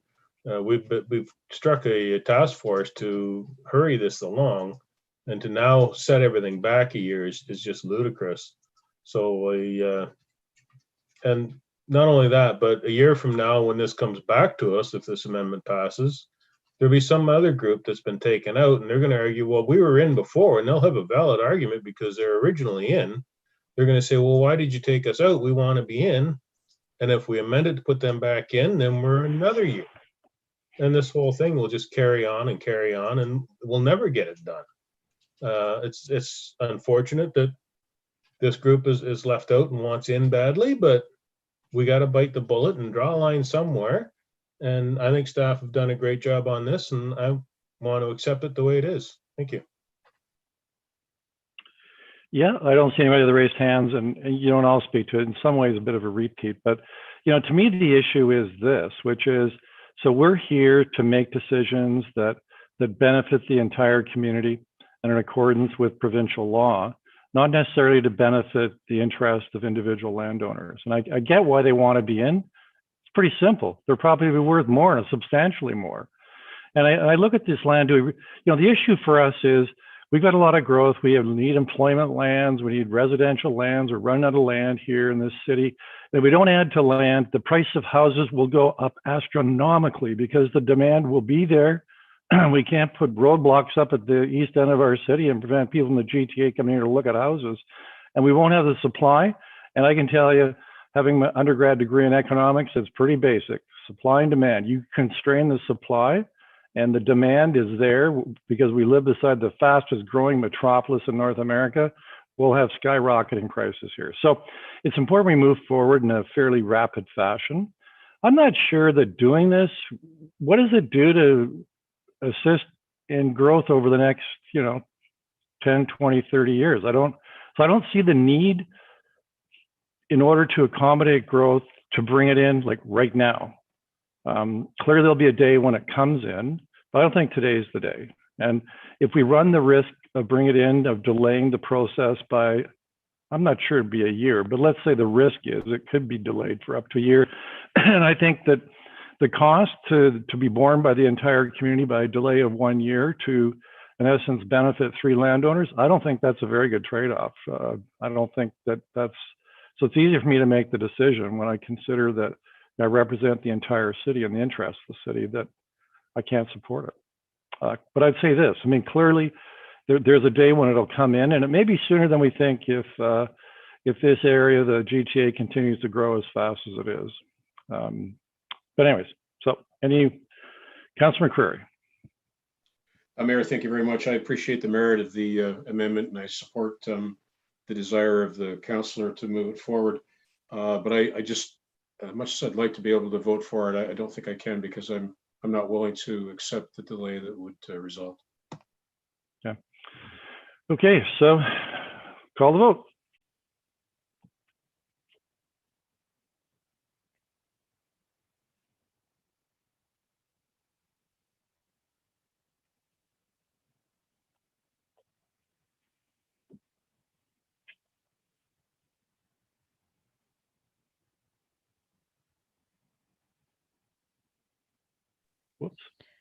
Whoops.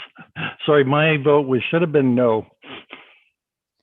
Thank you. I will amend that for the minutes. All right, thanks. The motion has failed on a recorded vote of 3-5. Those in favor are Councillor Zantosky and Councillor Carpenter. Those against, Mayor Davis, Councillor Vanderset, Councillor Sless, Councillor Martin, Councillor Wall, and Councillor McCreary. Okay, so Councillor Sless, you said you've got an amendment, I think. I do. I need the, I believe it was line F in the resolution that was up on the, let me just. Having to do with the comprehensive block plan terms Yes. of reference, right? Yes, I believe that was item F. Right. Right. Well, I would move seeking a seconder. Sorry? Why don't we get that up on the screen? I think we can get it up pretty Okay. quickly. Okay. So I won't hit the time button on you till we. That's okay. I don't need a lot of time. I didn't think you would.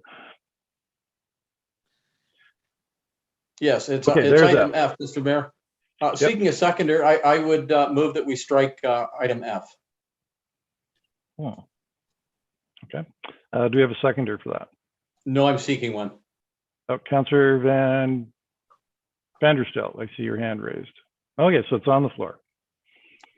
If I can just speak very briefly, Mr. Mayor, I understand what staff are saying, but I've seen development in this community with multiple owners developing at the same time, or even a year or two later of an abutting development, and it runs just fine.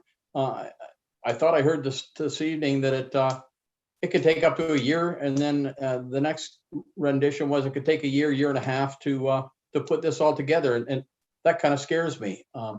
I think the idea is to go pace as fast as we can, but doing it as well as we can. And I don't think the value added here really justifies the amount of time that it takes to do it. And obviously, the development community is concerned about it because we heard it from different developers this evening, or representatives of developers. So I think it's something that is nice to do, but I don't believe it's necessary, Mr. Mayor. So having said that, I would hope that we could strike that from the resolution. Okay, Councillor Martin. Thank you. A question through to staff. This block plan process that you're putting in place here, would that eliminate the need for a secondary plan for the area? Is this meant to replace that, or would that have to be done anyway? No, in essence, this is meant to replace the secondary planning process. I also want to note that when staff were considering the work program to take on the official plan review as well as to build in the boundary expansion lands, we contemplated the option to take this down to a secondary plan level, and we opted that going to the secondary plan level from the municipal side would add considerable time and money and work to this work program. And so we chose to move that option while still recognizing the need for that detailed level of study and design, but move that to be more of a developer driven process. So there would be no secondary planning process required. If this amendment passes and this block plan is taken out, would we need to put in a requirement for secondary plans?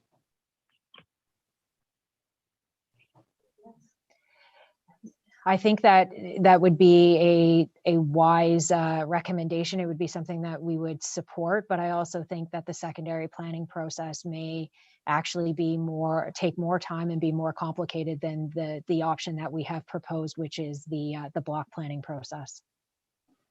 I actually think that this is more of a streamlined approach. Thank you. And that's why I was reluctant to second this. I don't think this is the right way to go. I think although there are some problems with the block plan and the way it's interpreted, I think that once it's implemented, people will see that it's the quicker and better way to do it instead of the secondary plan route.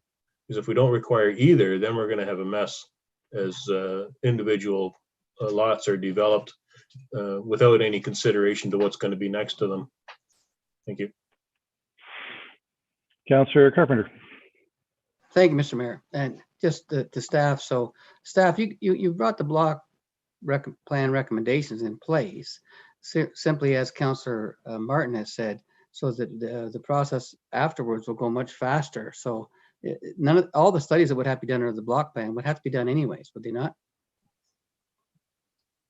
That is absolutely correct. We're not asking for anything different or for anything to be duplicated. We're asking for a certain level of detail to be done earlier on in the process to involve and engage the city earlier on in that process so that we can address the issues earlier in the process to then expedite a successful draft plan process. So as I understand that now, and there are provisions within the plan, if there aren't individuals cooperating within the block, you have ways to work around that as part of, maybe it just hasn't been communicated as well in this plan, but you have said that there are ways to work around those. Absolutely, you're correct. I think one of the things that's being misinterpreted here is that the municipality has worked very long and hard to bring this plan before council and the community, and we're not trying to implement policies or procedures that is going to prohibit development of these lands.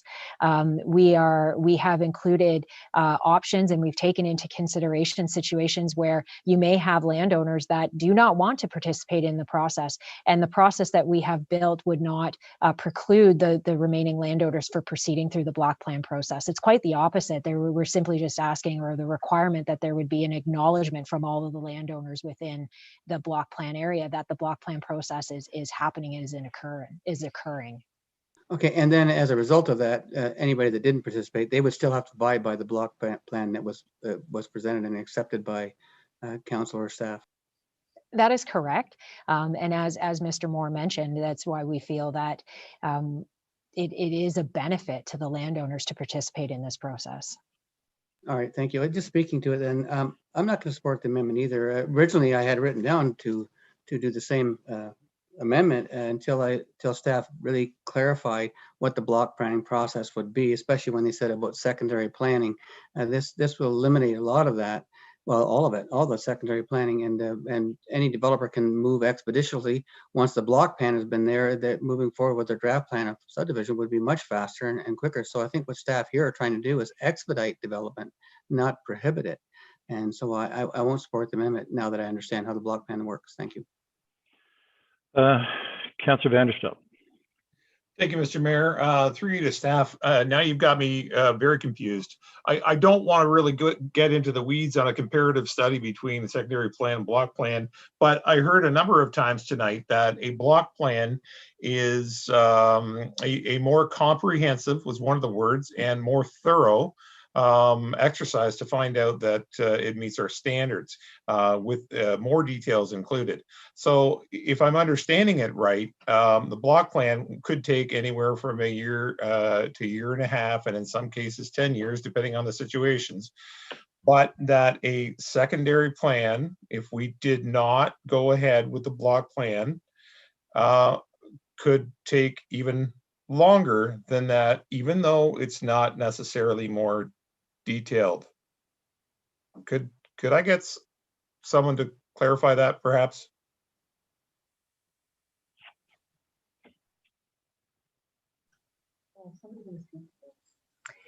So with the respect, the main difference between the secondary planning process and the block planning process that we proposed is that the secondary planning process is a statutory process. There's a lot of public engagement involved and the requirement for public meetings and so on.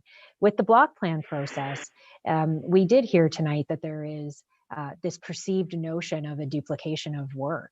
And the reality is as we've said, that these studies are required to support a draft plan application. So when you hear something like somebody has to do an EIS and it may be multi-seasonal, that has to be done anyway. So what we're asking for is some of that work to be done sooner and upfront more in the process, and to engage city staff so that we can identify some of the larger issues that tend to hold up the draft plan process further down the line. Okay, thank you for that clarification. I appreciate it. Councillor Celeste for the second time. It is, Mr. Mayor. I just want to get clarification from Nicole. It sounds to me like if somebody wants to move forward and the other people don't, he can move forward, but they still have to do the block plan.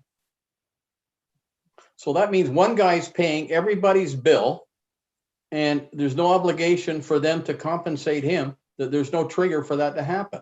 Is that right? So the block plan areas apply to large blocks of land that contain multiple landowners. Not all of the landowners within the block are required to participate in the process, although we believe that there is a benefit for them participating. So in the block plan areas, we anticipate that they will form a landowners group. There's generally one representative that will represent the entirety of the landowners group, and they are able to submit a block plan for the entirety of the block plan area, regardless of whether or not every landowner within the block plan area participates in that process. However, once the block plan is established, future applications will need to conform to that block plan that has been established. With respect to costs, we anticipate that the landowners group will develop amongst themselves a cost sharing agreement. The details of those agreements I can't speak to, but the costs and the allocation of costs will be dispersed amongst those landowners. And those would be details that the municipality really wouldn't be privy to, as we wouldn't be a party to those landowner agreements. Right. So then my concern is valid. If one person wants to move and is prepared to do a block plan, and the three other owners in this large area don't want to participate, the one fellow that wants to go ahead does the block plan, the other three can come in a year later or whenever and be subject to the conditions of the block plan, but have paid nothing for it.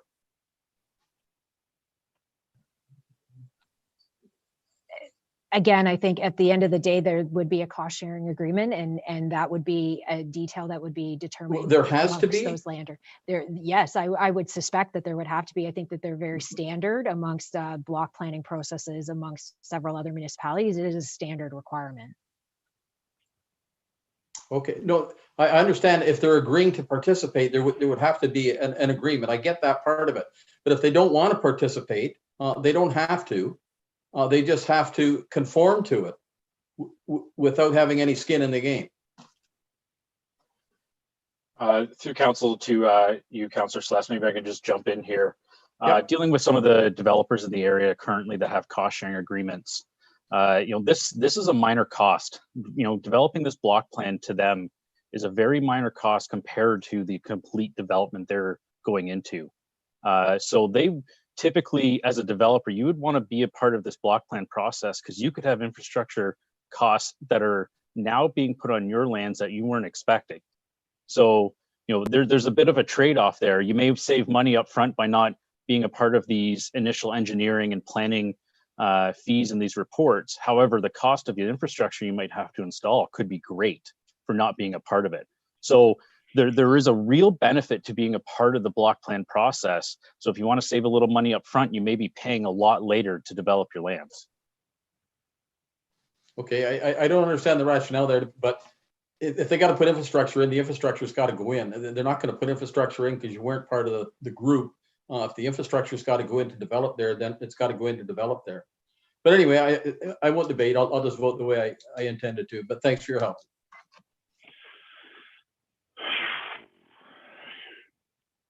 Before you speak, I'm going to speak. I have a question for staff on this.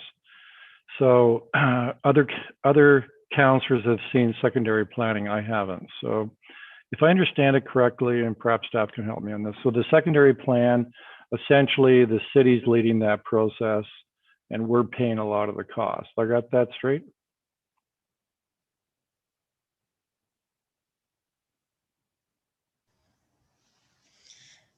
To you, Mr. Mayor, yes, that is correct. The city would lead the secondary planning process, and it's a very expensive process with all the background studies that are required. We would upfront.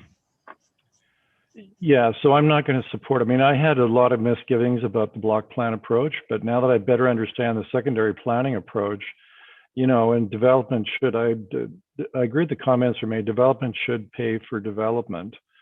And when you know that your property is going to be worth double once you, at least I would suspect, once you've got the block plan in place, I imagine there's a tremendous incentive to join in. And I've already seen in that north end power line where there's a lot of work that's done amongst and between the various landowners because they've got a mutual interest, right? And that is making money and developing land. So, and I believe that letting them bear the expense is probably better for us, the city, and the other residents that won't directly benefit from that plan. So balancing them both, and plus there are other municipalities that do it. Actually, when you were listening to John Arians, he's the only person I think other than Paul Moore, who we heard tonight, that's actually had experience with it. And he wasn't talking negatively of it. I think he actually said when it works, it really works well and it's a good thing. And obviously other municipalities are using it and been using it with success. And if the end result is we end up with much better comprehensive development and it's not at the expense of the other ratepayers in the community, then I'm all for that. So I'm sorry, Councillor Celeste, I won't be able to support it. Although I agree that I still have some misgivings about block planning and how it might become a problem, but I want to be optimistic and think that it'll work well. Anybody else want to speak to Councillor Carpenter? Yeah, just a second time. Staff made it pretty clear. If I'm own a piece of property and I don't want to be part of the block plan, and guess where the pumping station is going on? It's going on my property, and I'm going to have to pay for it.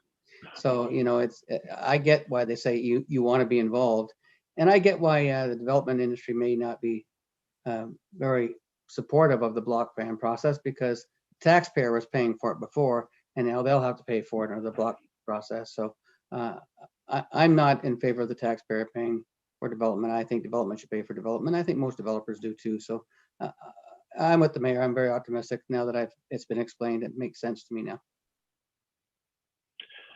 Anybody else? Not seeing anyone else want to speak to it. Hold it. Councillor Vanderstel. coming in for a second time. Do you want to speak to Councillor Vanderstel before we take the I vote? do. Thank you very much, Mr. Mayor. Based on what I've heard in this conversation, I have far better information with which to make my decision. I was happy to second this amendment, possible amendment, in order to get it on the floor. I'm glad that I did. I would much sooner have development working together to better a plan and expedite the process, not at the taxpayer's cost. That's something that information that I did not have prior to seconding this. So I will be for Councillor Sless, I will retain my second of the amendment, but my mind is being changed. Thank you. It's getting awful lonely, Mr. Mayor. But it was a great effort. You got a really good debate on it. We all better understand it. You performed a valuable service. Let's call a vote on it. Madam Clerk.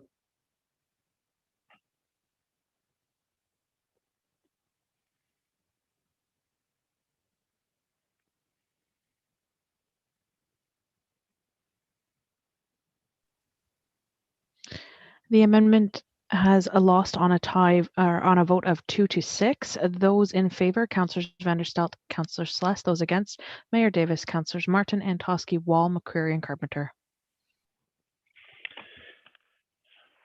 Okay, Councillor McCreary. Mayor, thank you very much. I just want to comment on the superb quality of this volume of work that we've got before us tonight, and the skill of the people that put it together. It really is a 4-hour read, and I hope folks in the community will take advantage of its availability and have a look at what's in store for us. This is probably the most significant thing we'll do as a council. And if my math's right, I think it was last done 33 years ago in terms of a complete redo. So it's a kind of a special occasion, and I'd be remiss if I didn't let a special occasion go by without trying to make the one correction, other than the preference for bike lanes over parking, that concerns me deeply.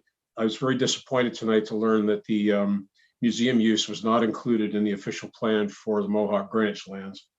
And I think, if I understand correctly from a message I've received this evening from staff, that it can be incorporated and that it will not delay this process. And I'll be asking staff momentarily to comment on that. But I do want to bring forward an amendment at this time to direct staff to add the museum use to the Mohawk Greenwich lands and to apply a modified policy in the new official plan. And then I guess we have a zoning bylaw amendment in the new year. I'm hoping everybody would support that, and someone could start by seconding. I see Councillor Carpenter. Councillor Carpenter seconding it. Councillor, thank you very much. As I said, if I understand correctly, I don't think this is a significant change that we make to this. I don't believe it'll result in any delay, and there certainly won't need to be any studies done as a result of adding this into the mix tonight. So I'll leave it for other folks to discuss and for staff to respond, and I'll speak again once the debate's coming to a conclusion, Mayor. All right. Councillor Sless? Nope. No, I want to speak after. Sure. Okay. Councillor Carpenter. Yes, the staff, does that mean they would bring the rest of the Mohawk plan forward as well for approval for the zoning and so forth?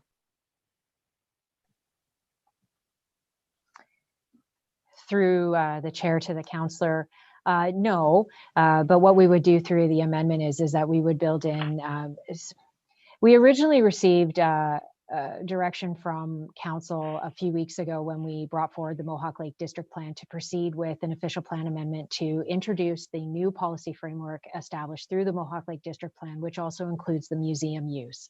And we were intending to proceed with that separately, but we can build that into the current official plan review. We can build that in through a special policy area. And then, as Councillor McCreary noted, we would follow up with a zoning bylaw amendment as well, but we wouldn't be able to proceed with the actual bylaw until after the official plan was approved and in effect. But we can definitely start that work in the background, and it will require some consultation back and forth with the museums as well. Thank you, Nicole. Okay, not seeing any other, Councilor McCreary for a second time. Thank you, Mayor, and thanks to staff for making this happen tonight, hopefully. I just wanted to add, this relates, the urgency relates to the CIHC, the Canadian Industrial Heritage Center. Our remediation has kept them waiting for many, many years now to get a lease on the lands. And they were pretty heartbroken to learn that they still can't go ahead because we haven't added the museum use into the OP. So by doing this, what we do is we allow them to go to the community now and to go to donor organizations and begin to solicit funds to do some of the things they want to do on the lands. So I hope everybody would support this tonight. You're going to make those folks extremely happy, and it won't result in a delay to the process whatsoever.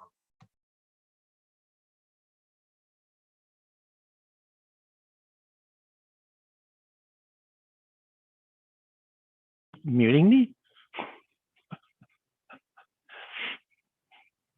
Okay, so I got a question for staff, please, procedural. So will this affect the process procedure, or will it not? And if it will, is there something we can do tonight to deal with that, so we don't have year-long delays? Through the chair, this would actually, it's not going to delay, but this would actually be, I would suggest that council move that this be considered at a continuation of the public meeting. And that could be continued in January. So it's not going to delay, but it should be considered through a continuation of the public meeting. We do need to give some notification out because Okay. Okay. So just to summarize then, I think I understand, which is, so it's not such a major change. It would require restudy, start over from zero, but it does require a continuation of the public hearing. So that I think would require a motion to defer this hearing, this public hearing, over to a date in January. Through the chair, yes, I would, council might want to consider that, deferring it and consider it. So it would come back and be considered a continuation of the public meeting tonight. And Right, that way we can issue notice. And so I think the appropriate motion, and perhaps I know that staff have working behind the scenes kind of anticipating this, it would kind of be along the lines of, deferral in consideration of the following changes that have been proposed to the official plan. So this would be one of them. I think before I ask for the motion deferral, what I'm going to ask is this. Are there any, and I'll take a vote on this one, but are there any other like amendments, et cetera, that people want on the floor? So we'll get through that, see if there's any other amendments anybody's interested in, deal with them. And then, but I'm just giving you a heads up that I think at the end of the night, whenever that is, we'll need probably this motion to defer, and I'll have staff show it up to us in writing and stuff, just so kind of a heads up. That's the way we should probably do it, Lucy? I would agree. And if some members of council, it's been a long evening. We did, between the clerk and planning staff, we did take note of a couple of, I would say, minor requests, that not significant at all, that we can certainly address, and they should probably be added to the list. And I believe Julia has a list of them, if the councillors have forgotten. Yeah, so what I'd like to do is let's deal with this amendment request, and then we'll get into the kind of the procedural and what you're going to report back on us anyways, and maybe consider a motion first. So on this particular motion, or pardon me, amendment, Councilor McCreary, you've got your hand up. You've already spoken to it twice. My hand is up because no one took it down. Okay. Councilor Carpenter for the second time on the amendment. Oh, on the amendment, you had asked if there's other amendments. I have other amendments. Okay. Okay. Just the staff on this one then. Is there another way to do this? And if we defer this amendment to a continuation, does that mean that everybody that's spoken, as I understand it, has spoken about the planning issues now could come forward again and speak again at the next meeting, if this is a continuation? Through the chair, I believe if members of the public have spoken already, they can't come back and speak about the same issue. But the problem here is that we would be bringing forward a modified policy that the neighbors in that area were not aware of. And I think it would be important to make sure that there was proper notice given. So my question is there another way to move this forward just as quickly? Through the chair, in my opinion, no, because you would be applying a new policy that hasn't received any scrutiny or notification to the public. Okay, thank you. Okay, so anybody else want to speak to the amendment? Councillor Wall, I see your hand up, and Councillor Martin, to the amendment that's on the floor. What is the amendment on the floor? So the amendment on the floor has to do with adding in the museum use into the Mohawk Greenwich lands. And so Emma's putting it up for us. There it is. To include museum use in the Mohawk Greenwich lands, and that a zoning bylaw amendment proceed sometime in the future after, I guess, the official plan's approved.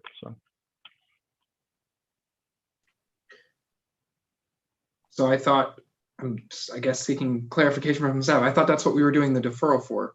I thought we couldn't do No, this. no, I think the idea behind the deferral is this. So if there's going to be amendments to the plan contemplated by us as a group, then, well, one, we got to determine what those are.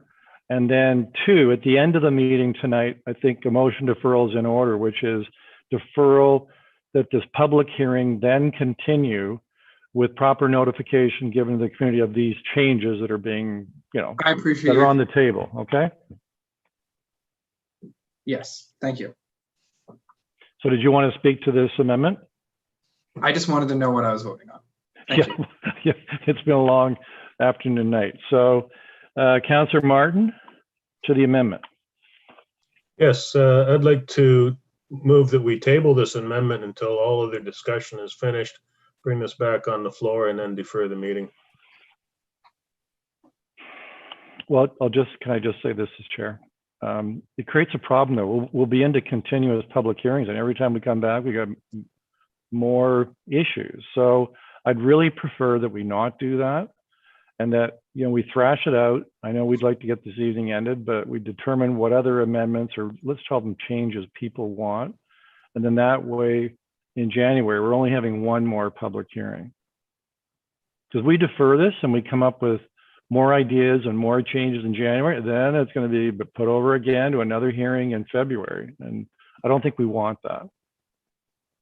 Well, what I'm suggesting is we just table the one amendment that's on the floor, deal with everything else, and then defer this one amendment at the end. Okay, got it. So you're moving we table this to the end of the meeting. Correct. Okay. And there's a seconder. Yeah.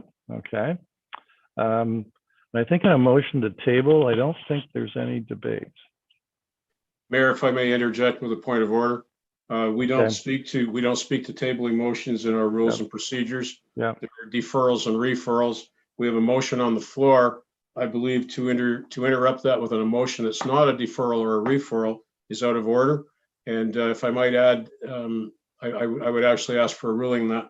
And we're also missing one clause from the amendment, which, according to what I received from staff earlier, the other bullet point would be to apply a modified policy to the new OP.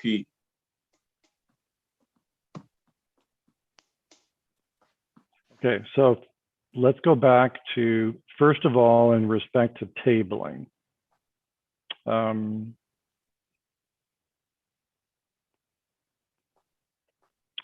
Can the clerk give me some help? And what is your advice to the chair?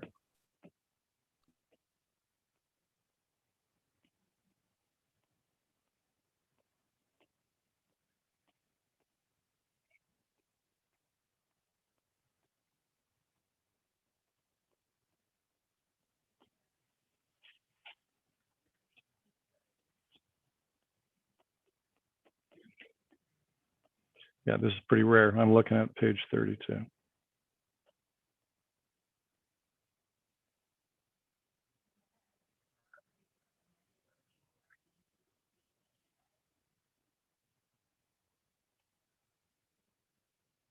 Yeah.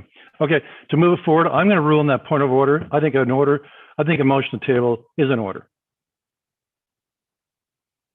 You've challenged me. I've made a ruling. I don't see an attempt to challenge the chair on that ruling. No, So, I was sorry. I was not challenging. I was simply trying to shake the sound out of my ears. we've got to move forward. So I'm thinking the motion to table is legitimate. No debate. We'll call the vote on it.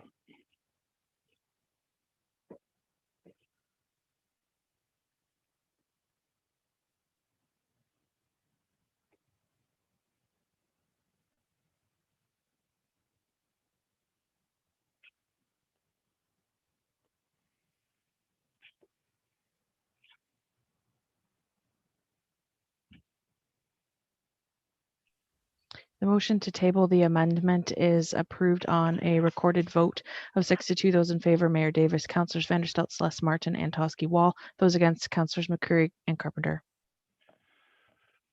Okay. Councillor Carpenter, you said that you had an amendment.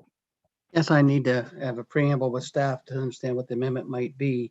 And my concern that I would like an amendment for is that the Earl Haig lands are in the official plan, are in the urban growth center as development lands, and they're not in the urban growth center as park lands. And I have some concerns on how do I go about making that change? What would that amendment look like to make that, put that back to parklands? I have some concerns about it being sold.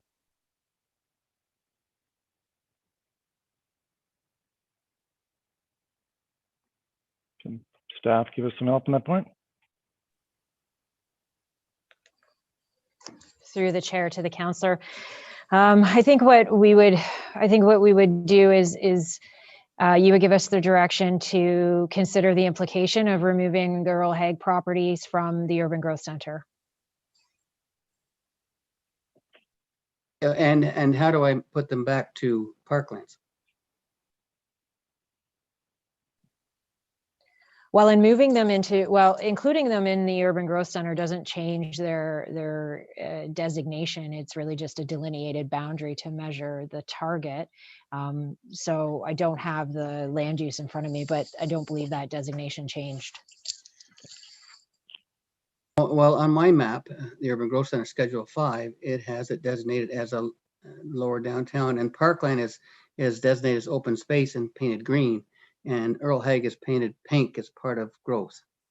So it is designated, at least on the map. So if we haven't changed the designation from the open space in the official plan, I don't have a concern, but if we have, then I have a concern. Okay, well, so I think, sorry. Go ahead, you can answer that question, but. No, so I would say that in addition to directing staff to consider the implications of removing the Earl Haig property from the urban growth center, that we would also consider moving the designation back to parks and public open space. Okay, then I'll move that as my amendment. Thank you. Okay. All right. And is part of that amendment that we also then now are making a change that it be deferred to be considered at a continuation of the public hearing? Yes, I'm fine with that. Yes. Oh. Okay. Can you put this deferral in the original motion? Your original amendment? Well, anyways, let's have your amendment, which see if we can get it in writing.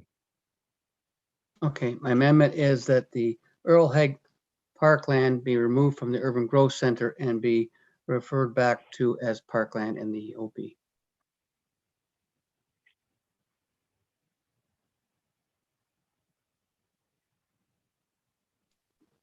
I'll second. Okay, so that's seconded by Councillor Toski. Any debate on that? Councillor McCreary?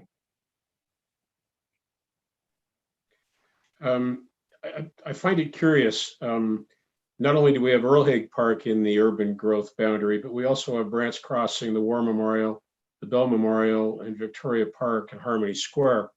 The aforementioned properties are all outlined in green as parks of public open space. The Earl Haig site is not outlined in green, even though it is a public open space at present. And I wonder if staff could explain the anomaly.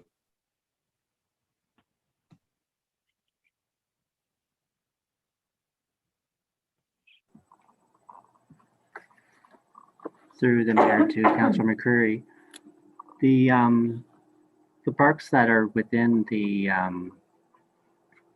downtown urban growth center are designated for parks and public open space, with the exception of the existing Earl Hague Park. So they're not intended to be built upon. They're there as parks and open space, notwithstanding that they're within the overall boundary of the urban growth center. So their land base would have to be contribute towards the calculation of the density requirement. That's all. But again, it's not suggesting that they're slated for development. They're designated parks and open space. But again, the exception would be Earl Hague. So we could take another look at that through the motion that's on the floor. So is, in your understanding, are you understanding that Earl Hague is a park, an open space, or is it, do you consider it like the Brantford District Civic Center, which is a paid admission facility? Is that why it's pink rather than green? It's the fact that it's designated as lower downtown precinct doesn't mean that it can't continue to be a park. It just provides for the potential that it could be redeveloped. If that isn't a door that we want opened, then it could be redesignated back to park or an open space. Okay, but if you've apparently downgraded it from being a park or an open space, and I think that's the problem we're having, and it's understanding why. Can you explain why it's not colored green, and if you believe it not to be a park and not to be an open space? That's all, and I think that's why Councillor Carpenter's amendment has arisen.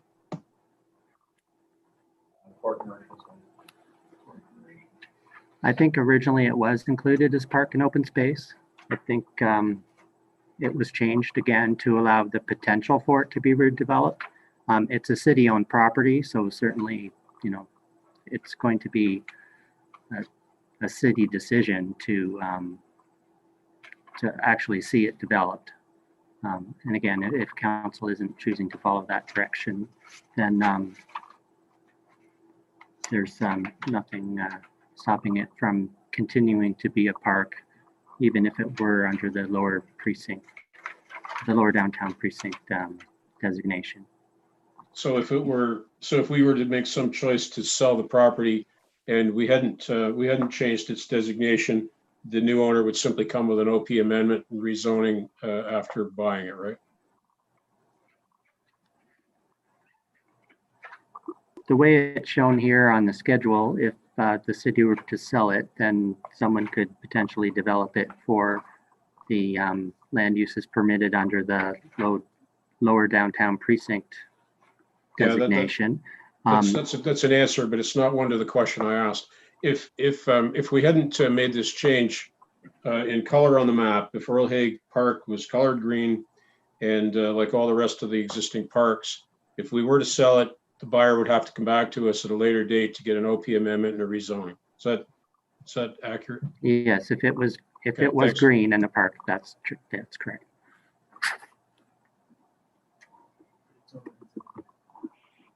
Anything else, Councillor McCreary? No.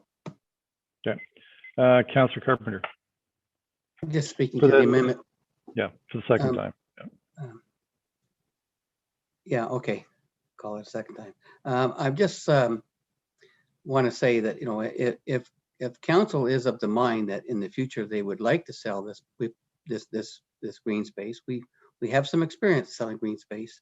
If council was willing to consider selling this green space, then you would vote against my amendment because this property has far more value zoned as what staff are recommending than it would be as a green space. So I'm moving the amendment because I'm not willing to sell it as a green space, and that's why I'm doing that. So if you are of the mind and to sell it, or you want that option available, then you would vote against my amendment, and then you have the future option of selling it at a higher price.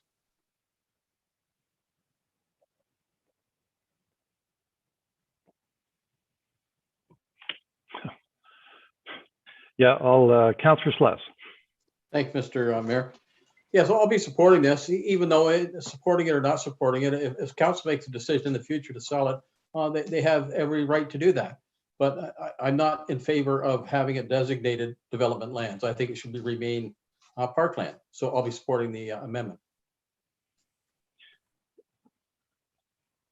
Yeah, I'll be, I don't see anybody else. I'll be supporting the amendment too, because I think what's going to happen is it'll be kicked over into January. And I want to understand, why and how's it work into the density calculation. If you take it out, what you got to do. So I just don't think we have enough information tonight to make a really informed decision. And I don't think it's as stark as you vote in favor of this, then you're never wanting to develop Earl Haig Park. If you vote against it, it means you want to develop it tomorrow. I don't think that's a fair characterization of it.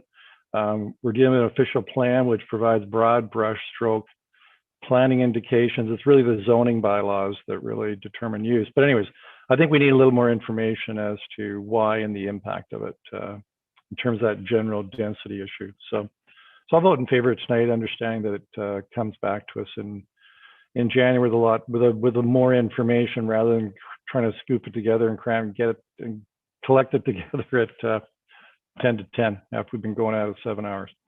So any other comment? If not, we'll call the vote on it. Sorry, through the chair, if I could just clarify one thing in regards to the motion, Councillor Carpenter, as I was drafting it, staff had stated that staff be directed to consider the implication of removing Earl Haig and consider moving the property back to parklands. However, when you stated your motion, you were directing that the official plan be amended to remove Earl Haig from the Urban Growth Center, which is different for purposes of the vote in regards to whether you're considering it or if you're asking, and this motion is to actually remove it and put it back to parklands. Could you clarify which of those this amendment is? Mine is to remove it. Remove it. Thank you. I will just update this wording.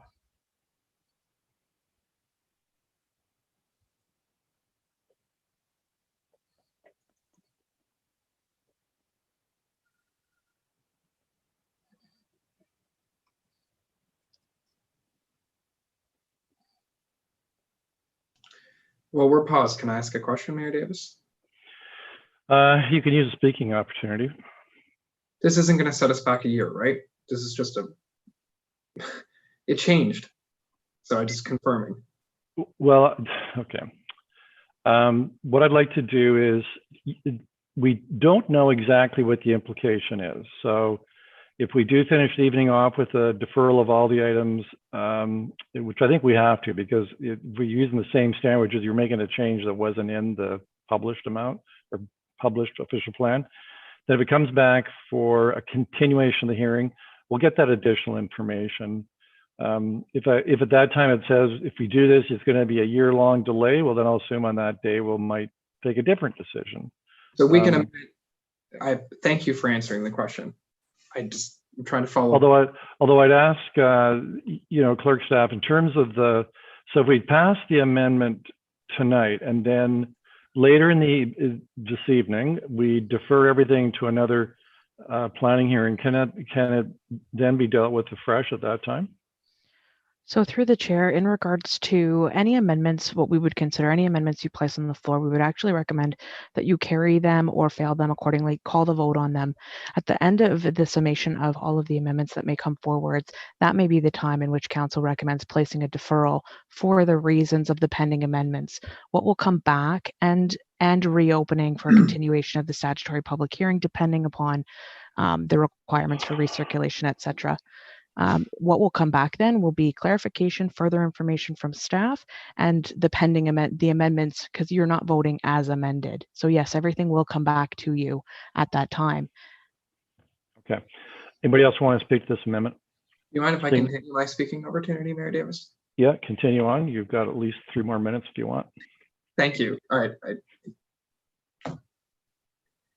I think what I just heard, and I'm just seeking clarification, is that we are moving and passing amendments tonight, but those amendments are coming back as a deferral, and the amendments are, yeah, that's what you're saying, because you can't amend an amendment. So we're gonna, go Go ahead. Through the chair, you can amend an amendment, but essentially you'll make your decisions as to if these are amendments that you would direct staff to continue to come back with more information. We will There we go. defer the pending amendments and you'll receive that further information to decide if you want to carry it as amended or amend it in January further. Thank you. Got it? Okay. All right, yeah, I mean, it's a long meeting, Mayor Davis. Thanks It sure is. everyone for your patience. It's my first time, okay? So Mine too. Okay, so I'll call a vote on that amendment.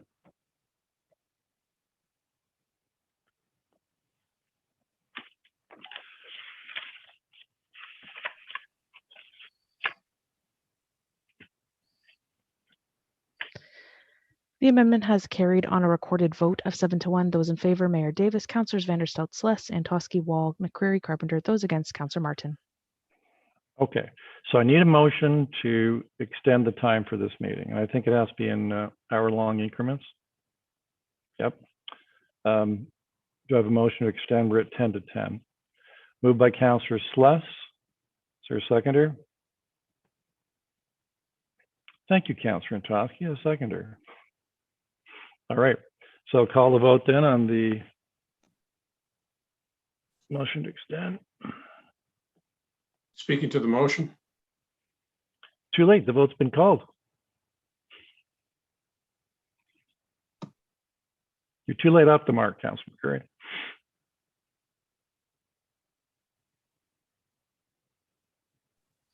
The motion to extend the hours carried on a recorded vote of 5-3. Those in favor, Mayor Davis, Councillors Vanderstout, Sless, Antosky, Wall. Those against, Councillors Martin, McCreary, and Carpenter. All right, so does anybody else have any other amendments? Councillor McCreary, do you have an amendment? My amendment's on the floor. Someone would have to move it to bring it off the table. But before we do that, are there any other amendments anybody has they want to make?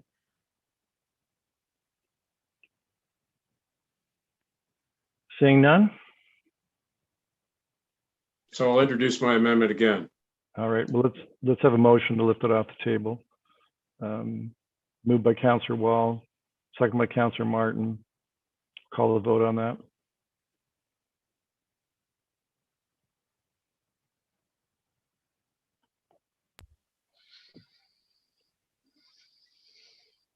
The motion to take from the table is approved unanimously on a recorded vote. Those in favor, Mayor Davis, Councillors Vanderstout, Sless, Martin, Antosky, Wall, Carpenter, and McCreary. Okay, I have lost my notes on who actually spoke to this, but I'll just assume if you want to speak to it, you get one more shot at it.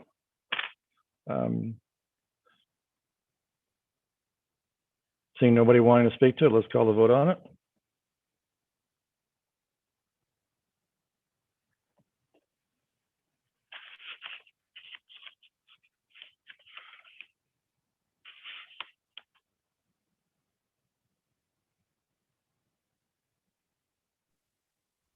Councillor Wall, I am just waiting on your vote, please.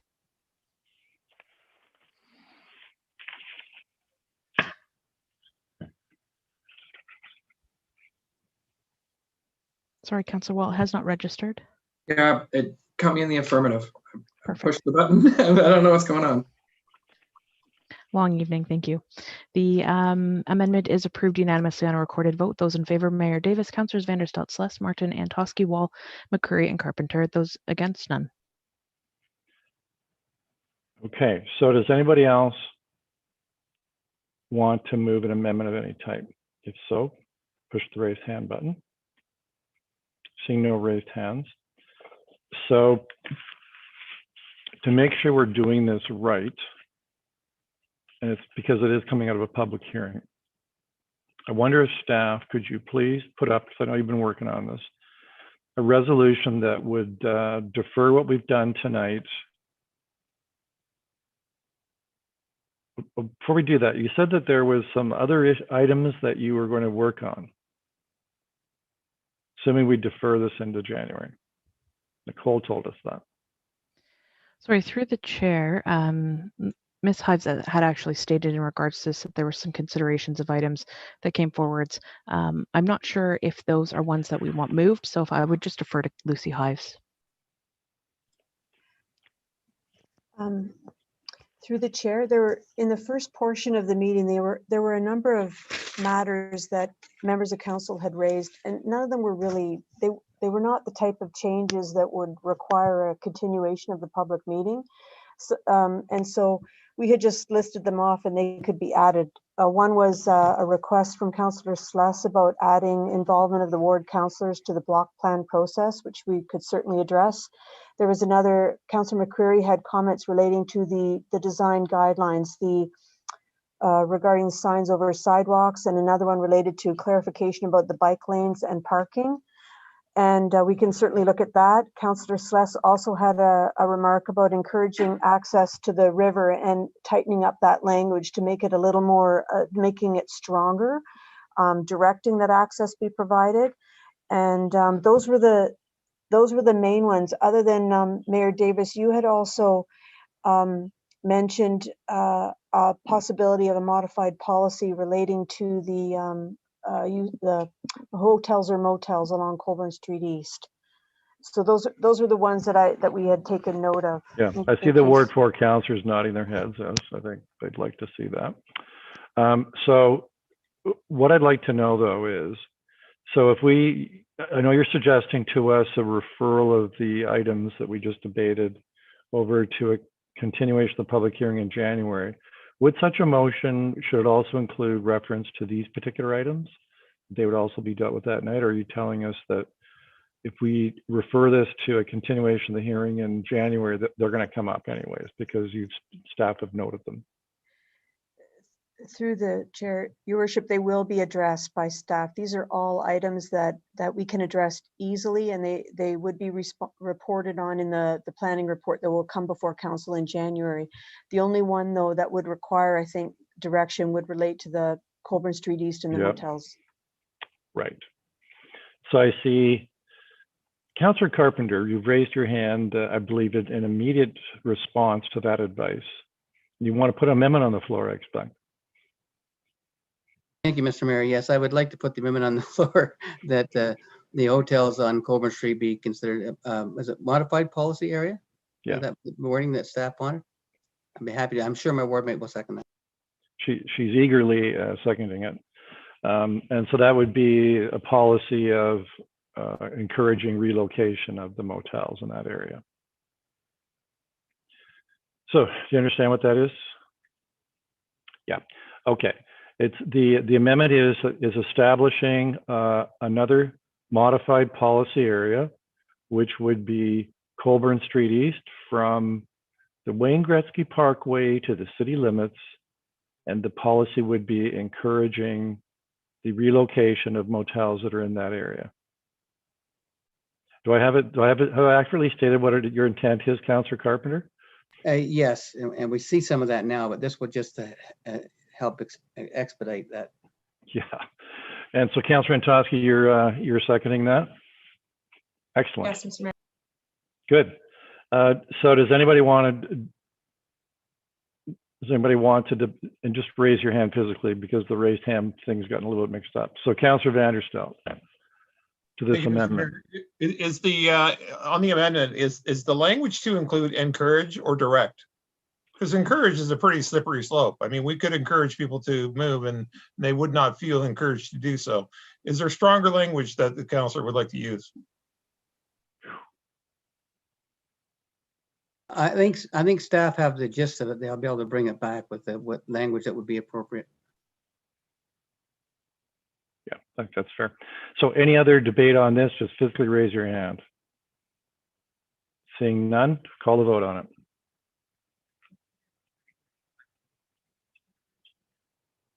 To encourage the relocation of the motels that are in that area. Okay.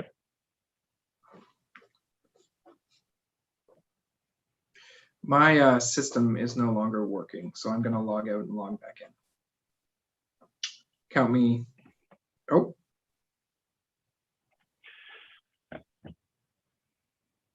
Did it work? Thank you. The motion has carried unanimously on a recorded vote. Those in favor, or the amendment, sorry, Mayor Davis, Councillors Vanderstelt, Celeste Martin, Antosky, Wall, McCreary, and Carbon. Okay, so does anybody else want to put an amendment on the floor? Councillor McCreary, you've got a raised hand here. Is that indicative of a desire to move an amendment? Mayor, not of an amendment, but with respect to how we're going to wind up the evening, there's been talk of deferring this meeting. I'm thinking probably the correct language is to adjourn it and resume at a later date.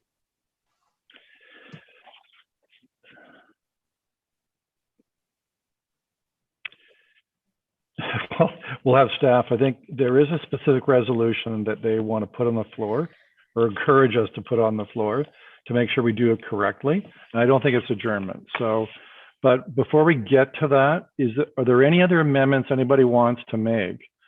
Because as I think we're now realizing the procedure is, if we come on January 21st, we want a bunch more amendments. Another hearing the end of February. That doesn't prevent us from doing that, but we've been here so long, it'd be nice to try and address any amendments you might have you're thinking of. Okay, I've given you the big wide open invitation. Nobody else has any desire to put any more amendments on the floor. So if I could ask, I want to take a 5-minute break because staff have been going out again here for the last 2 to 3 hours, and that'll give them time to reconvene. They'll have for us a suggested deferral motion that won't get us into trouble in respect of, properly continuing and recommencing a public hearing, which means we got to be careful about that, right? So 5 minutes, we'll be back. Let's make it at 10 after 10, and then hopefully we can wrap it up fairly quickly.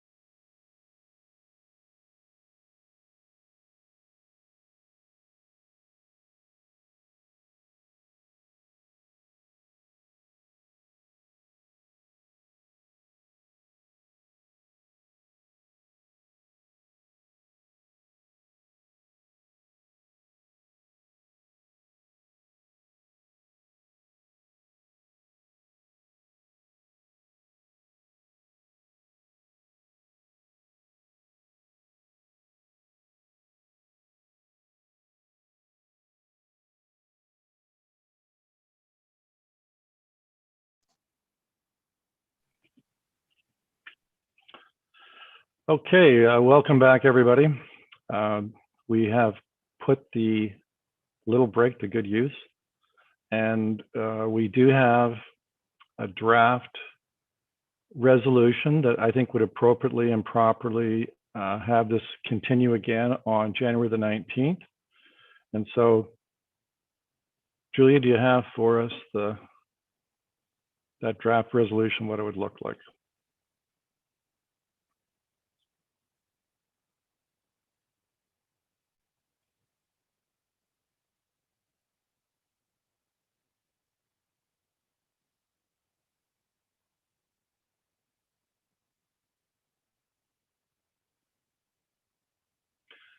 So the word pending amendments, does that mean the amendments we dealt with tonight?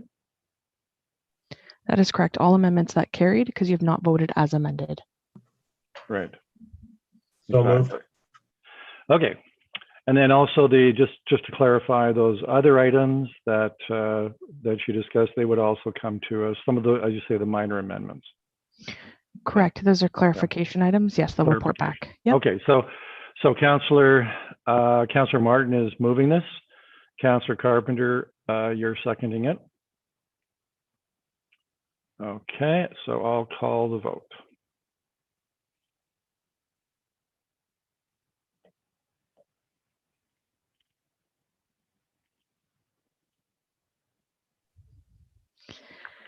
Item 4.1, the deferral of the item with all pending amendments is approved unanimously on a recorded vote. Those in favor, Mayor Davis, Councilors Vanderstelt, Celeste, Martin, Antosky, Wall, McCreary, and Carpenter.